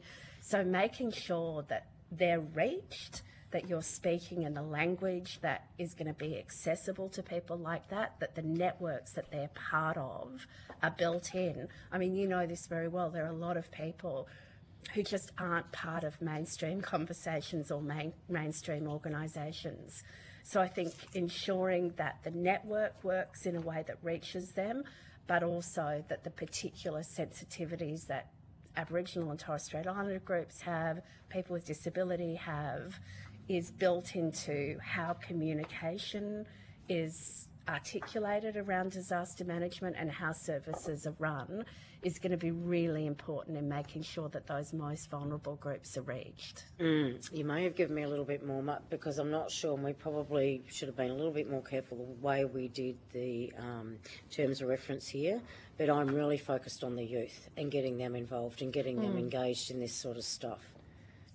Do you have like a magic wand? Do you have the answer for me yet? Because that'll save us a lot of time. A magic wand of how to get them. Is there any tips you can sort of help? Yeah, I'm just a little worried about their resilience. Right. I'm worried about them on their screen time. I want to get them interested. I want to get them to see that it's great and how hard it is. Once you get them involved, it's just me getting them there. They get all that, but I just need them to take that first step and encourage to say. Thing. And my thing is, I think it'll have to run under one system, because right now we have a lot of organisations out there. They're all chewing each other up for breakfast for a little bit of funding, and that is not helpful. Okay, it's very separated. So I would hope for a scheme that comes under one umbrella, you know, with the different statuses, but the headquarters are sitting up here, so we haven't got all that. So this is how we do it. You know, this is how you get your safety certificate. This is how you get your, they're calling it a green card. So at least we can put them out there so they're safe. That's the first thing, worrying about their safety before we even work out what we're doing, because we did hear a lot of unsafe, you know, we have local heroes that, well, not even heroes, when they get out on their dinghies out there, in their steel dinghies, or aluminium dinghies, and we've got power lines down. I'm thinking, oh my God, you know, it's that sort of stuff. So, you know, it's... Yeah, do you have any ideas about getting these kids engaged without going through the schools, or is there any part that you think the universities can play in this area? Do you want to respond first? I mean, I think when it comes to young people, they're obviously very concerned about the subject matter in and of itself, climate change and climate disasters. So, I mean, just generally speaking, I think there is a pathway there in terms of interest. My comment would be around emphasising the breadth of action that comes under the umbrella of what this scheme would be speaking to, not just the physical labour and then risks that you were just mentioning, but understanding that there's a lot of work that comes under preparing for, responding to and building resilience in communities. And if that is communicated effectively, people will be able to see themselves more relevant to what comes under it and what role they could play. Do you... Yeah, please. Yeah, I just wanted to follow up something I already said about at-risk communities, but basically I think it is important that you incorporate youth into the structures, the decision-making structures and the planning structures that are around this, not only because they can tell you what they might need in a disaster scenario, but because once they see their peers actually have some kind of contribution to make, and that they're taken seriously. And there are papers in my submission that talk about coming together of the youth and the elderly and other communities. Then they're more likely to take part. And I just want to extend. I know it's not the youth angle that you were looking for, but the discussion of Indigenous communities, I think, should be really sort of taken into account with the mindset that not only are there special needs for these communities, but there are actually things that a lot of Indigenous communities can provide to what you might call mainstream communities. that we may be unaware of. And one of the lessons that we learned in New Zealand, for example, is that there's an entire network of Maori marae, or villages for want of a better word, that spring into action when there is a disaster like the earthquake in Christchurch. These communities activate on their own accord without government involvement. They are local communities, so they know the area well, and they're generally there for everyone. And that sort of cross-pollination is quite an important feature of effective disaster response, I think. Did the university have a look at, or have you looked at how they ran the mud army after Christchurch with the young kids that just said, what can we do here? And they put them to work, just give them obviously the things that drag the mud out, and they were all out there with one of these tools doing this through the houses, and they were doing this for 4 to 6 weeks. And that brought all those kids, and apparently was extremely very good. New Zealand has been still running that, but each year they've put less and less money into it, which is really unfortunate. But when I went to New Zealand and talking to those kids that were involved in it, you can see their faces and the delight in having that opportunity to be able to do that and go and do all that. And it was absolutely phenomenal, like getting that from them. I mean, you just see the brightness on their face because of the help that they were able to do during that time. And their problem was, well, it's been one big event, we haven't been called in since. So that was their problem. So it's not just about events, it's about keeping them busy and keeping them in the game. But if you haven't looked into the New Zealand Mud Army, it's definitely worth looking into how those kids operated, just sprung straight up and without the safety and all that sort of stuff. That was my first problem, in just that they didn't have any of that safety training. They just went out and did it, and that's always okay. Just an hour on that safety training would have been good. May I yeah, please. 2 quick responses. First, regarding what you asked about how do you get youth involved. I mean, as you intimated, young people in Australia are terribly anxious about climate change. Yep. And a lot of that now we're finding is leading to a sense of hopelessness, disengagement. Yep. See that. And so I think to offer something where people can see a positive contribution is really a critical mental health intervention as well, and social intervention. The other thing I was going to say, which is just to link what you said about the kids involved at the Mud Army saying now there's nothing for us to do, linking it to what my colleague Scott said, to have a whole of disaster response which is about preparedness, community building, resilience building, and not just after the effect, particularly as climate disasters become more frequent and more intense. There's never a period where there isn't something to do. Building community resilience is something that young people could be involved in all the time, and then they're also much more plugged into communities when there's a time of response. So I think seeing that whole of cycle response is a way of giving young people a kind of continuous involvement. And what's your thoughts on young people like being rewarded, being not just a sensory reward they're going to get, which that's fine, they'll get that, they'll see that once they've done that and been in there, but me trying to get them in there, that first step, and them sort of doing that, to be rewarded some way, whether that's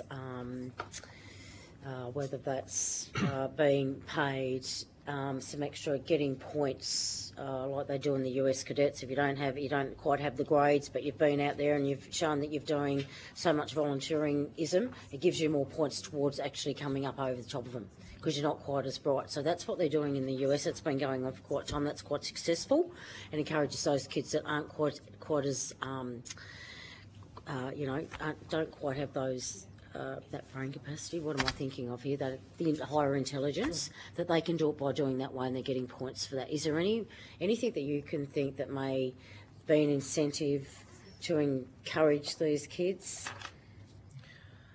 One comment that I would make from an equity perspective is that it's really critical to provide payment, because otherwise kids who are just putting bread on the table for their families aren't going to be involved. So I think if there can be a basic economic remuneration, that would be really terrific. Yeah. Okay, thank you very much. Thank you. Thank you, Senator Lambie. Senator Collins. Thank you, Chair. You have answered a couple of my questions along the way, so that makes it a little bit easier. I just want to understand a little bit better about, you know, I agree with that local model and the local knowledge. You've also said no, FIFO is not good because, you know, local is better, but the volunteer base surely isn't big enough in a lot of these places. So how do you reconcile that? Like, I'm just trying to understand, you know, is it the coordination that you're asking for? Because on the one hand you said, you know, there's no coordination in these local areas, so they need help with that. But also you said no coordination federally because local is better. So what is it that you think you need, really, out of all of that? So I perhaps misspoke. It's not that there's no coordination locally. Often there's actually quite good coordination locally, but there's insufficient resources and training to support that coordination. So 2 answers to your question. One is that communities did tell us that they wanted external help, particularly during terms of crisis, but that the governance or the coordination needs to happen at the local level. So it's not a rejection of fly in, fly out, it's a sensitivity to the burdens that that places on communities during disaster periods, but that really the control or governance needs to happen at the local level, but that the volunteer scheme could be supporting those local level organisations to be able to create that social infrastructure to start with. Okay. Thank you. There's an international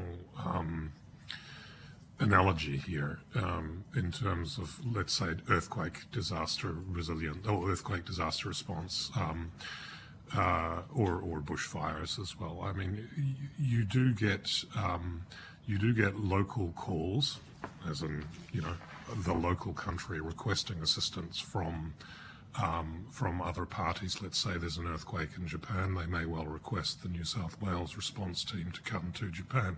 Now, they would not come if there was no request, right? It's not an internationally coordinated thing. It is a locally coordinated scheme. And I think the analogy there is that I don't want to put words into my colleague's mouth, but the coordination should be at the local level, and the ability to scale up could be at the national level, right? Providing volume, but not necessarily telling the people on the ground what they need to know, or directing them, for that matter. Thank you.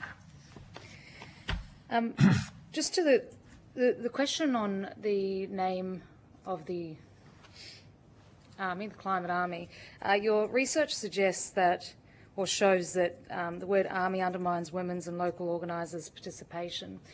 What's the evidence in that? Not really. I mean, we didn't, because the committee's inquiry came out after we'd done our research. This was not a question that we explicitly asked. It was more talking to communities about the framing for support. And more broadly, our concern is that even though we know that armies, in fact, provide a whole lot of services, which aren't just about physical infrastructure, that signals, and this goes back to Senator Lambie's question about how do you make sure that people are attracted to the scheme. It signals a particular type of work, a very physical type of work, when in fact a lot of the work is care labour, communication, coordination. And so 2 types of concerns. One is that some people won't see themselves as the sort of people who would join an army, and the other is that the army framing signals that it's particular types of work and not others. That's very interesting. Perhaps we need to do more sort of national consciousness building about what army actually is, because they do all of that.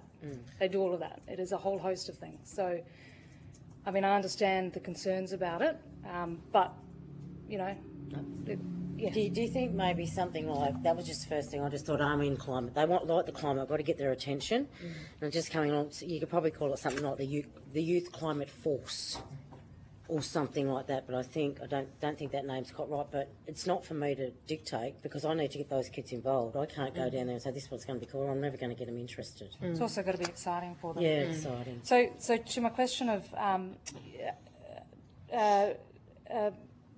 Dazza, I think it was Alan Dazza in one of the Whitefield.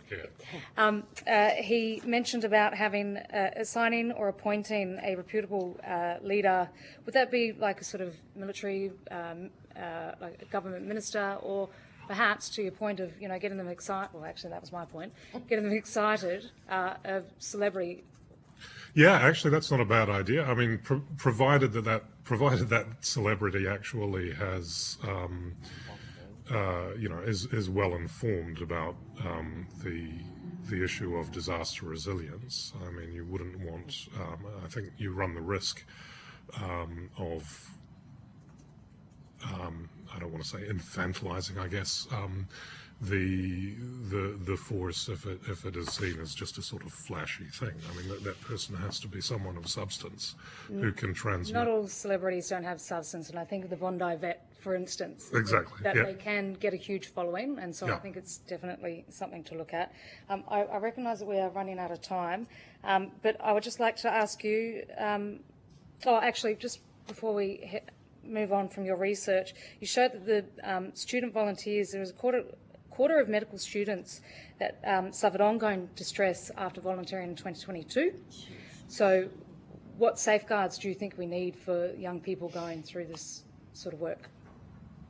Yeah, that was based off research that one of our colleagues up in Lismore, the university site up in Lismore, conducted, and definitely reinforced the need for formal psychological and mental health support built into, whether it's built into the internships or volunteer opportunities that come through the university itself, or just ensuring that the educational institution, knowing full well that there is volunteering muscle usually with students within these institutions, have that sort of level of access of support coming out of those experiences. I did think of that research when Senator Lambie was mentioning the Christchurch volunteers as well. So there's a feeling of empowerment and being able to do work, but there's also potential trauma depending on the severity of what they're witnessing as well. One very final question, it's a very quick one. Dr. Whitefield, very much appreciated your submissions as a student of Indo-Pacific anthropology and foreign policy.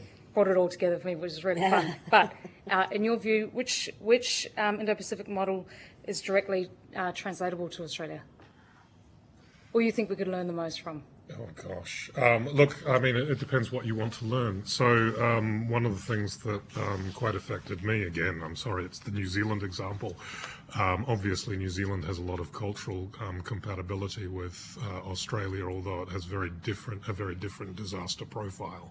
So that means that there are lessons that can be learned from New Zealand. One of the things that I thought was fascinating was how New Zealand actually looked at Fijian and other Pacific participants as able to inform and help them rather than just as aid recipients in the region. New Zealand has a close cooperation, of course, with the Pacific Islands, and the way that it views its cooperation in Fiji and other places is not only what we can provide in terms of assistance, but as adverse weather affects cities like Auckland, there are lessons that the response teams in Fiji and elsewhere can provide to New Zealand. And to our discussion before about getting that sort of celebrity following, I am reminded of the Fijian palm workers that got out to help during the floods a couple of years ago, that, all those beautiful videos that went viral of them singing while they were working. It was really, really beautiful. I think young people could get behind that. Yeah, and just quickly, if you want to add something, just quickly to the university, it would be the... Sorry. It would be empowering the kids. Like, this was the only... I've taken something out of cadets to say 15 and 16-year-olds lead a team of 10. That's what I want to see. I want them to own it. That's where I'm going. The adult sits over here just to make sure they've got all their training and just make sure they're safe. But that's where I'm coming from. Do you think that would be helpful? Like, I want them to grab hold of this and run with everything they can. I want them pretty much in charge within reason. Well, I think the development of leadership skills, again, particularly for young people who feel disempowered in the face of climate change and climate disasters, is it's not only then using them, but it's actually giving them a gift of having them feel that they're active citizens. I do want to revise my statement to Senator Collins, if I may. I think it's also worth, in terms of disaster preparation, which we don't often think about when we think about disasters, it's usually about response. I think one country that we really should focus on is Japan. They have a disaster preparation mentality that is unequaled, I think. Of course, it's because they have so many disasters that are so impactful. But I've been studying Japan for some 30 years or so, and it's only really since I've been involved with this scheme that it's come to my attention how incredibly central to the Japanese psyche and political development disaster is. A lot of the disasters that we have seen over the years have actually changed the way in which Japanese society operates, and you'll get a view of that reading some of the submissions. Sorry, and if can I just slightly qualify my response to Senator Lambie, that when we talk about the scale of some of the climate disasters that we're facing, while we would support training for youth leadership, just that there needs to be a really careful infrastructure of support around that. No, make sure there was welfare. There'd be welfare there. Yeah, I get that. And just cared for because of the levels of trauma that people can experience in the face of fires. Make sure there's counsellors on board. I've got you. Thank you. All right, well, we will need to leave things there. So thank you all very much for appearing as witnesses today. The committee would appreciate if responses to any questions on notice could be provided by 9 a.m. on Friday, the 10th of October 2025. Again, thank you so much. Thank you. We are now moving to our next panel of witnesses, and it is my pleasure to welcome representatives from the Climate Centre, Crisis Cleanup Australia and Blaze Aid Australia. So Blaze Aid Australia and the Climate Centre are appearing via teleconference, and we have Crisis Cleanup Australia at the table. Mr Tregellis is just taking his seat. So welcome to you and to our other witnesses. Mr Tregellis, I understand that information, and to the other witnesses, that information on parliamentary privilege and the protection of witnesses giving evidence to Senate committees has been provided to you. For the Hansard record, would you please state your full name and names and the capacity in which you appear today, starting with you, Mr Tregellis. So, Mark Tregellis, and I'm the founder of Crisis Cleanup Australia. Thank you, Mr Tregellis. Now to the Climate Centre. Yes, my name is Ben Goodsell. I'm the Director, Founder and Principal Scientist of the Climate Centre. Thank you so much, Mr Goodsell. And to Blaze Aid Australia. Yes, thank you. Melissa Jones, CEO of Blaze Aid. Thank you so much, Ms Jones. I'm going to ask each organisation to provide a brief opening statement before we go to questions. Mr Tregellis, do you have an opening statement? I do, thank you. Chair, members of the committee, thank you for the opportunity to speak today. My submission is on behalf of Crisis Cleanup Australia. It's a whole of community collaborative disaster work order management platform. Simply put, Crisis Cleanup helps volunteers help more people better. The website and app improves coordination, reduces duplication and enhances both the volunteer and the survivor experience. Crisis Cleanup works best when many organisations with many volunteers are helping a lot of survivors across a large area all at the same time. Instead of traumatised survivors making dozens of phone calls to ask for help, one platform allows organisations to contact them directly, see what others are doing and avoid duplication. Survivors can even manage their own case through the app, uploading photos, requesting extra help or closing requests themselves. Globally, The platform has been used in over 300 disasters across 6 countries, coordinating more than 600,000 volunteers through 3,500 plus organisations. It's fully customisable for bushfires, floods or cyclones, and includes tools like a social vulnerability index slider to prioritise the most at-risk communities. A decentralised call centre allows volunteers to take calls remotely, which proved especially valuable during pandemic lockdowns and can scale up rapidly during major disasters. In Australia, the platform complies fully with privacy legislation, runs on Australian servers and collects minimal personal data.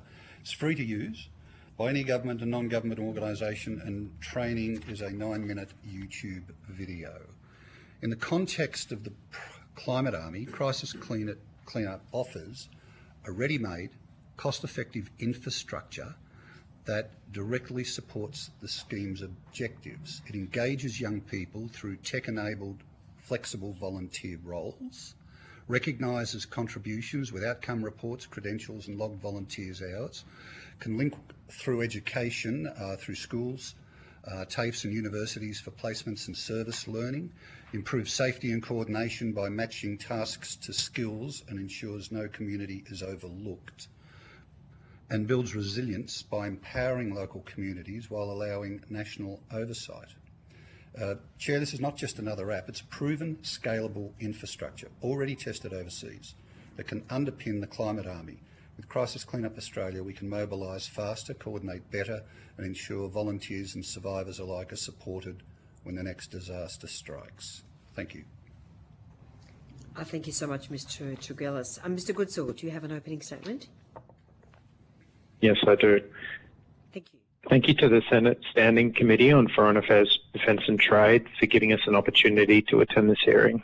The Climate Centre is a volunteer-run, charitable, not-for-profit focused on building bridges of information between different stakeholders, including researchers, policymakers and communities. We run volunteer programs focused on research, analysis and advocacy, as well as understanding the impacts on volunteers, particularly with respect to their ability to volunteer, the impact on their mental health and well-being, and how they perceive climate change as an issue.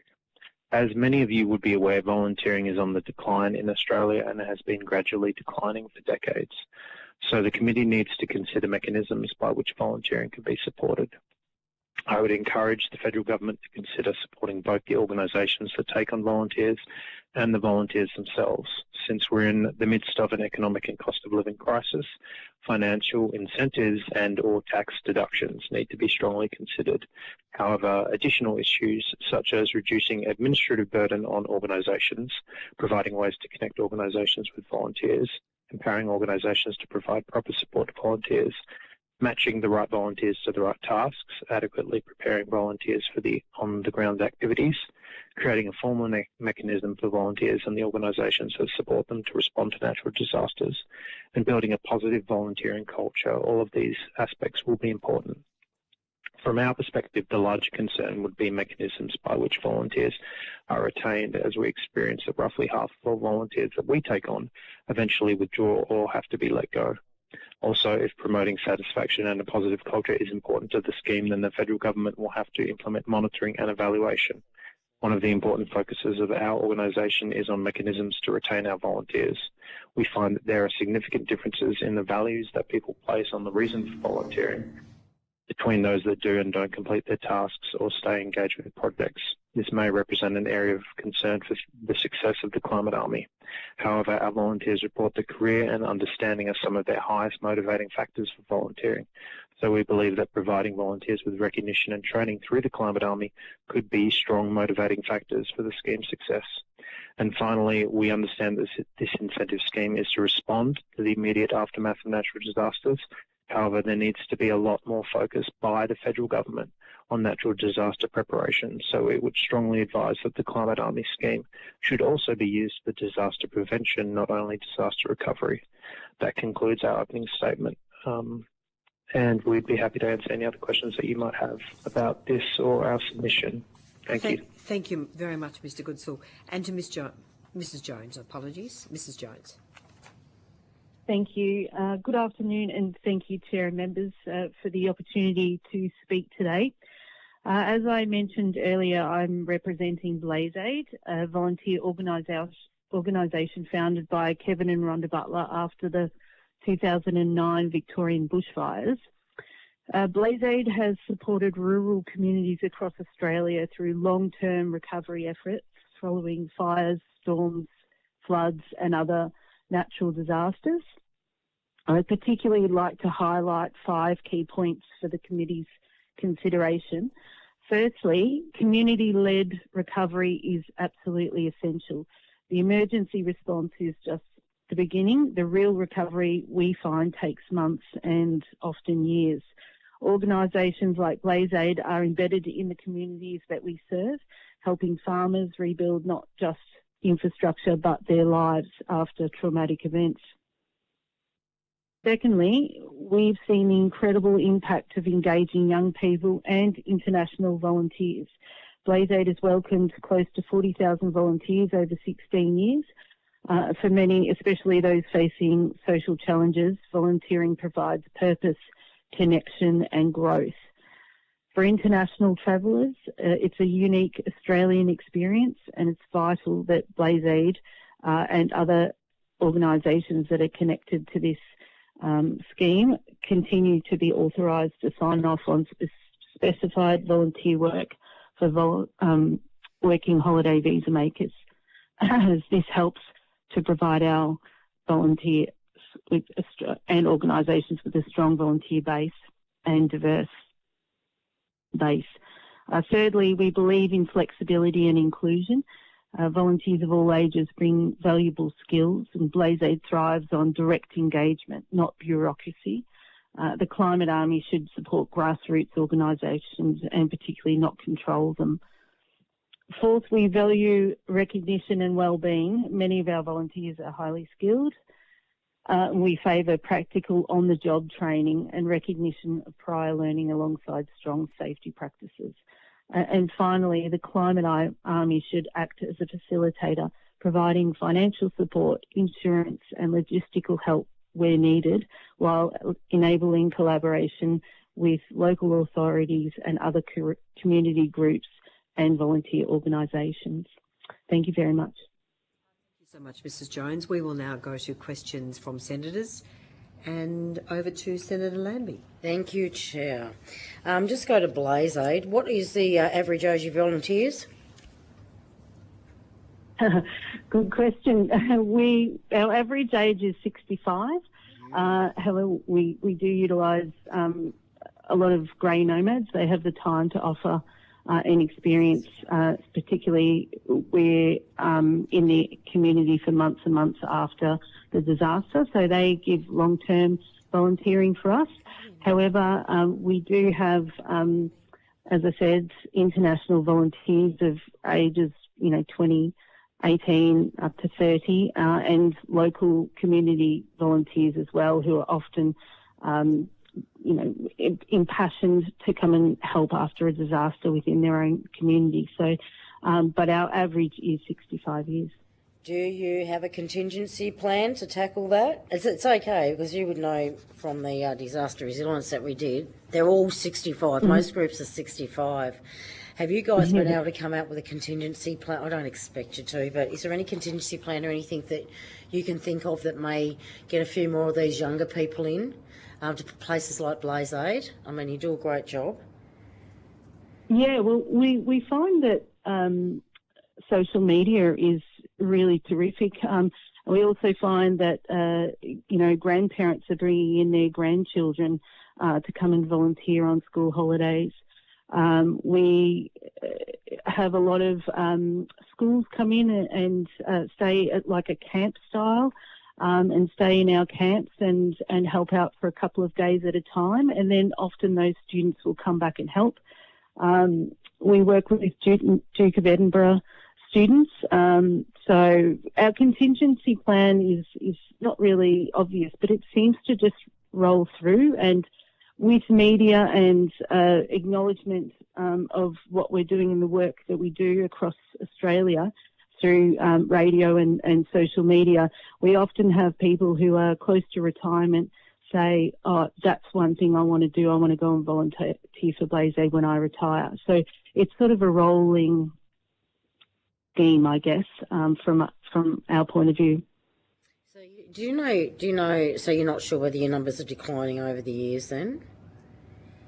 They definitely declined after COVID. We struggled to get numbers up.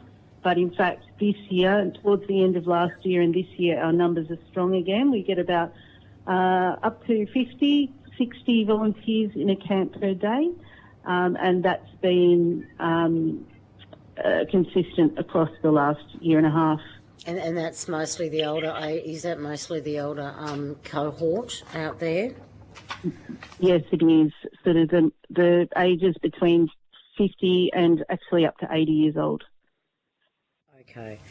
All right. Thank you very much. Mr. Tralagas, is that how you pronounce it? Jeez, I'm not doing well today. Sorry. What are the biggest barriers that you're finding that are limited to the wider adoption of the digital volunteer management tools in Australia? Well, for the moment, for Crisis Cleanup Australia, it's simply funding. Unfortunately, everything went back. I've worked out that if it's done privately, the whole of Australia could be covered for about $300,000 a year. That includes putting up YouTube videos, organising. You need a coder here, because if the system is used Australia-wide, at some point it will break. And I can't be phoning up the guys in the States at 3 o'clock in the morning saying, can you log on and fix this? All systems at some point will break, whether it's apps or something. It's difficult. So that is our biggest issue. The other issue is it's very difficult to get people to use the system. And the reason is that every organisation that helps at a disaster, they work out their framework, what they're going to do, how they're going to do, and then they've got to have some way of organising their own volunteers. So they spend tens of thousands of dollars on their own system to organise volunteers, and it works for them, so why should they change? But the problem is it affects survivors on the ground. Survivors on the ground have to call multiple agencies multiple times to try and assist help. Blaze Aid is a fantastic community. It works well, but in the 2016 Goolgook fires, one of the farmers had 4 fencing contractors roll up to his farm on the same day because they were not able to see a system whereby they could see who else was there helping. Okay. And the only other system that does that really is Crisis Cleanup. Getting young, and I know your issue is young people involved. My spin on that is there were 3 systems for volunteerism that came out in America. The first one were the volunteer registries. They were fantastic if you wanted to get rid of volunteers. Everyone would sign up on a national database, complete disaster, 97% of people were never called back. Yeah, right. Then you had the AmeriCorps. That worked really well. They were people who were trained, certified, but there was a cost involved whereby there was a stipend that came over to people that came in here. And that was working really well. A lot of people wanted to get into it, but unfortunately Mr. Musk fired everyone. The third one was the CERT teams, which were the Community Emergency Response Teams. So these were local community disaster trained people. They weren't really used either in the States because even though we're trained, we can use a chainsaw, we've got our working with children's checks, we're all great. No one has the time to train them in the system that they use because they're too busy trying to organise. Getting the volunteers together is great. If you want to, young people today are still passionate about volunteering. They really are. Yeah, no. They just do it differently. Just look at the pro-Palestinian marches and the young people that get into that. They're really passionate. They really want to do it, but they need a system that they can do it. Gen Z has, they're the first of the internet generation, so they really want to do it. If you want to change a culture amongst the young people today, then make volunteerism a compulsory subject in school. Thank you. you don't volunteer. Not the aim of attending a pro-Palestinian march, which might give rise to all sorts of serious issues. I have to just add, Mr. Tregellis. Sorry, I should have made that thing. But if you want to volunteer, if you want to graduate, then you volunteer. The problem is you can't change the current syllabus that is taught to kids because it's too much, it's too full. And today, talking to teachers among this, everyone says that teaching today, especially in secondary, is very much based on the individual. It's personal learning plans. It's how can they be done with stuff, not the community as a whole.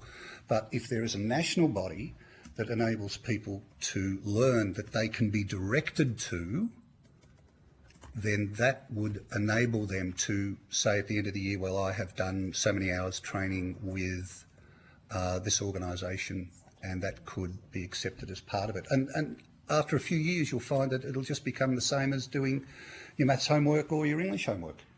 Volunteering is what we do. Okay.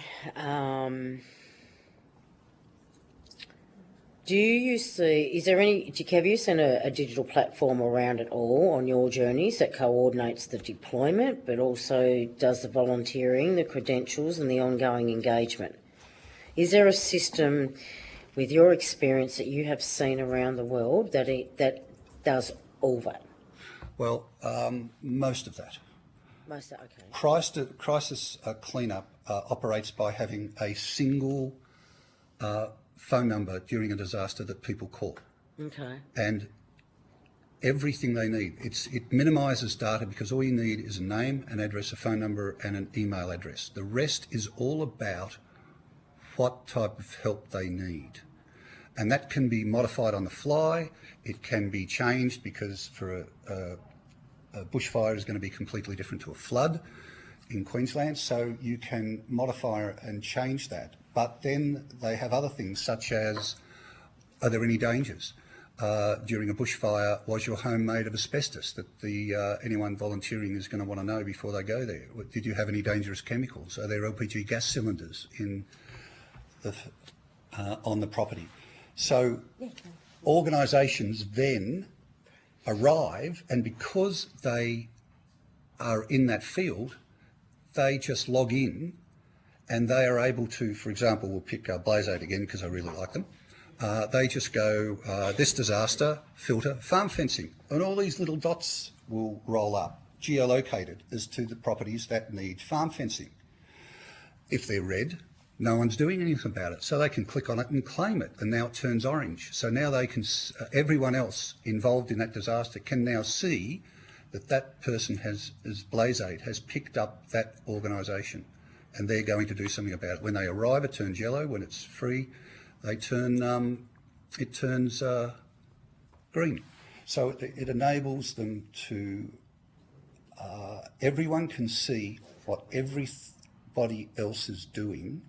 That enables them to avoid duplication, and if people are worried about what they're doing, then they can just log on and have a look at a version of it that doesn't allow people's names or addresses to come up, so they can see just how many people are being helped. It really allows the survivors and the volunteers to be able to say, for example, Crisis Cleanup has a virtual call centre. Now that's great because someone can knock off from a shift work, come home, log on and start taking calls for people. And they can only do that. No one's telling them how many hours to work. They just do their hours and finish. But it's kind of lonely when you're there. So we've got a built-in chat function. So if somebody asks a question that's really weird, they can just go off to the side. It's all tech-based, which young kids today love. Yeah. They can get into it and they can say, we really need to do this. But also, how are they thanked? Well, at the end of the week, they will get an email sent to them that says, you have helped so many people today. Thank you very much for your contribution. Please do it. And all of that is logged. Heads of organisations can download all the data because when someone arrives, they can say, okay, then we've done all this. They can take photos of it that they've done. The person can sign off on the app. And when they come away, they can say that's great, but that data, how many hours worked, how many volunteers worked, can all be downloaded so that when they want to go to get funding from grants, they're able to do that. So it's free, it's open source, and it has to remain free, really. That's the only thing I want. My problem is, it's basically just me. I really do need some help, and I believe that federally is the way to go, because if the federal government allows this to be used for the whole of Australia, then councils would be able to use it when a disaster strikes. All they need to do is log onto a phone call and start the system, and the system is easy training. 10 minutes for volunteers, about 12 minutes for call takers. It's super simple. Thanks, Mr. Tregellis. Sorry. I will now move to Senator Ghosh. Thank you, Chair. Questions. Mr. Tregellis, can I ask, how do you monitor or authorise the service providers, the volunteers who can utilise the platform? So it's not individuals, it's organisations. Okay. So what you're looking at, it's not designed for individual people to do it. But if local kids join any of their local clubs, Lions, Rotary, Apex, RSL, doesn't matter, then you'll find if they're young and they know how to use the system, they'll be able to run into it. So, but in your fence contractor example from before, is it the local contractor or the local company that says we're happy to come and help out, or is that still effectively under the auspice of a body or an organisation? An organisation. Okay. You can't have it individual. If you have someone who's an individual, then there's the possibility of dodgy stuff happening. I want to help someone. I've now got access to names and addresses of people with 12 homes that are burnt down, and I'm going to send them letters because I'm a builder. You can't have that. It's got to be organisations that are active in disasters, that work in that system. What are the things that haven't worked well in the system so far? Or if we're rolling this out nationally, hypothetically speaking, yep, what are the things that would need to be improved or that have caused you particular challenges in the rollout of this at a smaller level? Okay, so up until recently when I lost my funding, it was up on Australian servers and it was working. I had I was able to show people, and I chose Canberra as the disaster zone, how it actually worked. However, there's a couple of things in it that haven't been implemented.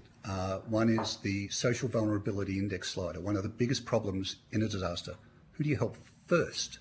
Guys in the States worked out that if you took publicly available census data, you could do a slider where you press it, go across, dots, jobs would line off until you are left with just a few, and they're the people you help first.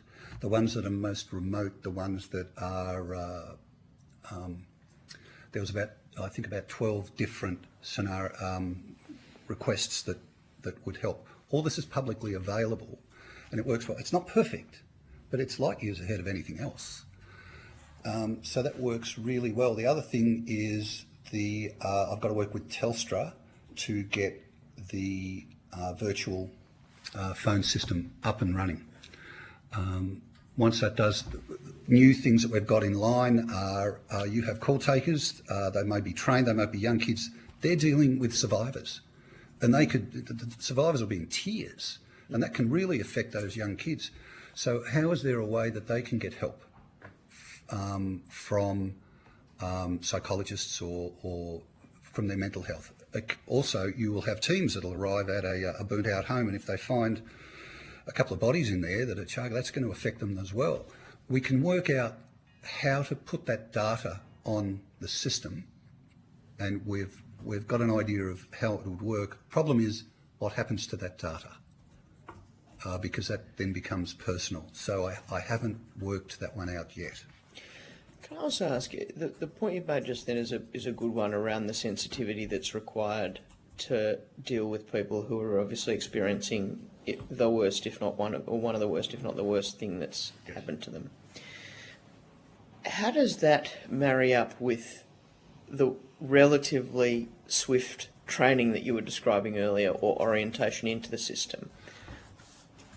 The training, or the very quick training, is normally done through teams that are working in there. So teams such as Disaster Relief Australia, Thriving Communities Australia, Red Cross, St Vincent's de Paul, Salvos, Anglicare, Catholic Care, Uniting Church, Wires, CVA, RSPCA, Give It, Smith Family, all those crews could use it. They're already basically trained. They're just finding who to help and where to help.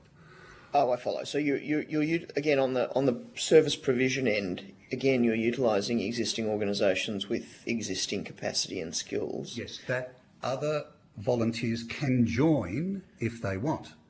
Okay. If you have an RSL with some relatively elderly people in there, and you get a 16-year-old coming in saying, "I know how to use crisis cleanup," oh, you're front and centre, son. Show me. Okay. No, I think I understand that. And to BlazeAid, in terms of regional and rural volunteer recruitment, there was an observation made earlier by one of the witnesses today around some of the challenges and perhaps a trend towards reducing numbers of volunteers in regional and rural Australia. Are you able to comment on whether you're seeing that trend as well? And if so, what, if anything, has worked to engage more volunteers in regional and rural Australia? Yes, thank you, Senator. I haven't seen that in our organisation, apart from, as I mentioned earlier, after COVID. We find that the people who come and volunteer with BlazeAid, most of them are rural people. However, and some of them are city, but to be honest, we're well known in country areas and in rural Australia, not so much in big cities. Love to change that, but it's just the focus, of what we do. We help in rural areas. We do primarily fencing for farmers. So it's sort of targeted to that sort of genre, I guess, from our point of view. And no, I cannot say that we've had a drop in numbers. In fact, our numbers have increased over the last couple of years. BlazeAid is very attractive to a lot of people. Our camps are like a family. We've had, you go out, you work shoulder to shoulder with the person who's been affected. The same team goes out each day until the job's done, and they build relationships, not only with the people that they're helping, but with the team that they're in and the group of volunteers that are back at the camp. So they'll come in, have, morning muster where we talk about safety and a little bit of understanding about where they might be heading for that day. And then they go out, do the work, come home, back to camp. They sit around the campfire. They get fed a beautiful meal. They eat with people who are like-minded and make friends for life. So it's this idea of culture and family and really treasuring the volunteers that come. And you'll in fact hear them all say that they get more out of it than they give. And I guess that's the culture that we try and build in BlazeAid. Thank you. Thank you, Chair. Thank you so much, Senator Ghosh. Senator Collins. Thank you so much, Chair. I just wanted to continue with Mrs. Jones, please.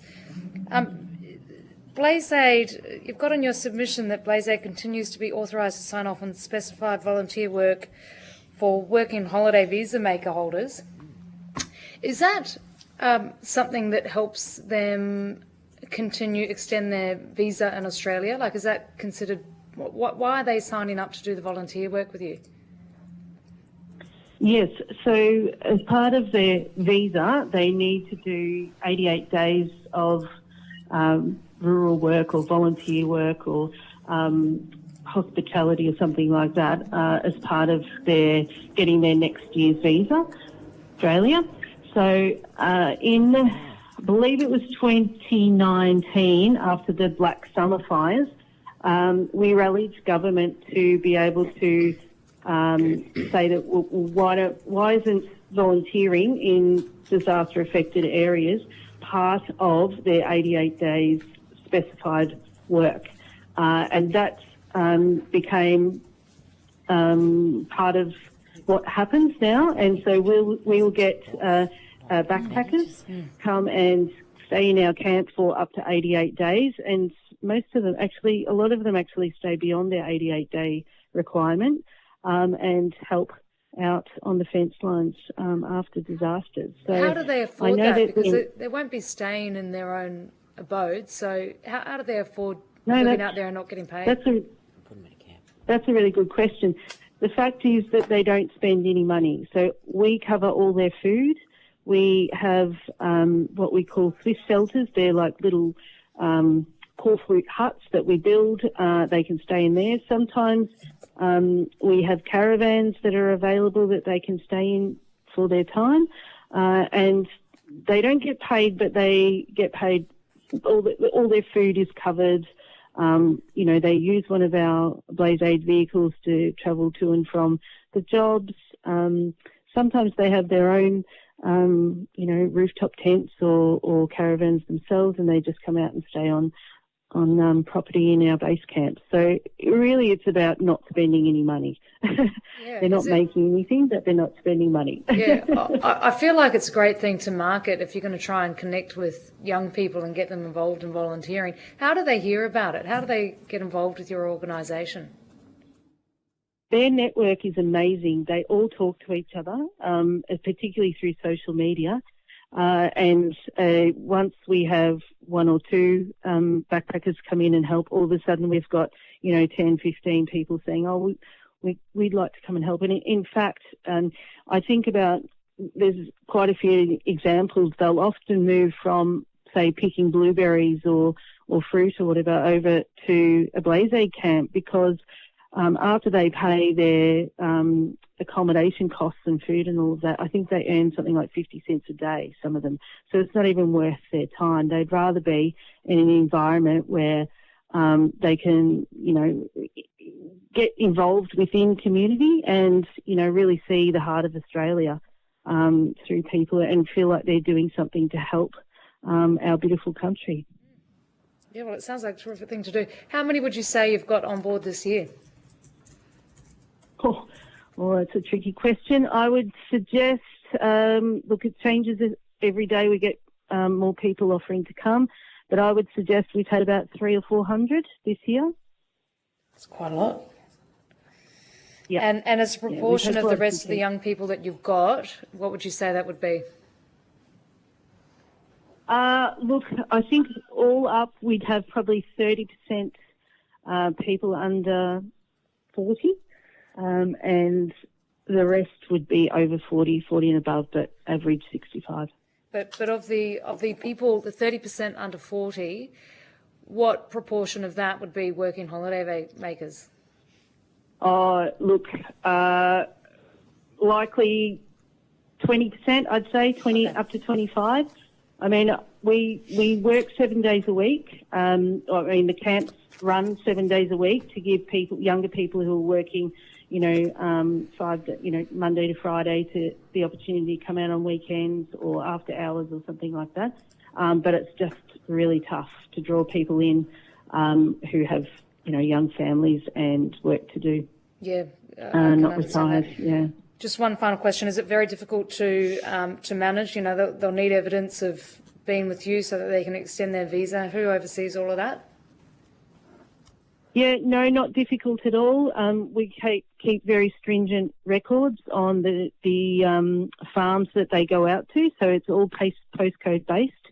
And so let's talk about, for example, the Grampians region where there was a big fire earlier this year. That's on the postcode list, so we make sure that the farms that they're sent out to do the recovery work are within that postcode and affected by that particular disaster. So it's, really, and we just count the days that they work, the hours that they work, and it's really quite easy. Thank you, Mrs. Jones. Sounds like a great program to promote. Thank you. I've now got a couple of questions. Mr.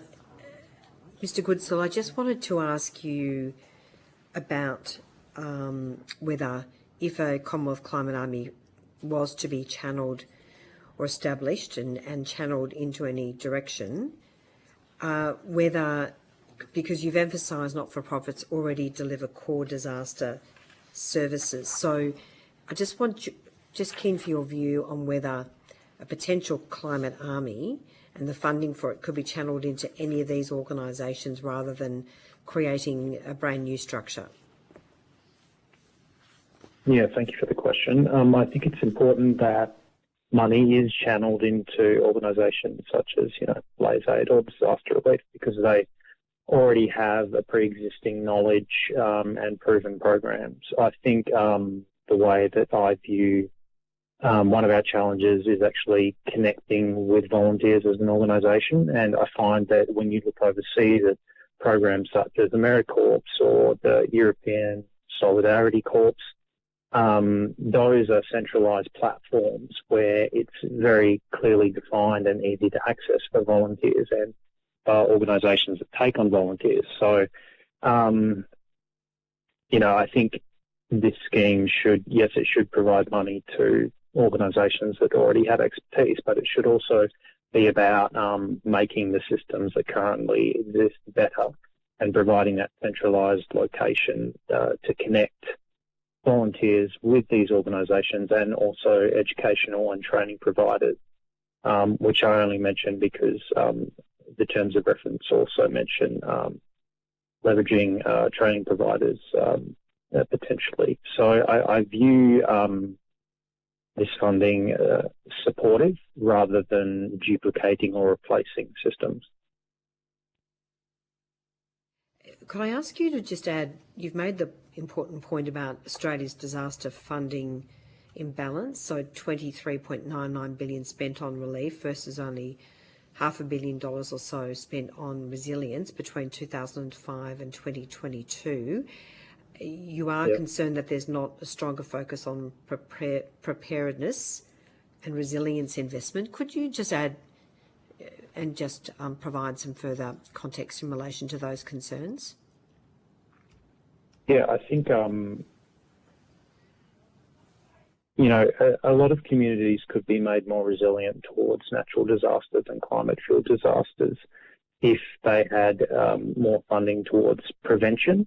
And I think especially when you bring in this idea of, relying on the youth, one of the questions that, the youth will often have is, okay, why are we just responding to everything and why aren't we being more proactive? So if you're going to ignore preventative tasks, it doesn't really make much sense. A lot of communities will be better prepared if there's funding and mechanisms to actually enable that. And I think it's just a real blind spot. And I think embedding that in the climate army, if you're going to be relying and engaging young people, will just overall improve their satisfaction and their core belief in the scheme. So I think that's really important. I understand that it might not be, what will happen, but I think at some point it needs to be considered. Thank you so much. And that brings to an end our time for this panel. I want to thank all witnesses for your time and for providing your submissions and all the effort that you have gone into and, of course, giving evidence today. If you could provide responses to any questions on notice by 9 a.m. on Friday the 10th of October. Mr Goodsall, if you could please disconnect from the teleconference along with, of course, Mrs Jones. And thank you so much again for your time. I didn't get a chance to say, sorry, just quickly. Mr Trugellis, we are going to have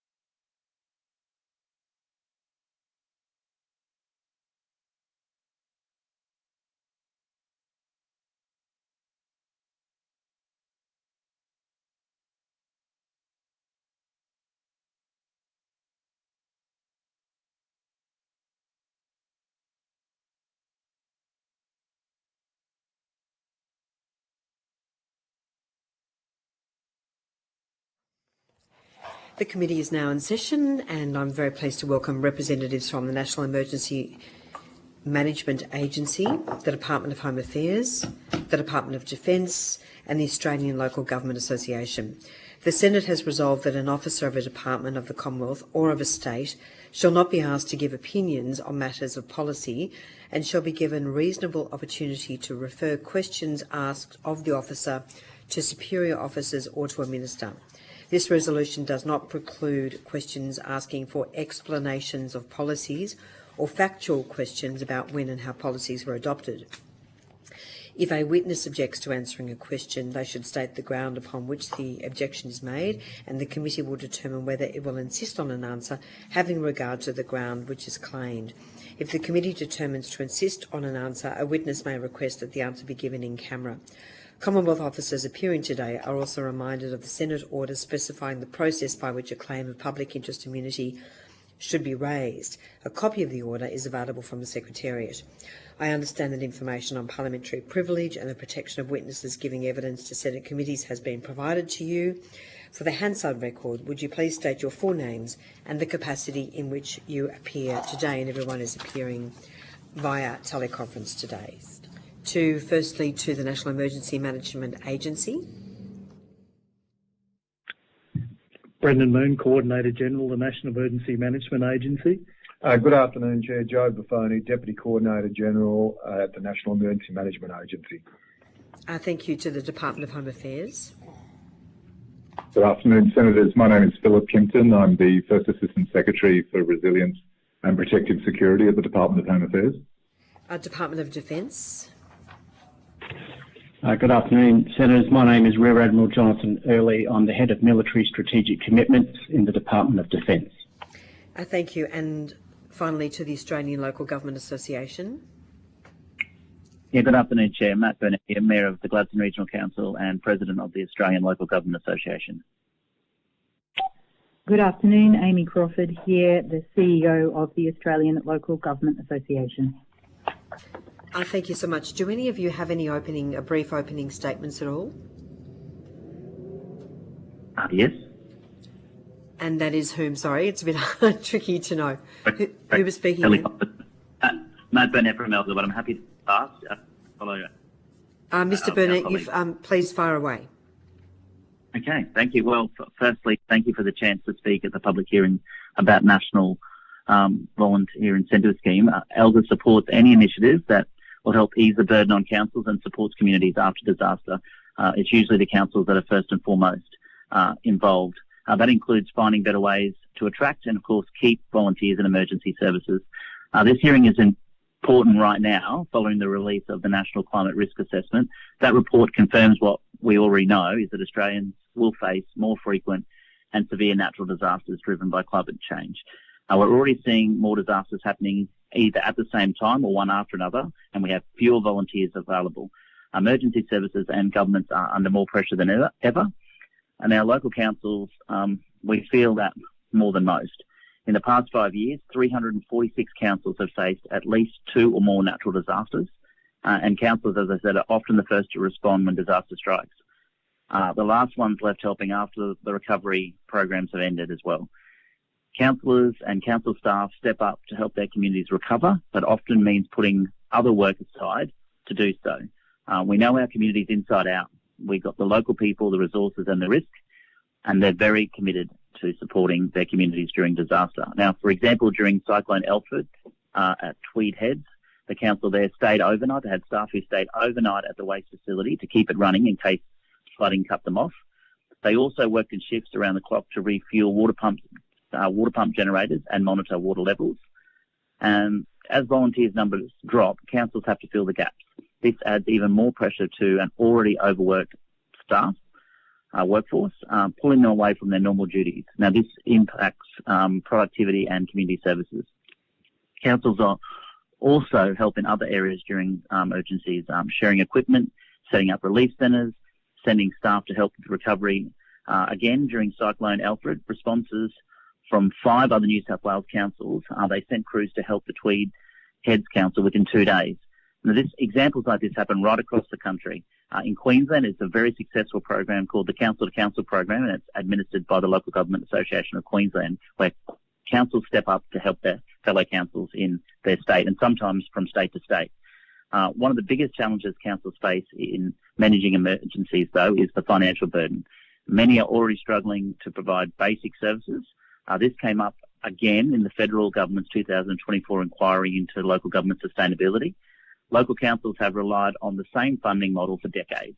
They have to raise over 80% of their own income, and for nearly 1 in 4 councils, untied federal assistance grants, FA grants, make up at least 20% of their budget. The value of those grants has dropped over time from 1% of Commonwealth taxation revenue in 1996 to just 0.5% now. So the remainder of those funding for councils is sourced from other state and federal government grants. Now, they're competitive grants, so by their nature, councils have to apply for them, and it's very difficult for many small councils to be successful in securing those grants, especially, like I said, the smaller and more remote councils. The financial constraints on councils means that responding to and recovering from disasters is seeing local government stretched further and further. We absolutely welcome this inquiry, but we want to make sure that any new arrangements be considered in conjunction with the work being undertaken in the National Seniors Forum, such as the National Emergency Management Ministers Meeting, the NEM, and we also ask that in considering any recommendations that the needs of local government are front of mind and that any new arrangements first undergo consultation with councils. Thank you. Any other opening statements from any other witness? There being no other opening statements, I will hand the call firstly to Senator Lambie.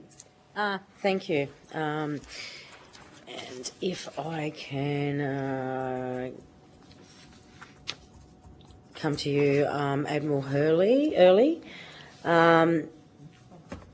Your cadets, the cadets in the military, I'm not sure if you've got what we're trying to do here, but I'm trying to do a youth coalition of these guys for climate response. Can you talk about the cadets at all, or is that not in your area? Hi, Senator. Thank you for the question. I'll say up front that cadets are a specific area, but I know some broad points about the scheme that we operate both in Navy, Army and Air Force.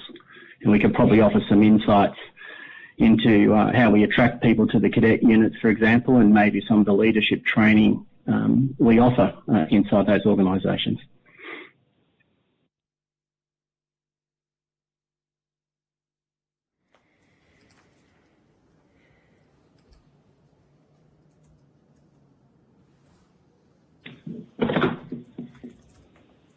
Rear Admiral, are you able to hear us okay? I can hear you now. I'm not sure if you got me. So Senator Lambie asked, do you have any statistics as to numbers of cadets? Thank you, Chair. No, I don't have any statistics at hand. Okay, I'll just leave that, thanks. I just want to come to the National Emergency Management Agency. Given the steady decline in volunteer numbers, what lessons has the National Emergency Management Agency drawn about why Australians are leaving, and how could incentives reverse this trend? Thank you very much. It's Brendan Moon from the National Emergency Management Agency, supported by Mr Joe Buffoni, the Deputy Coordinator General, as well. Senator, what we've seen in the last 3 years, since actually the establishment of the National Emergency Management Agency, there has been over 170 events of a natural hazard, from a natural hazard perspective, that have impacted nearly 2 out of 3 councils throughout Australia. We recognise that core to our ability to support and coordinate both response and recovery, volunteers represent a critical workforce in the community, and also the not-for-profit sectors to support those communities impacted by disasters. But one of the core lessons that we have learnt is that we are made up of many, many diverse communities throughout the nation. We get the best results when it is a locally led response and also recovery. However, that capacity can be exhausted very, very quickly. And that is why this inquiry is such an important moment for us in developing that scalable capacity in the face of our changing climate to develop that capacity to respond and recover, no matter what type of event and where it is in Australia. We've currently got two key lines of effort that the agency is undertaking, Senator. One which you would be well aware of is we are working very, very closely with Disaster Relief Australia and have been since December 2024 in delivering on a $38.3 million grant program over 4 years to support additional volunteering capacity within the return services community as well. We also, through our engagement with the states, bearing in mind they have constitutional responsibility in this space, we have also am working through the Australian-New Zealand Emergency Management Committee. By way of background, Senators, this committee consists of all the Chief Commissioners and also CEOs of the emergency response and recovery agencies throughout Australia. And recognising that in each of the jurisdictions, it is quite a different approach in terms of the use and the incorporation of volunteers. Sorry, may I cut you off? With all due respect, I just want to know what you're doing about the volunteerism. Do you have it? I mean, it's a little out of hock here. So are you doing anything about young people, like teenagers? Is there anything coming up on your agenda to address? Are you specifically addressing volunteerism and the decline of it in this country and where you need them? So Senator, we are, and that's through NZEMC, through the Australian Emergency Management Committee, and we are working with all the states on the development of a national emergency volunteering strategy, which is bringing to the table all of the agencies, not-for-profits and also the non-government organisations to actually work on priority areas to develop a national strategy in this space, which will include youth as well, Senator. Mm-hmm. And you've been doing that for how long now, and how much longer do you anticipate this will go on for before you actually get to the problem solved, before you actually solve the problem? So Senator, the first forum was undertaken on the 11th of August, being led by New South Wales, supported by the Commonwealth, and chaired by the CEO of the Australian Red Cross Committee as well. And we expect that they will report back to the Australian New Zealand Emergency Management Committee in the first quarter of 2026. Okay. I'm sorry, so how many people are involved in that?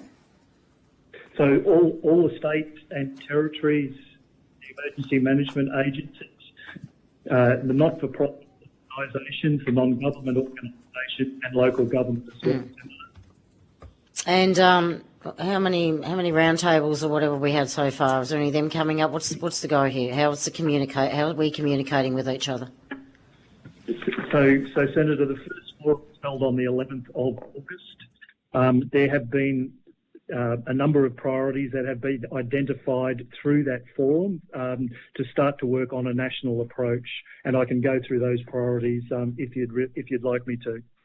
Thank you to do that, but do you think you can provide a copy of those priorities to the committee, please? Absolutely, Senator. Thank you. And what national standards, such as training, safety insurance, are you looking at all this for when you're looking at volunteers and welfare, their social wellbeing, that sort of stuff? It's got to come as one package. What does that look like in your world? So the forum has initially identified 6 priorities, Senator. The training, administration and compliance. So that's about the establishment of consistent training standards across the nation. Insurance for volunteers, incentives and financial support, eligibility of existing grant programs and insurance for informal volunteers, developing a surge capability, which goes to your earlier question around developing that youth component, and also the last one is recognition through honours and awards for the volunteer community. Right, thank you. And I just have a couple of questions for Australian Local Government Association. Thank you, Senator. Thank you. Okay. What are local councils around Australia doing about volunteers? Or that's not part of your job? Well, it technically is, but everything's part of it. So that's the joy of being on local council. We often, look after things that are not our responsibility, and volunteering is very important. I can give you an example in Gladstone. We're working with an organisation called Not For Profit House, and they've got a portal where they connect volunteers up. So if you get bored and you log on to the Not For Profit House volunteer portal, people can log on to there and have a look at how they can get involved, because people want to volunteer for different things. And I know what you're specifically talking about potentially with natural disasters, but other volunteers might want to be involved in. We've got some options here. I've clicked on the portal. It says marketing and social media support for the Port Curtis District Scouts, or animal carers, foster carers for the Gladstone Paws. But in terms of volunteering for natural disasters, the best way I feel is for us to encourage people to join the local SES. That's in Queensland. Now, other states might be different. But for us, our local disaster management group manage a disaster. And now sitting around the table, we have police, ambulance, fire, and of course the SES and other agencies join as needed. But the SES are generally the ones that get out on the ground and help, move trees that are down, or put tarps on roofs if it's flooding or raining rather, and just generally get out and about and help. I understand that, but the SES is not exactly growing in numbers, so that should be a concern for you councils. Yeah. Absolutely is. And so what are you doing to drive young people into this sort of stuff, if that's what you're doing? And if that one council out of 537 councils across Australia, what are the rest of them doing? Well, doing the best they can. Obviously, as you know, declining numbers are there, and that's why we're working with the state. And as Brendan Moon just said, it's a national issue, which is the reason I have no doubt this Senate inquiry is happening, and why we're happy to be part of it. Any way we can encourage people to volunteer more, the better. Even getting young people to volunteer to coach the football team is hard enough. Getting them to volunteer to be potentially part of a mud army might be even harder. So, we do whatever we can with our limited resources. I don't want to harp back onto funding. Funding is always important for us, but we definitely want to get out there and support volunteerism. As I said, for our council, that's one example in Gladstone, but I know it's happening right across the state.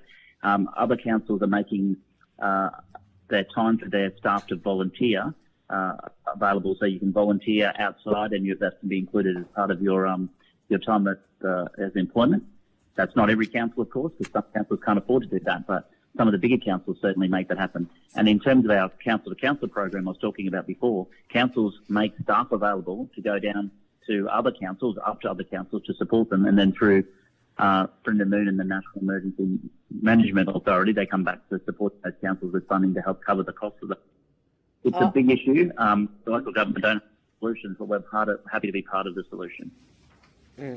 Okay. Thank you very much. I'll pass on the call. Thank you, Chair. Thank you very much, Senator Lambie. Look, I've just got some questions. Senator Henderson here. Firstly, to Rear Admiral Early, can I just understand what are the disaster response gaps, and is the Defence Force the appropriate stopgap, if you like, when it comes to disaster response? I know significant concerns have been raised by Defence. Could you just please add to those concerns? Thank you, Chair. I guess I'd start by saying I echo some of the comments made by other witnesses to this committee thus far in terms of what those gaps are. I guess from a defence perspective, the Australian Defence Force always stands ready to support its community. But the frictions we've had recently, or in the last couple of years, has been, I guess, the scale and the severity of some of the incidents we've had to deal with. I think and I'd like to think that the committee would be aware of some of the impacts that it's had on our core mission set, which is defending the interests of Australia. To be specific on exact capabilities, I'm probably not best placed to provide that advice. NEMA being the central agency that co-awards, they provide us with the specific requests, and I guess in recent experience those assets have been typically rotary wing assets and I guess heavy vehicle, heavy machinery to clear roads and so forth. So you're not able to provide further evidence about where Defence sees those response gaps and why there is unacceptable pressure on the Australian Defence Force when it comes to responding to disasters? I think, like I said, Chair, I think NEMA might be better. We have a clearer response in terms of the capabilities they request. We operate and respond. Sure, no, I understand that, but I'm asking from the perspective of the Australian Defence Force. What are your concerns? And you're saying you're saying that the risk is that by draining your resources, you're not able to focus on your primary responsibility, which is the protection of Australia's national security. So where are the big pressure points, Rear Admiral? The pressure points occur in our force generation.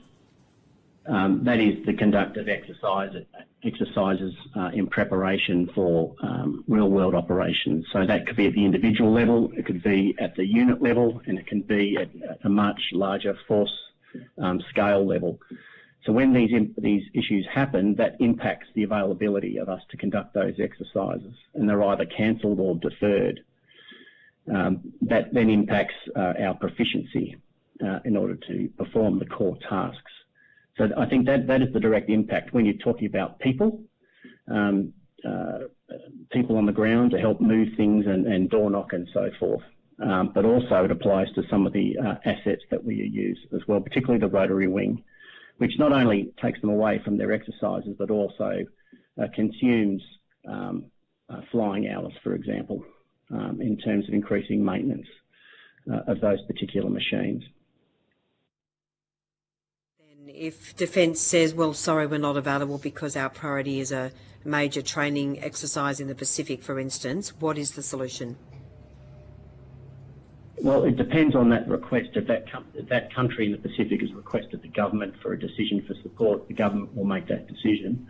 We'll provide options to government and the indicative risk of what that may mean should they decide for us to go and support that particular country in the Pacific, with reference to the example that you've offered. No, what I mean is if Defence is tied up with training exercises, no matter where they are, might be in Australia, might be offshore, then what's the solution if a disaster hits this country and whether it's Navy or Army, if they say, look, our priority is the national security of our country, these training exercises that we're currently committed to are very important. What then are the solutions if Defence personnel are not made available? Okay, I understand the intent of your question there, Chair. It depends on the severity and the complexity and whether or not the state and federal resources applied thus far have been exhausted.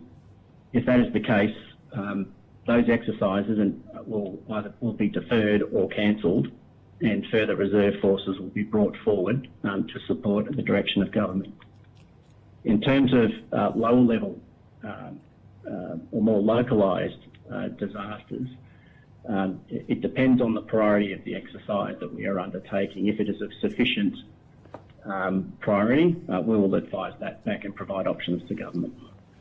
Rear Admiral, I remember those dramatic scenes in Malakuta on the beach in January 2020 when fires forced about 4,000 local residents and campers onto the beach. And eventually the Navy came in and conducted a major evacuation exercise from the beaches at Malakuta.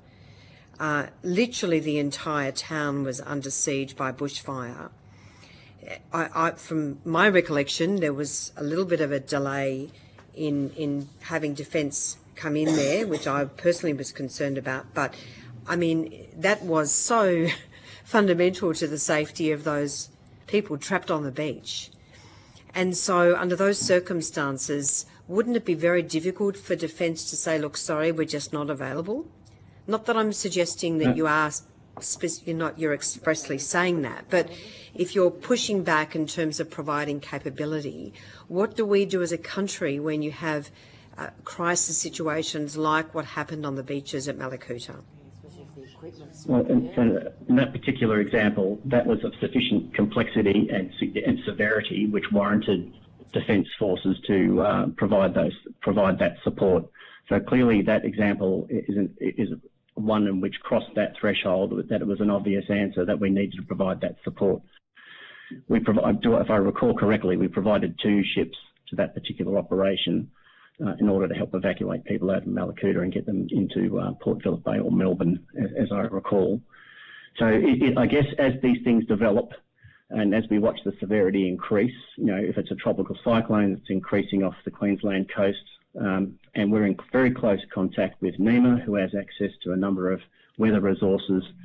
As it increases in severity, we constantly readjust our preparedness in order, in anticipation, should that particular weather event materialise, and we have sufficient forces to be apportioned to support as required, subject to the request of the states and territories.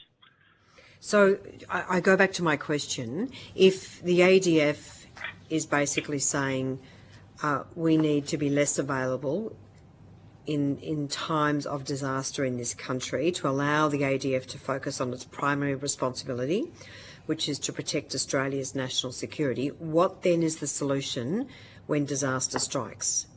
Because there will be disaster response gaps that will have to be filled.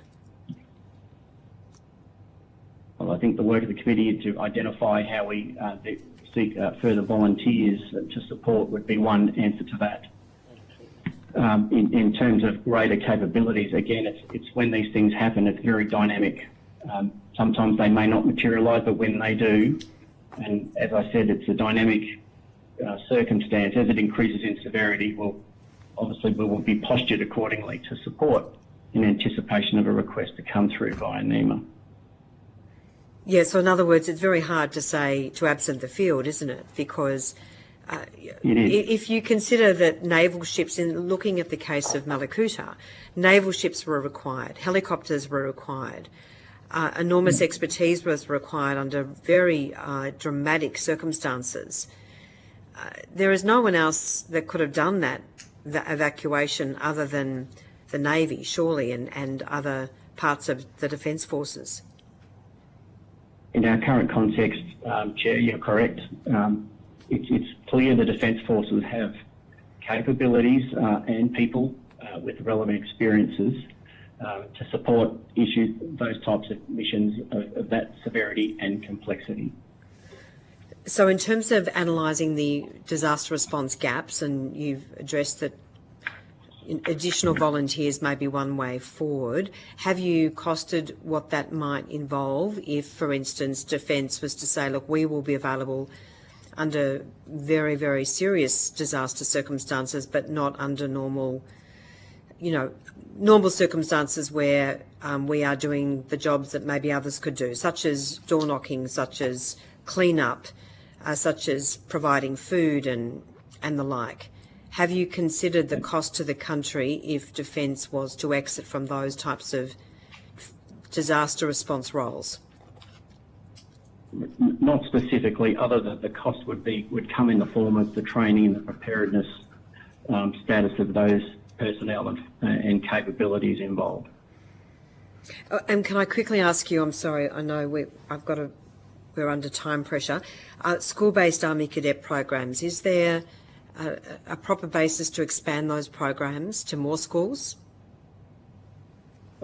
Chair, I'm not the subject matter expert on the cadet programs. I'd have to take that on notice. I know it is fairly widespread across all 3 services around the country.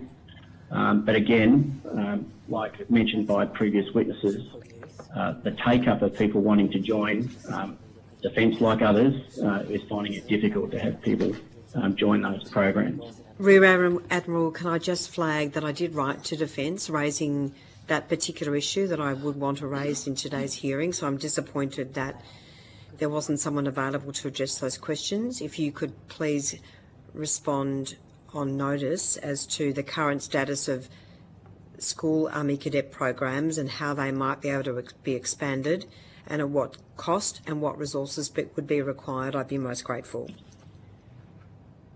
Yes, Chair, I will respond. Thank you. I'm now going to move quickly to Senator Ghosh, who has some questions as well. Thank you. My questions are to Mr Moon and Mr Buffoni. I'd just like to ask for an update in terms of how the investment of $38 million in the Disaster Relief Australia to upscale their operations and capacity has gone from your perspective. And as part of that answer, if you're able to outline where the DRA fits in the emergency management arrangements nationally and its interactions with NEMA as well. Thanks, Senator. Joe Buffoni, General at NEMA. So, Senator, as you said, $38.1 million into Disaster Relief Australia. As you're aware, Disaster Relief Australia is a veteran-led organisation that is a not-for-profit organisation. It does a range of different activities. Specific to this investment, it was focused on upscaling their organisational capability and their volunteering capability so that they could respond to disasters both locally, at the state level and nationally. Since they received the grant, and we are very focused on working with DRA on building this capability, they have actually increased their volunteer numbers from 2,236 to 6,326. So they have increased their numbers to 4,090, which strengthens their position in particular for the higher risk weather season. They are continuing to meet their uplift milestones, which will be completed by March 2026 at the moment, and then their grant funding is finalised on the 7th of September 2026. In relation to your question, and in relation to that, Senator, they have been deployed on multiple occasions across the country, both from direct engagement with local government, direct engagement with state government, but also deployed by the Australian government, so deployed as an alternative to defence on a number of occasions. And I can quickly touch on those if you may.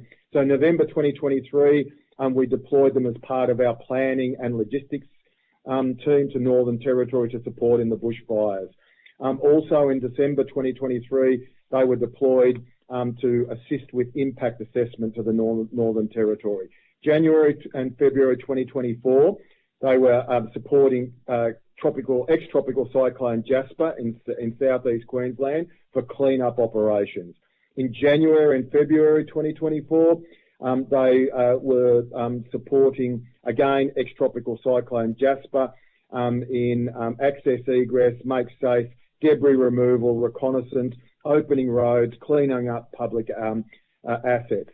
In March and April 2025, recovery support, planning and liaison in support of ex-tropical cyclone Alfred. And in May 2025, debris cleanup, removal and maintain road access, welfare checks, fencing, chainsaw operations, planning liaison in New South Wales mid-north coast due to the rainfall event. They have quite a diverse volunteer cohort, a mixture of gender, a very broad mix in terms of age profile, and also with culturally and linguistically diverse. So, quite a broad one. The other question, Senator, that you asked around how are they integrated in the emergency management arrangements. So one of the key principles, and we've worked with DRA, is that they must integrate with either local arrangements, state arrangements, or deployed through the Australian government. If they are deployed through the Australian government, we then embed liaison officers at the state level and the local level with DRA to make sure that they are tasked and integrated into the existing crisis management arrangements in the respective jurisdiction, but also aligned to the national arrangements that are in support of the state or territory. I might just stop there. Thanks, Senator. Thank you very much, Senator Ghosh. Senator Collins, the last Take it out with the last few minutes before we finish at 4:15. Thank you, Chair. Rear Admiral Ely, I have a question about humanitarian response in the Navy in relation to the HMAS Adelaide that went to Tonga in 2022 and broke down on its way. How confident are you in 2025 that a humanitarian mission like this to somewhere in Australia, such as the one that was referenced by the Chair previously, would happen successfully and quickly? That is, the ship is ready to go and it's not going to break down on the way. Thank you, Senator, for the question. In terms of predicting what will happen in terms of weather events and whether or not we'll be ready, Defence does have a number of assets that we prepare for the high-risk weather season. It covers a range of capabilities, including rotary wing, fixed wing, and indeed ships, and also what we call our humanitarian aid disaster relief response vessel. That gets allocated between the larger ships like the LHDs and also HMAS Choules. Those ships will be prepared accordingly for that high-risk weather season to respond as required. In terms of ships breaking down, again, I can't predict how that would go. There's a number of factors. It's a very dynamic area, but certainly I know Navy works extremely hard in order to maintain its ships and operate them professionally. There's a reference in your submission about having a central headquarters location. Do you foresee somebody from Defence being embedded in that headquarters for the National Incentive Scheme? I'm sorry, Senator, the first part of that question didn't come through. I heard the last part regarding headquarters. Your recommendation number 6 about the structure and governance of the National Volunteer Incentive Scheme, you recommended that it be led strategically from a central headquarters location, and I'm just wondering whether you foresee somebody from the Department of Defence being embedded, or from the Defence Force, ADF, being embedded into that headquarters location. Again, thank you for the question. I guess my view at this particular point would be our LO, a liaison officer, would be certainly situated inside NEMA as the principal coordination agency. So any request that would come in that might involve the Climate Army or whatever name it ends up having potentially would come into NEMA, and we would facilitate any defence equities or interests through that liaison officer inside NEMA. Thank you so much. Thank you, Senator Collins. That brings to a conclusion our hearing today. Thank you all for appearing as witnesses. We do very much appreciate your time. The committee would appreciate if responses to any questions on notice could be provided by 9 a.m. Friday, the 10th of October 2025. Thank you to all witnesses who appeared today and to Hansard Broadcasting and the Secretariat for their assistance. The committee stands adjourned.